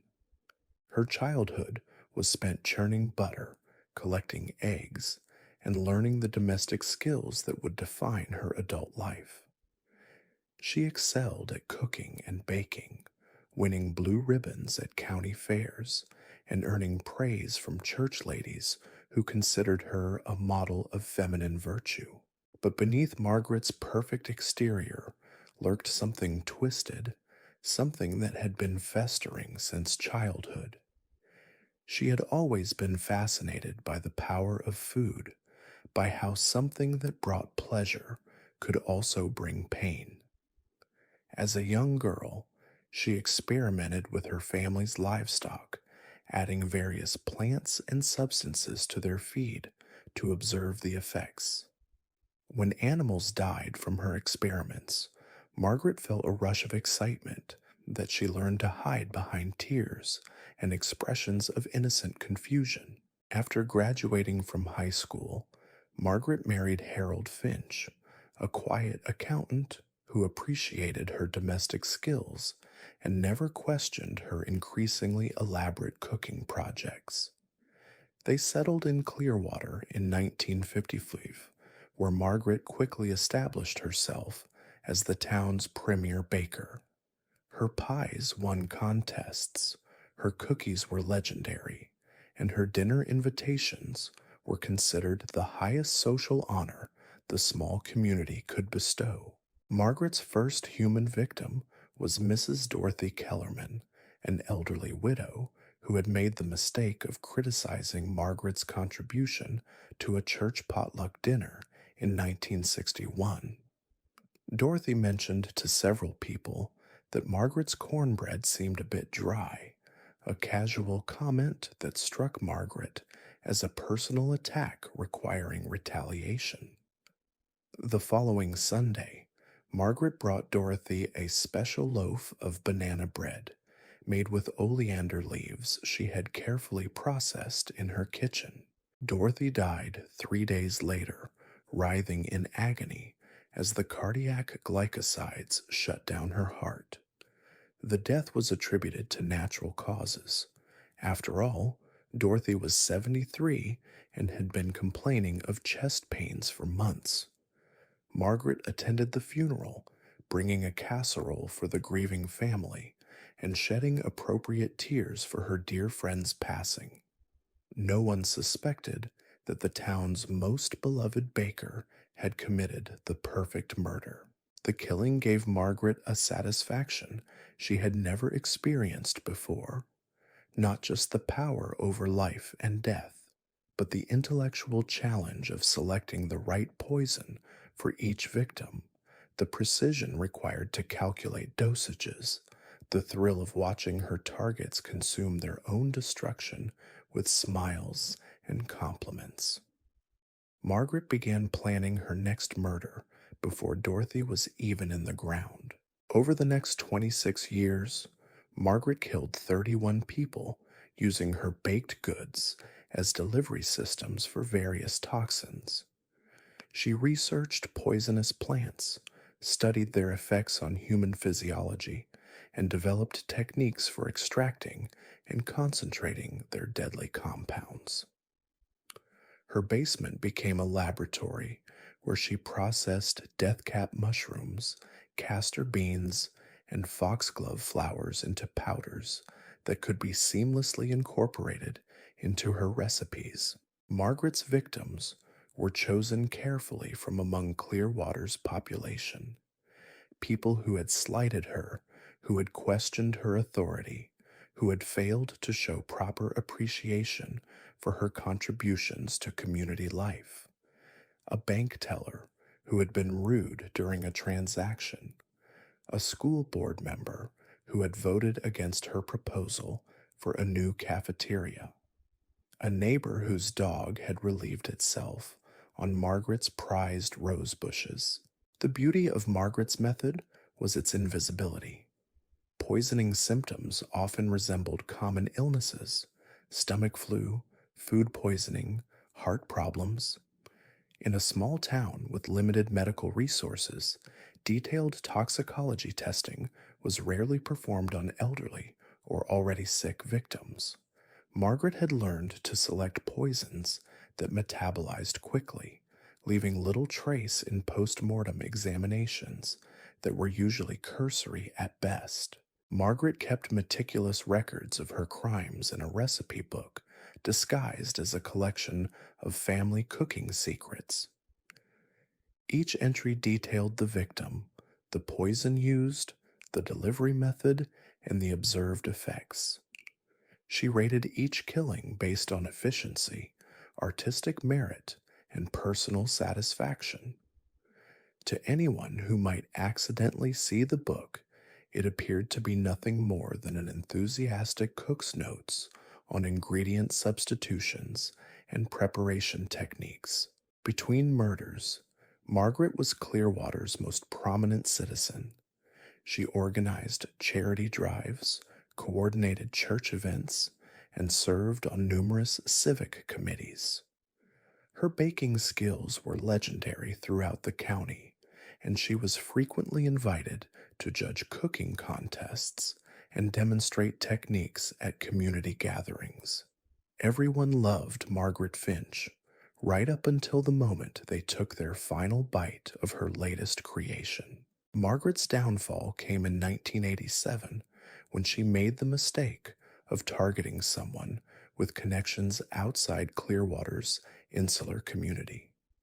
Dr. Richard Hawthorne had recently moved to town to establish a medical practice, bringing with him experience in emergency medicine and toxicology.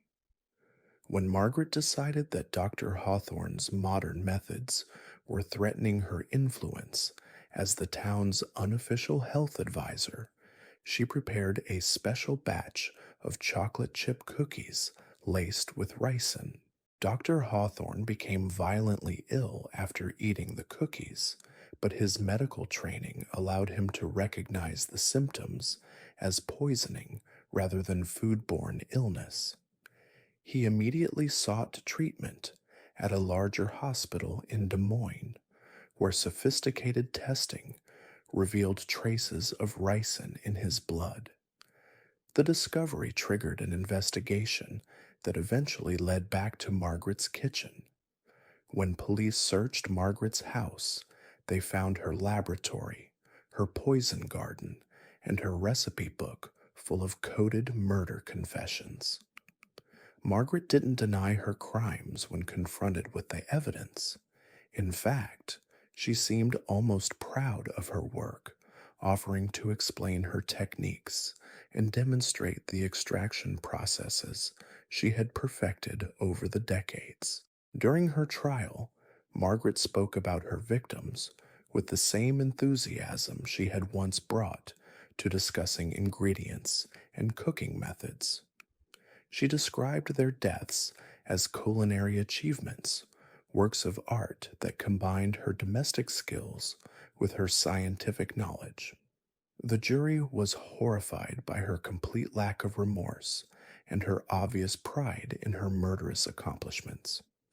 Margaret was convicted on 31 counts of first-degree murder and sentenced to life in prison without possibility of parole. She died in her cell in 2003, found peacefully in her bed with a cookbook open beside her. Prison officials discovered that she had been attempting to grow poisonous plants in her cell window, using seeds smuggled in through unknown means. The case of Margaret Finch shattered Clearwater's sense of security and trust. Residents struggled to accept that their most beloved neighbor had been systematically murdering people for over 2 decades. The annual church bake sale was canceled permanently, and many longtime residents found themselves unable to accept homemade food from anyone, no matter how well they thought they knew the cook. Margaret's house was demolished after her conviction. The property sold to developers who built a small shopping center where her kitchen laboratory had once stood. But the memory of her crimes continues to haunt Clearwater, a reminder that evil can wear an apron and offer you a second helping while planning your death with the same care most people reserve for Sunday dinner. The railroad yard in Millbrook, Colorado, stretched for miles under the endless western sky, a maze of tracks and boxcars where freight trains assembled for journeys across the continent. It was the kind of place where transients gathered, where drifters caught rides to nowhere, where a man could disappear without anyone asking questions. For Thomas Earl Hutchinson, it was paradise, a hunting ground where prey delivered itself directly to his doorstep. Thomas had been working as a railroad security guard since 1969, patrolling the yards with a flashlight and a clipboard, supposedly checking for vandals and unauthorized personnel. But Thomas wasn't interested in protecting railroad property. He was interested in the vulnerable people who sought shelter in empty boxcars, the homeless veterans and runaway teenagers who thought they were invisible to the straight world. Thomas saw them all, cataloged their weaknesses, and selected the ones who would never be missed. Thomas Earl Hutchinson was born in 1935 in Pueblo, Colorado, the son of a railroad engineer who died in a switching accident when Thomas was 12.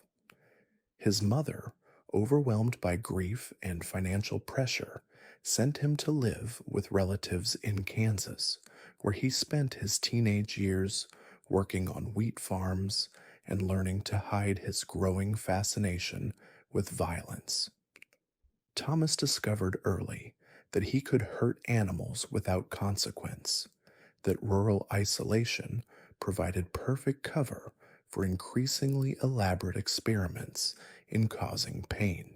After high school, Thomas enlisted in the Army and was deployed to Korea, where he volunteered for duties that involved handling enemy prisoners. Fellow soldiers remembered him as quiet but effective, someone who could extract information when conventional interrogation methods failed. What they didn't realize was that Thomas wasn't interested in intelligence gathering. He was interested in the process of breaking human beings, in discovering exactly how much suffering a person could endure before their mind simply shut down.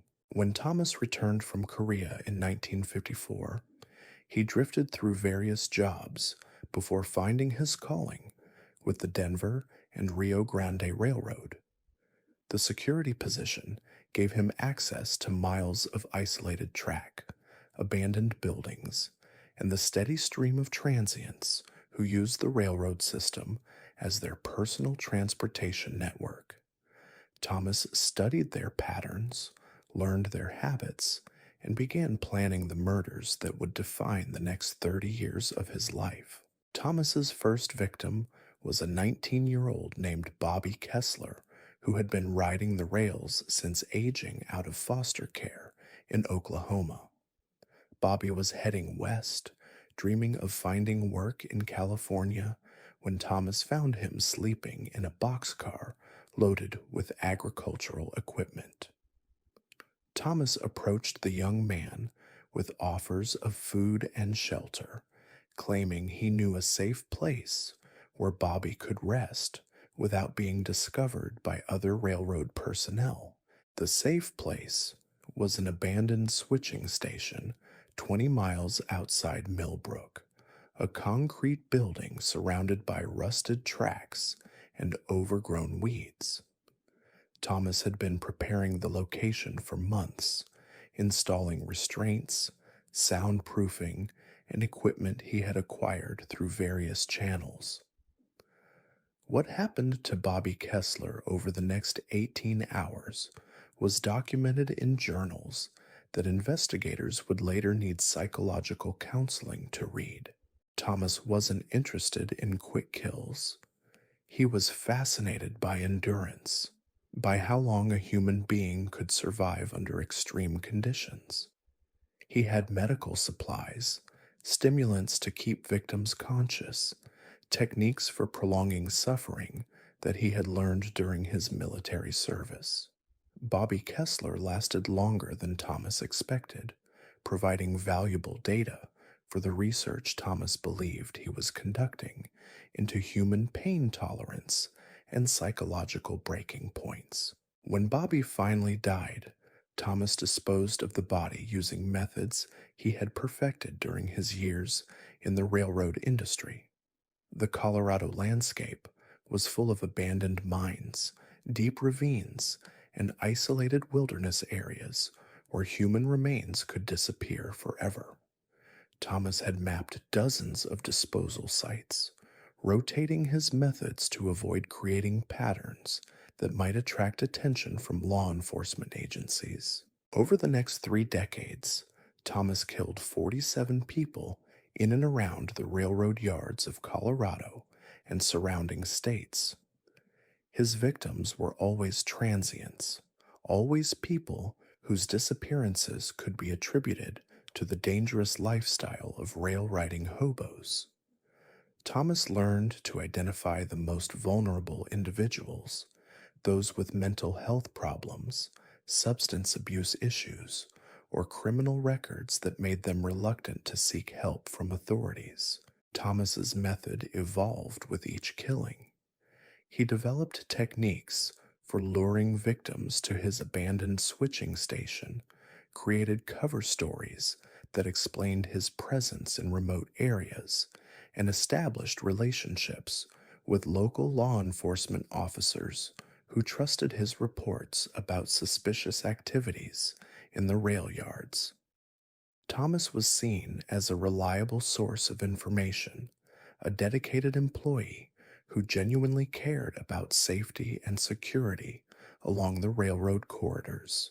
The switching station became Thomas's laboratory, equipped with medical instruments, recording equipment, and detailed charts documenting human responses to various forms of trauma. Thomas approached each murder like a scientific experiment, testing hypotheses about pain tolerance, measuring psychological breaking points, and developing theories about human behavior under extreme duress.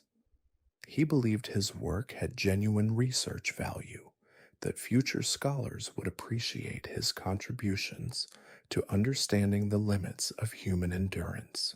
Between killings, Thomas maintained a completely normal facade. He lived in a modest apartment near the railroad yard, attended church regularly, and was considered a quiet but dependable neighbor.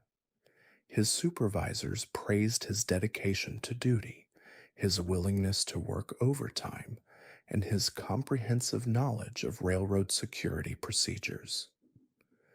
No one suspected that their model employee was systematically hunting human beings like animals. Thomas's downfall came in 1999 when he targeted a victim who had more connections than he realized. Jennifer Nakamura was a college student researching American labor history who had been interviewing railroad workers as part of her master's thesis. When she disappeared after telling friends she planned to explore abandoned sections of the rail system, her family hired private investigators who conducted a more thorough search than local police had managed. The investigators found Jennifer's body in one of Thomas's disposal sites, along with evidence linking her death to similar disappearances dating back decades. When confronted with physical evidence connecting him to multiple murders, Thomas didn't deny his crimes. Instead, he offered to help investigators understand the scope of his work, providing detailed maps of body locations and explaining the scientific principles behind his research methodology. Thomas's confession revealed the existence of 47 victims across 6 states, though investigators suspected the actual number was much higher. Many of the bodies were never recovered due to the remote locations Thomas had chosen for disposal, and some victims were likely never reported missing due to their transient lifestyles. Thomas provided what assistance he could, but decades of exposure to Colorado weather had obliterated most physical evidence. During his trial, Thomas spoke about his crimes with clinical detachment, describing his victims as research subjects rather than human beings. He maintained that his killings served a higher purpose, that his documentation of human suffering under controlled conditions provided valuable insights into psychology and physiology. Expert witnesses testified that Thomas displayed classic symptoms of psychopathy combined with grandiose delusions about the scientific value of his work. Thomas was convicted on multiple counts of first-degree murder and sentenced to death. He spent his final years on death row at Colorado State Penitentiary, where he continued his research by observing fellow inmates and documenting their behavioral patterns. He filled dozens of notebooks with psychological profiles and statistical analysis, always maintaining that his work would eventually be recognized by academic institutions.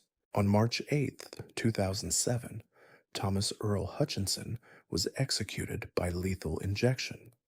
His last words were a request that his research materials be preserved for future study, a request that was denied by prison officials who instead had all his writings destroyed.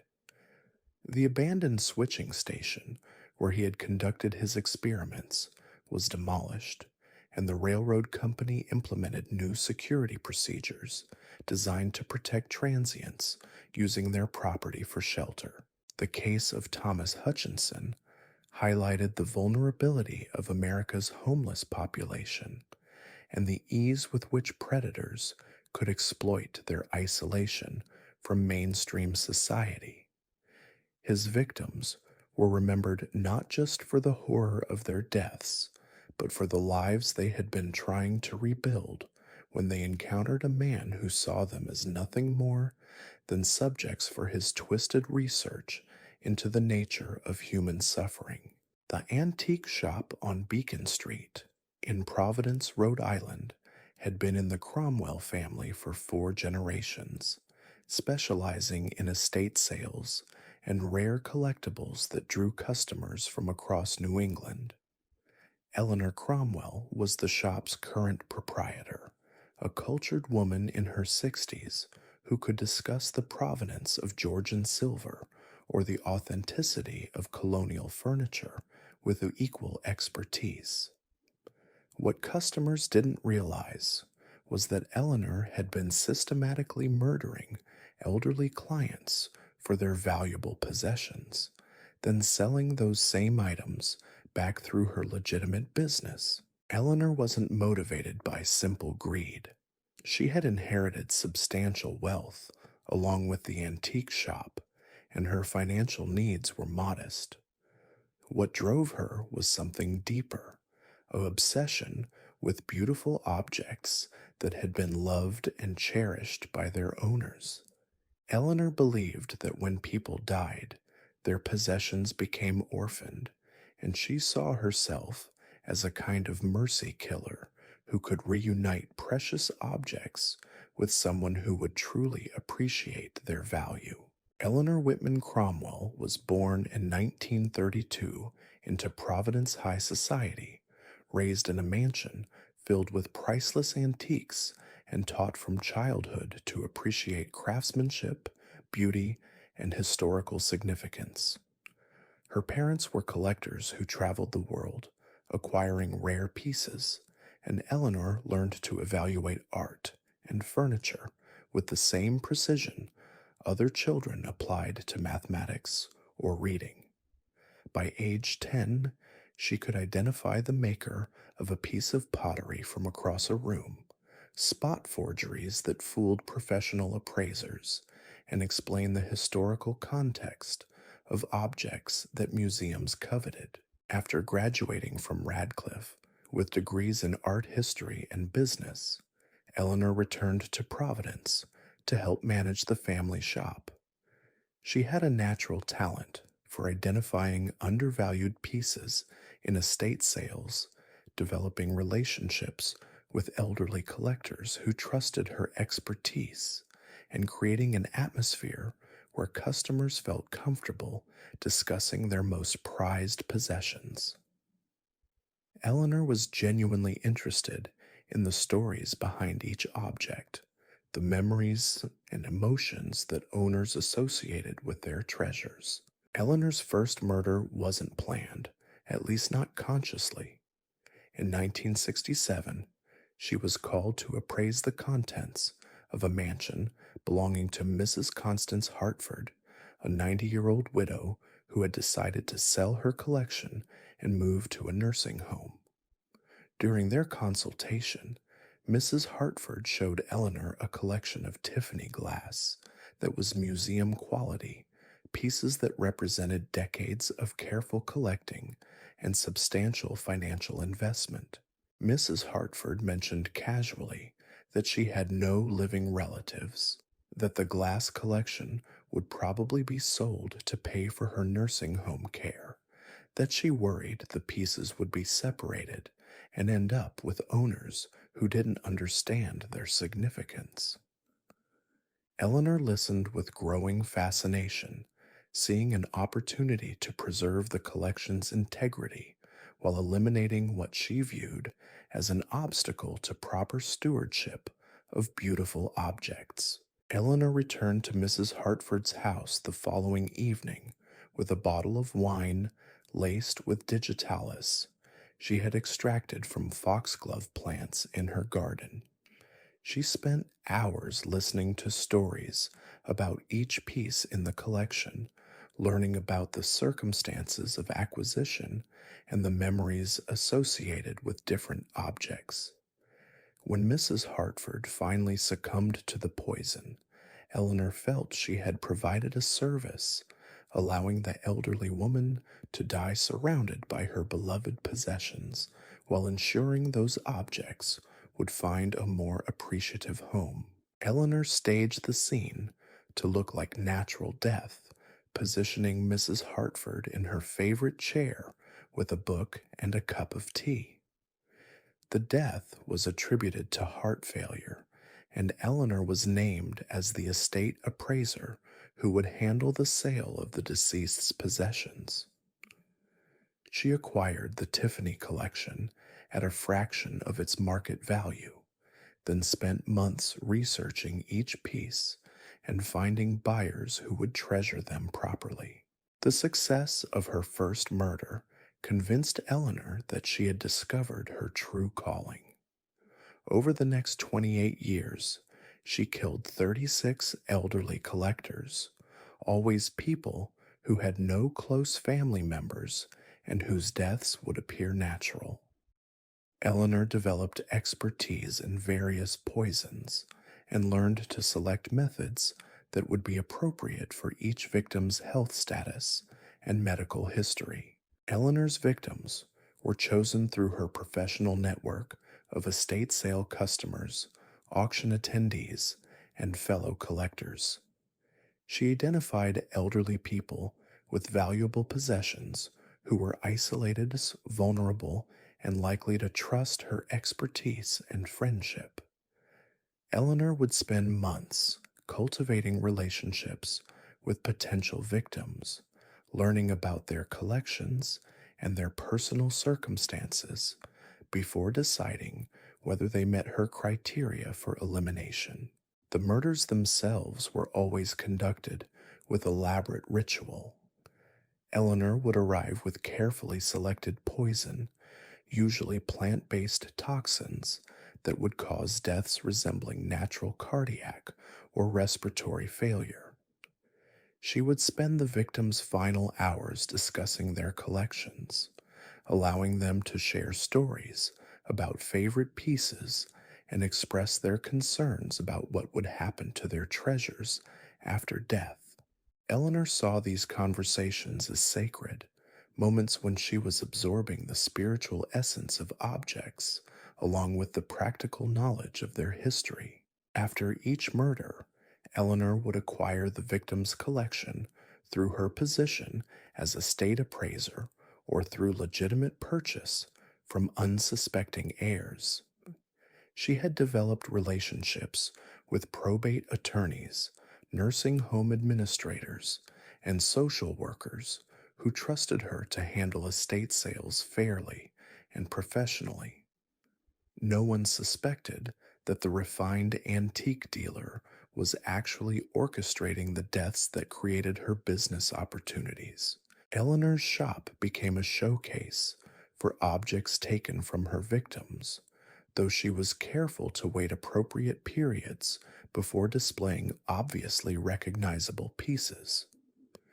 She developed an international network of dealers and collectors who appreciated her ability to locate rare items, and her reputation for discovering undervalued treasures attracted customers from around the world. Eleanor took pride in matching objects with owners who would appreciate their beauty and historical significance. Between murders, Eleanor was a pillar of Providence society.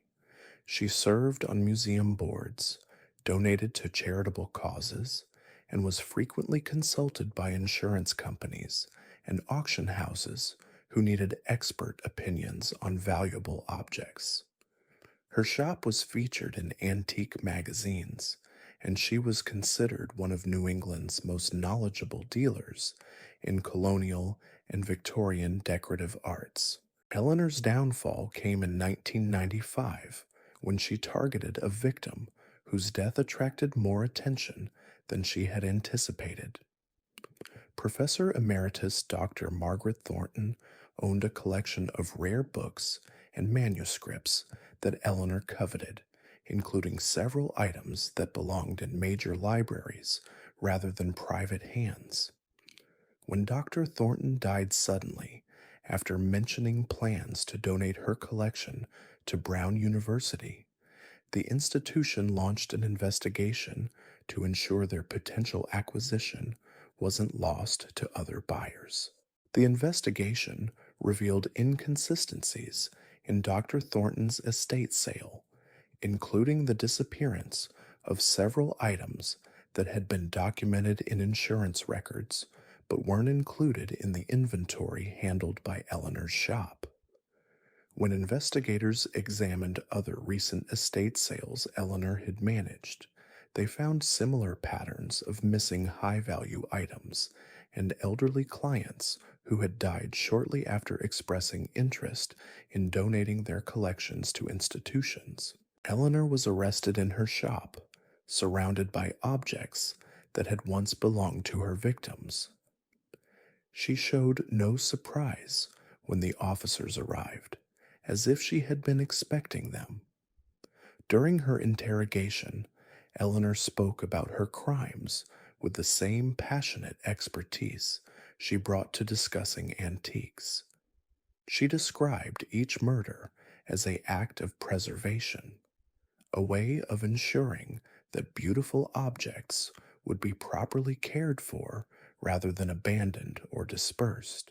Eleanor's trial revealed the scope of her crimes and the methodical way she had used her professional reputation to identify and eliminate victims. Expert witnesses testified about her extensive knowledge of poisons, her ability to manipulate probate proceedings, and her systematic approach to acquiring collections from people she had murdered. The prosecution argued that Eleanor had perverted her genuine love of beautiful objects into justification for systematic murder. Eleanor was convicted on 36 counts of first-degree murder and sentenced to life in prison without possibility of parole. She spent her remaining years in solitary confinement, where she continued studying art history and writing detailed descriptions of objects she remembered from her victims' collections. She maintained until her death that her actions had preserved important cultural artifacts that might otherwise have been lost or neglected. She died in her cell in 2009, found peacefully in her bed with sketches of antique objects covering her walls and notebooks filled with detailed descriptions of pieces she would never see again. Her final journal entry read, "Beauty deserves better stewards than those who see it merely as inheritance. I provided that stewardship, even if others cannot understand the necessity of my methods." The case of Eleanor Cromwell shocked Providence's art and antique community, forcing dealers and collectors to re-examine their relationships with elderly clients and their approach to estate sales. Her shop was closed permanently, its inventory distributed to museums and legitimate dealers who could verify proper provenance. But the shadow of her crimes continues to haunt New England's antique trade, a reminder that even the most refined cultural pursuits can mask the darkest of human impulses. The milk delivery truck made its rounds through Riverside Heights every Tuesday and Thursday morning at exactly 7:15 a.m., and housewives across the suburban neighborhood had come to depend on Chester Millwood's punctual service. He was polite, efficient, and never forgot their standing orders. 2% for the Hendersons, whole milk for the family with young children on Oak Street, buttermilk for Mrs. Patterson, who claimed it helped her arthritis.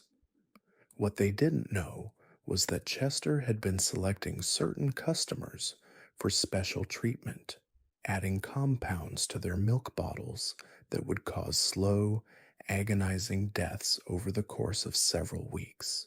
Chester wasn't born with murder in his veins. He entered the world in 1944 in Dayton, Ohio, the son of a factory worker and a seamstress who struggled to make ends meet during the Depression. His childhood was marked by poverty, but not abuse, neglect, but not cruelty. Chester was a quiet boy who preferred solitude to social interaction, spending hours in the basement, tinkering with chemistry sets, and conducting experiments on insects he captured in mason jars. By age 12, Chester had progressed from insects to neighborhood pets, always careful to make their deaths appear accidental. A cat found dead from apparent poisoning, a dog that succumbed to mysterious illness. Chester learned early that people rarely questioned natural seeming deaths, especially when the victims were animals that might have eaten something toxic while roaming freely. After high school, Chester took a job with Riverside Dairy, where his methodical nature and reliable schedule made him a favorite among customers and supervisors alike. The job gave him access to hundreds of homes, intimate knowledge of family routines, and the perfect delivery system for whatever substances he chose to introduce into people's lives. Chester's first human victim was Mrs. Dorothy Kemp, a 78-year-old widow who lived alone on Maple Street. Mrs. Kemp had made the mistake of complaining to the dairy about Chester's prices, suggesting that his routes were inefficient and that customers deserved better service for their money. Chester took the criticism as a personal attack requiring immediate response. The next Tuesday, Mrs. Kemp's milk contained traces of thallium, a tasteless, odorless poison that Chester had acquired through industrial supply contacts he'd cultivated over the years. The toxin worked slowly, causing symptoms that mimicked common ailments in elderly people: fatigues, confusion, digestive problems. Mrs. Kemp's doctor attributed her declining health to age and stress, never suspecting that her trusted milkman was systematically destroying her nervous system with each delivery. Mrs. Kemp died 3 weeks later, her passing attributed to natural causes by a physician who had no reason to suspect poisoning. Chester attended the funeral, expressing appropriate condolences to distant relatives who remembered him as the helpful young man who had always been so considerate of their aunt's needs. No one questioned why he knew so much about Mrs. Kemp's final weeks, why he seemed so knowledgeable about her symptoms and suffering. The killing gave Chester something he had never experienced before: absolute control over another person's existence, the power to determine not just when someone would die, but how they would experience their final days on Earth. He began planning his next murder before Mrs. Kemp was even buried, already selecting his target from among the customers who had somehow offended or disappointed him. Over the next 18 years, Chester killed 29 people using his milk delivery route as the perfect cover for systematic poisoning. His victims were chosen carefully from among his regular customers, people who had complained about service, questioned his prices, or simply failed to show appropriate appreciation for his reliability and dedication. Chester saw himself as providing a valuable service to the community by eliminating ungrateful and difficult individuals. Chester's poisons varied depending on the victim and the effect he wanted to achieve. Sometimes, he used arsenic for its classic symptoms that could be mistaken for food poisoning or stomach flu. Other times, he employed mercury compounds that would cause neurological deterioration resembling dementia or stroke. For victims he particularly disliked, Chester would use combinations of toxins that would cause prolonged suffering before death finally provided relief. The beauty of Chester's method was its invisibility and respectability. Milk was a wholesome product that people consumed daily without suspicion.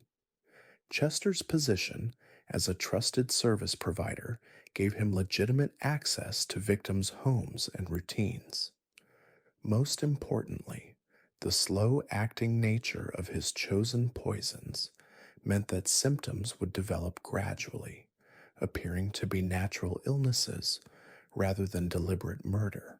Chester kept detailed records of each poisoning in a ledger disguised as customer service notes. Each entry documented the victim's name, the poison used, the dosage administered, and the timeline of symptoms observed during subsequent deliveries. Chester rated each killing based on efficiency, artistic merit, and the victim's level of suffering.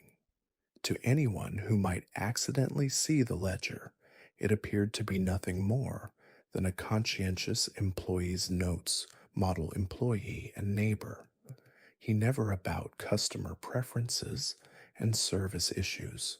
Between murders, Chester was the in perfect condition and was missed a delivery, always maintained his truck unfailingly polite to customers and co-workers alike. His supervisors considered him their most reliable driver, someone who could be trusted with the most demanding routes and difficult customers. Chester took pride in his reputation for excellent service, seeing it as validation of his superior character and professional dedication. Chester's downfall came in 1988 when he made the mistake of targeting a victim with medical knowledge that his previous targets had lacked. Dr. Patricia Reynolds was a retired physician who had moved to Riverside Heights to enjoy a quiet retirement. When Chester decided that Dr. Reynolds was too demanding about delivery times and too critical of the dairy's pricing policies, he began adding cadmium compounds to her milk supply. Dr. Reynolds recognized her symptoms as heavy metal poisoning rather than the natural illness Chester had intended to simulate. She immediately sought treatment at a major medical center where sophisticated testing revealed dangerous levels of cadmium in her blood.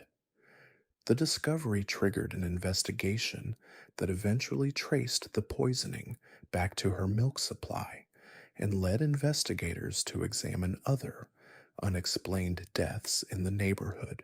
When authorities searched Chester's apartment, they found his laboratory, his supply of various poisons, and his detailed ledger documenting nearly 2 decades of systematic murder. Chester didn't resist arrest or attempt to deny his crimes. Instead, he seemed almost relieved to finally discuss his work with people who might appreciate the skill and dedication required to carry out such an elaborate operation. During his confession, Chester spoke about his victims with the same professional pride he had once brought to discussing milk delivery routes and customer service procedures. He described their deaths as necessary corrections to the social order, eliminations of ungrateful and troublesome individuals who had failed to appreciate the services provided by hardworking people like himself. Chester was convicted on 29 counts of first-degree murder and sentenced to death. He spent 11 years on death row, where he continued his chemical research by observing the effects of various medications on fellow inmates and documenting their behavioral changes in notebooks that were regularly confiscated by prison officials. He maintained until his execution that his killings had improved the quality of life in Riverside Heights by removing difficult and unappreciative residents. On June 3rd, 1999, Chester Millwood was executed by lethal injection. His last meal was a glass of milk and a piece of apple pie, and his final words were a complaint about the quality of the prison's dairy products. The Riverside Dairy Company implemented new security procedures and background check requirements for all employees, though they never publicly acknowledged the connection between their former driver and the neighborhood murders. Today, Riverside Heights remains a quiet suburban community, but longtime residents still remember the years when Chester Millwood delivered more than milk to their doorsteps. Some families moved away after learning about his crimes, unable to live in homes where death had been served with breakfast every Tuesday and Thursday morning.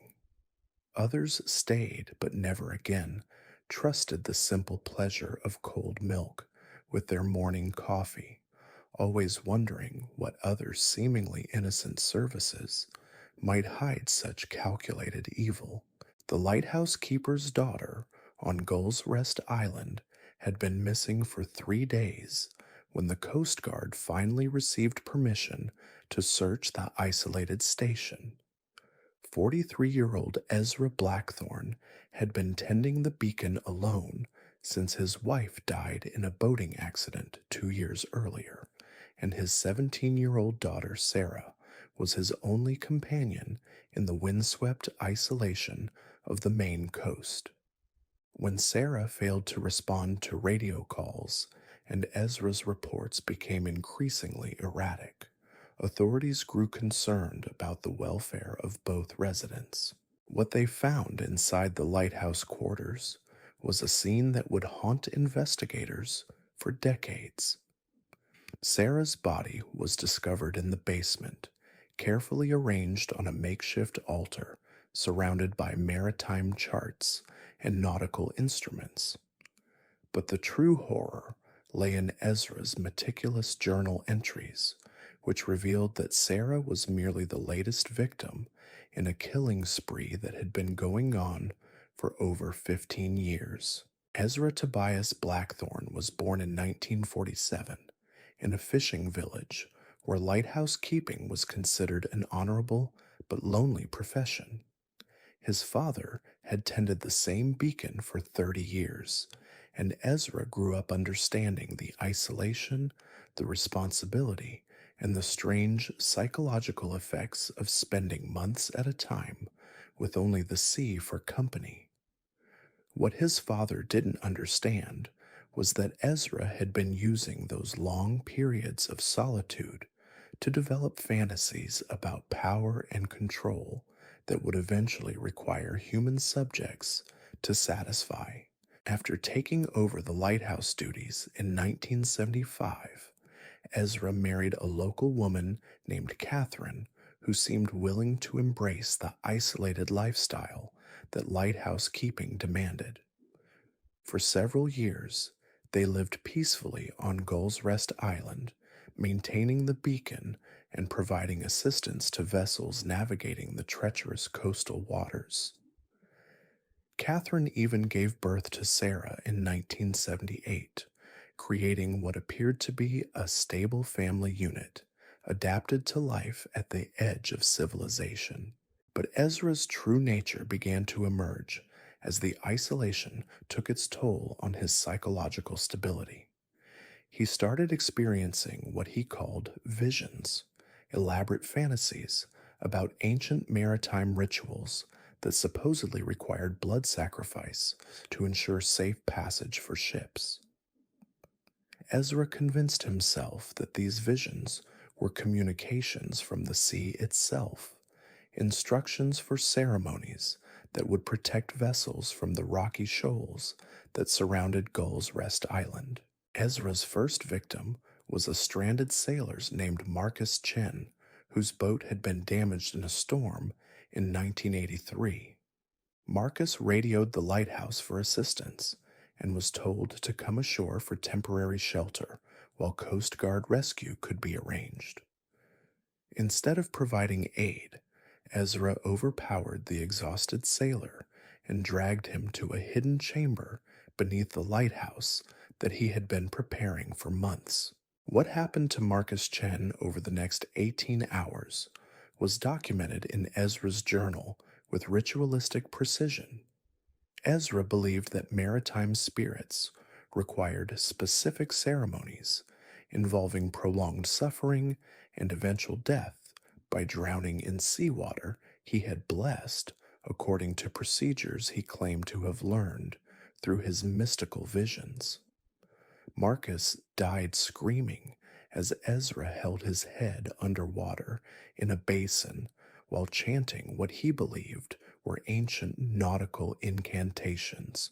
Ezra disposed of Marcus's body by weighting it down and dropping it into deep water on the far side of Gull's Rest Island. The sailor's disappearance was attributed to the storm that had damaged his boat, and rescue efforts were eventually abandoned when no trace of him could be found. Ezra's report about providing assistance to a distressed vessel was accepted without question by Coast Guard officials who had no reason to suspect the reliable lighthouse keeper of any wrongdoing.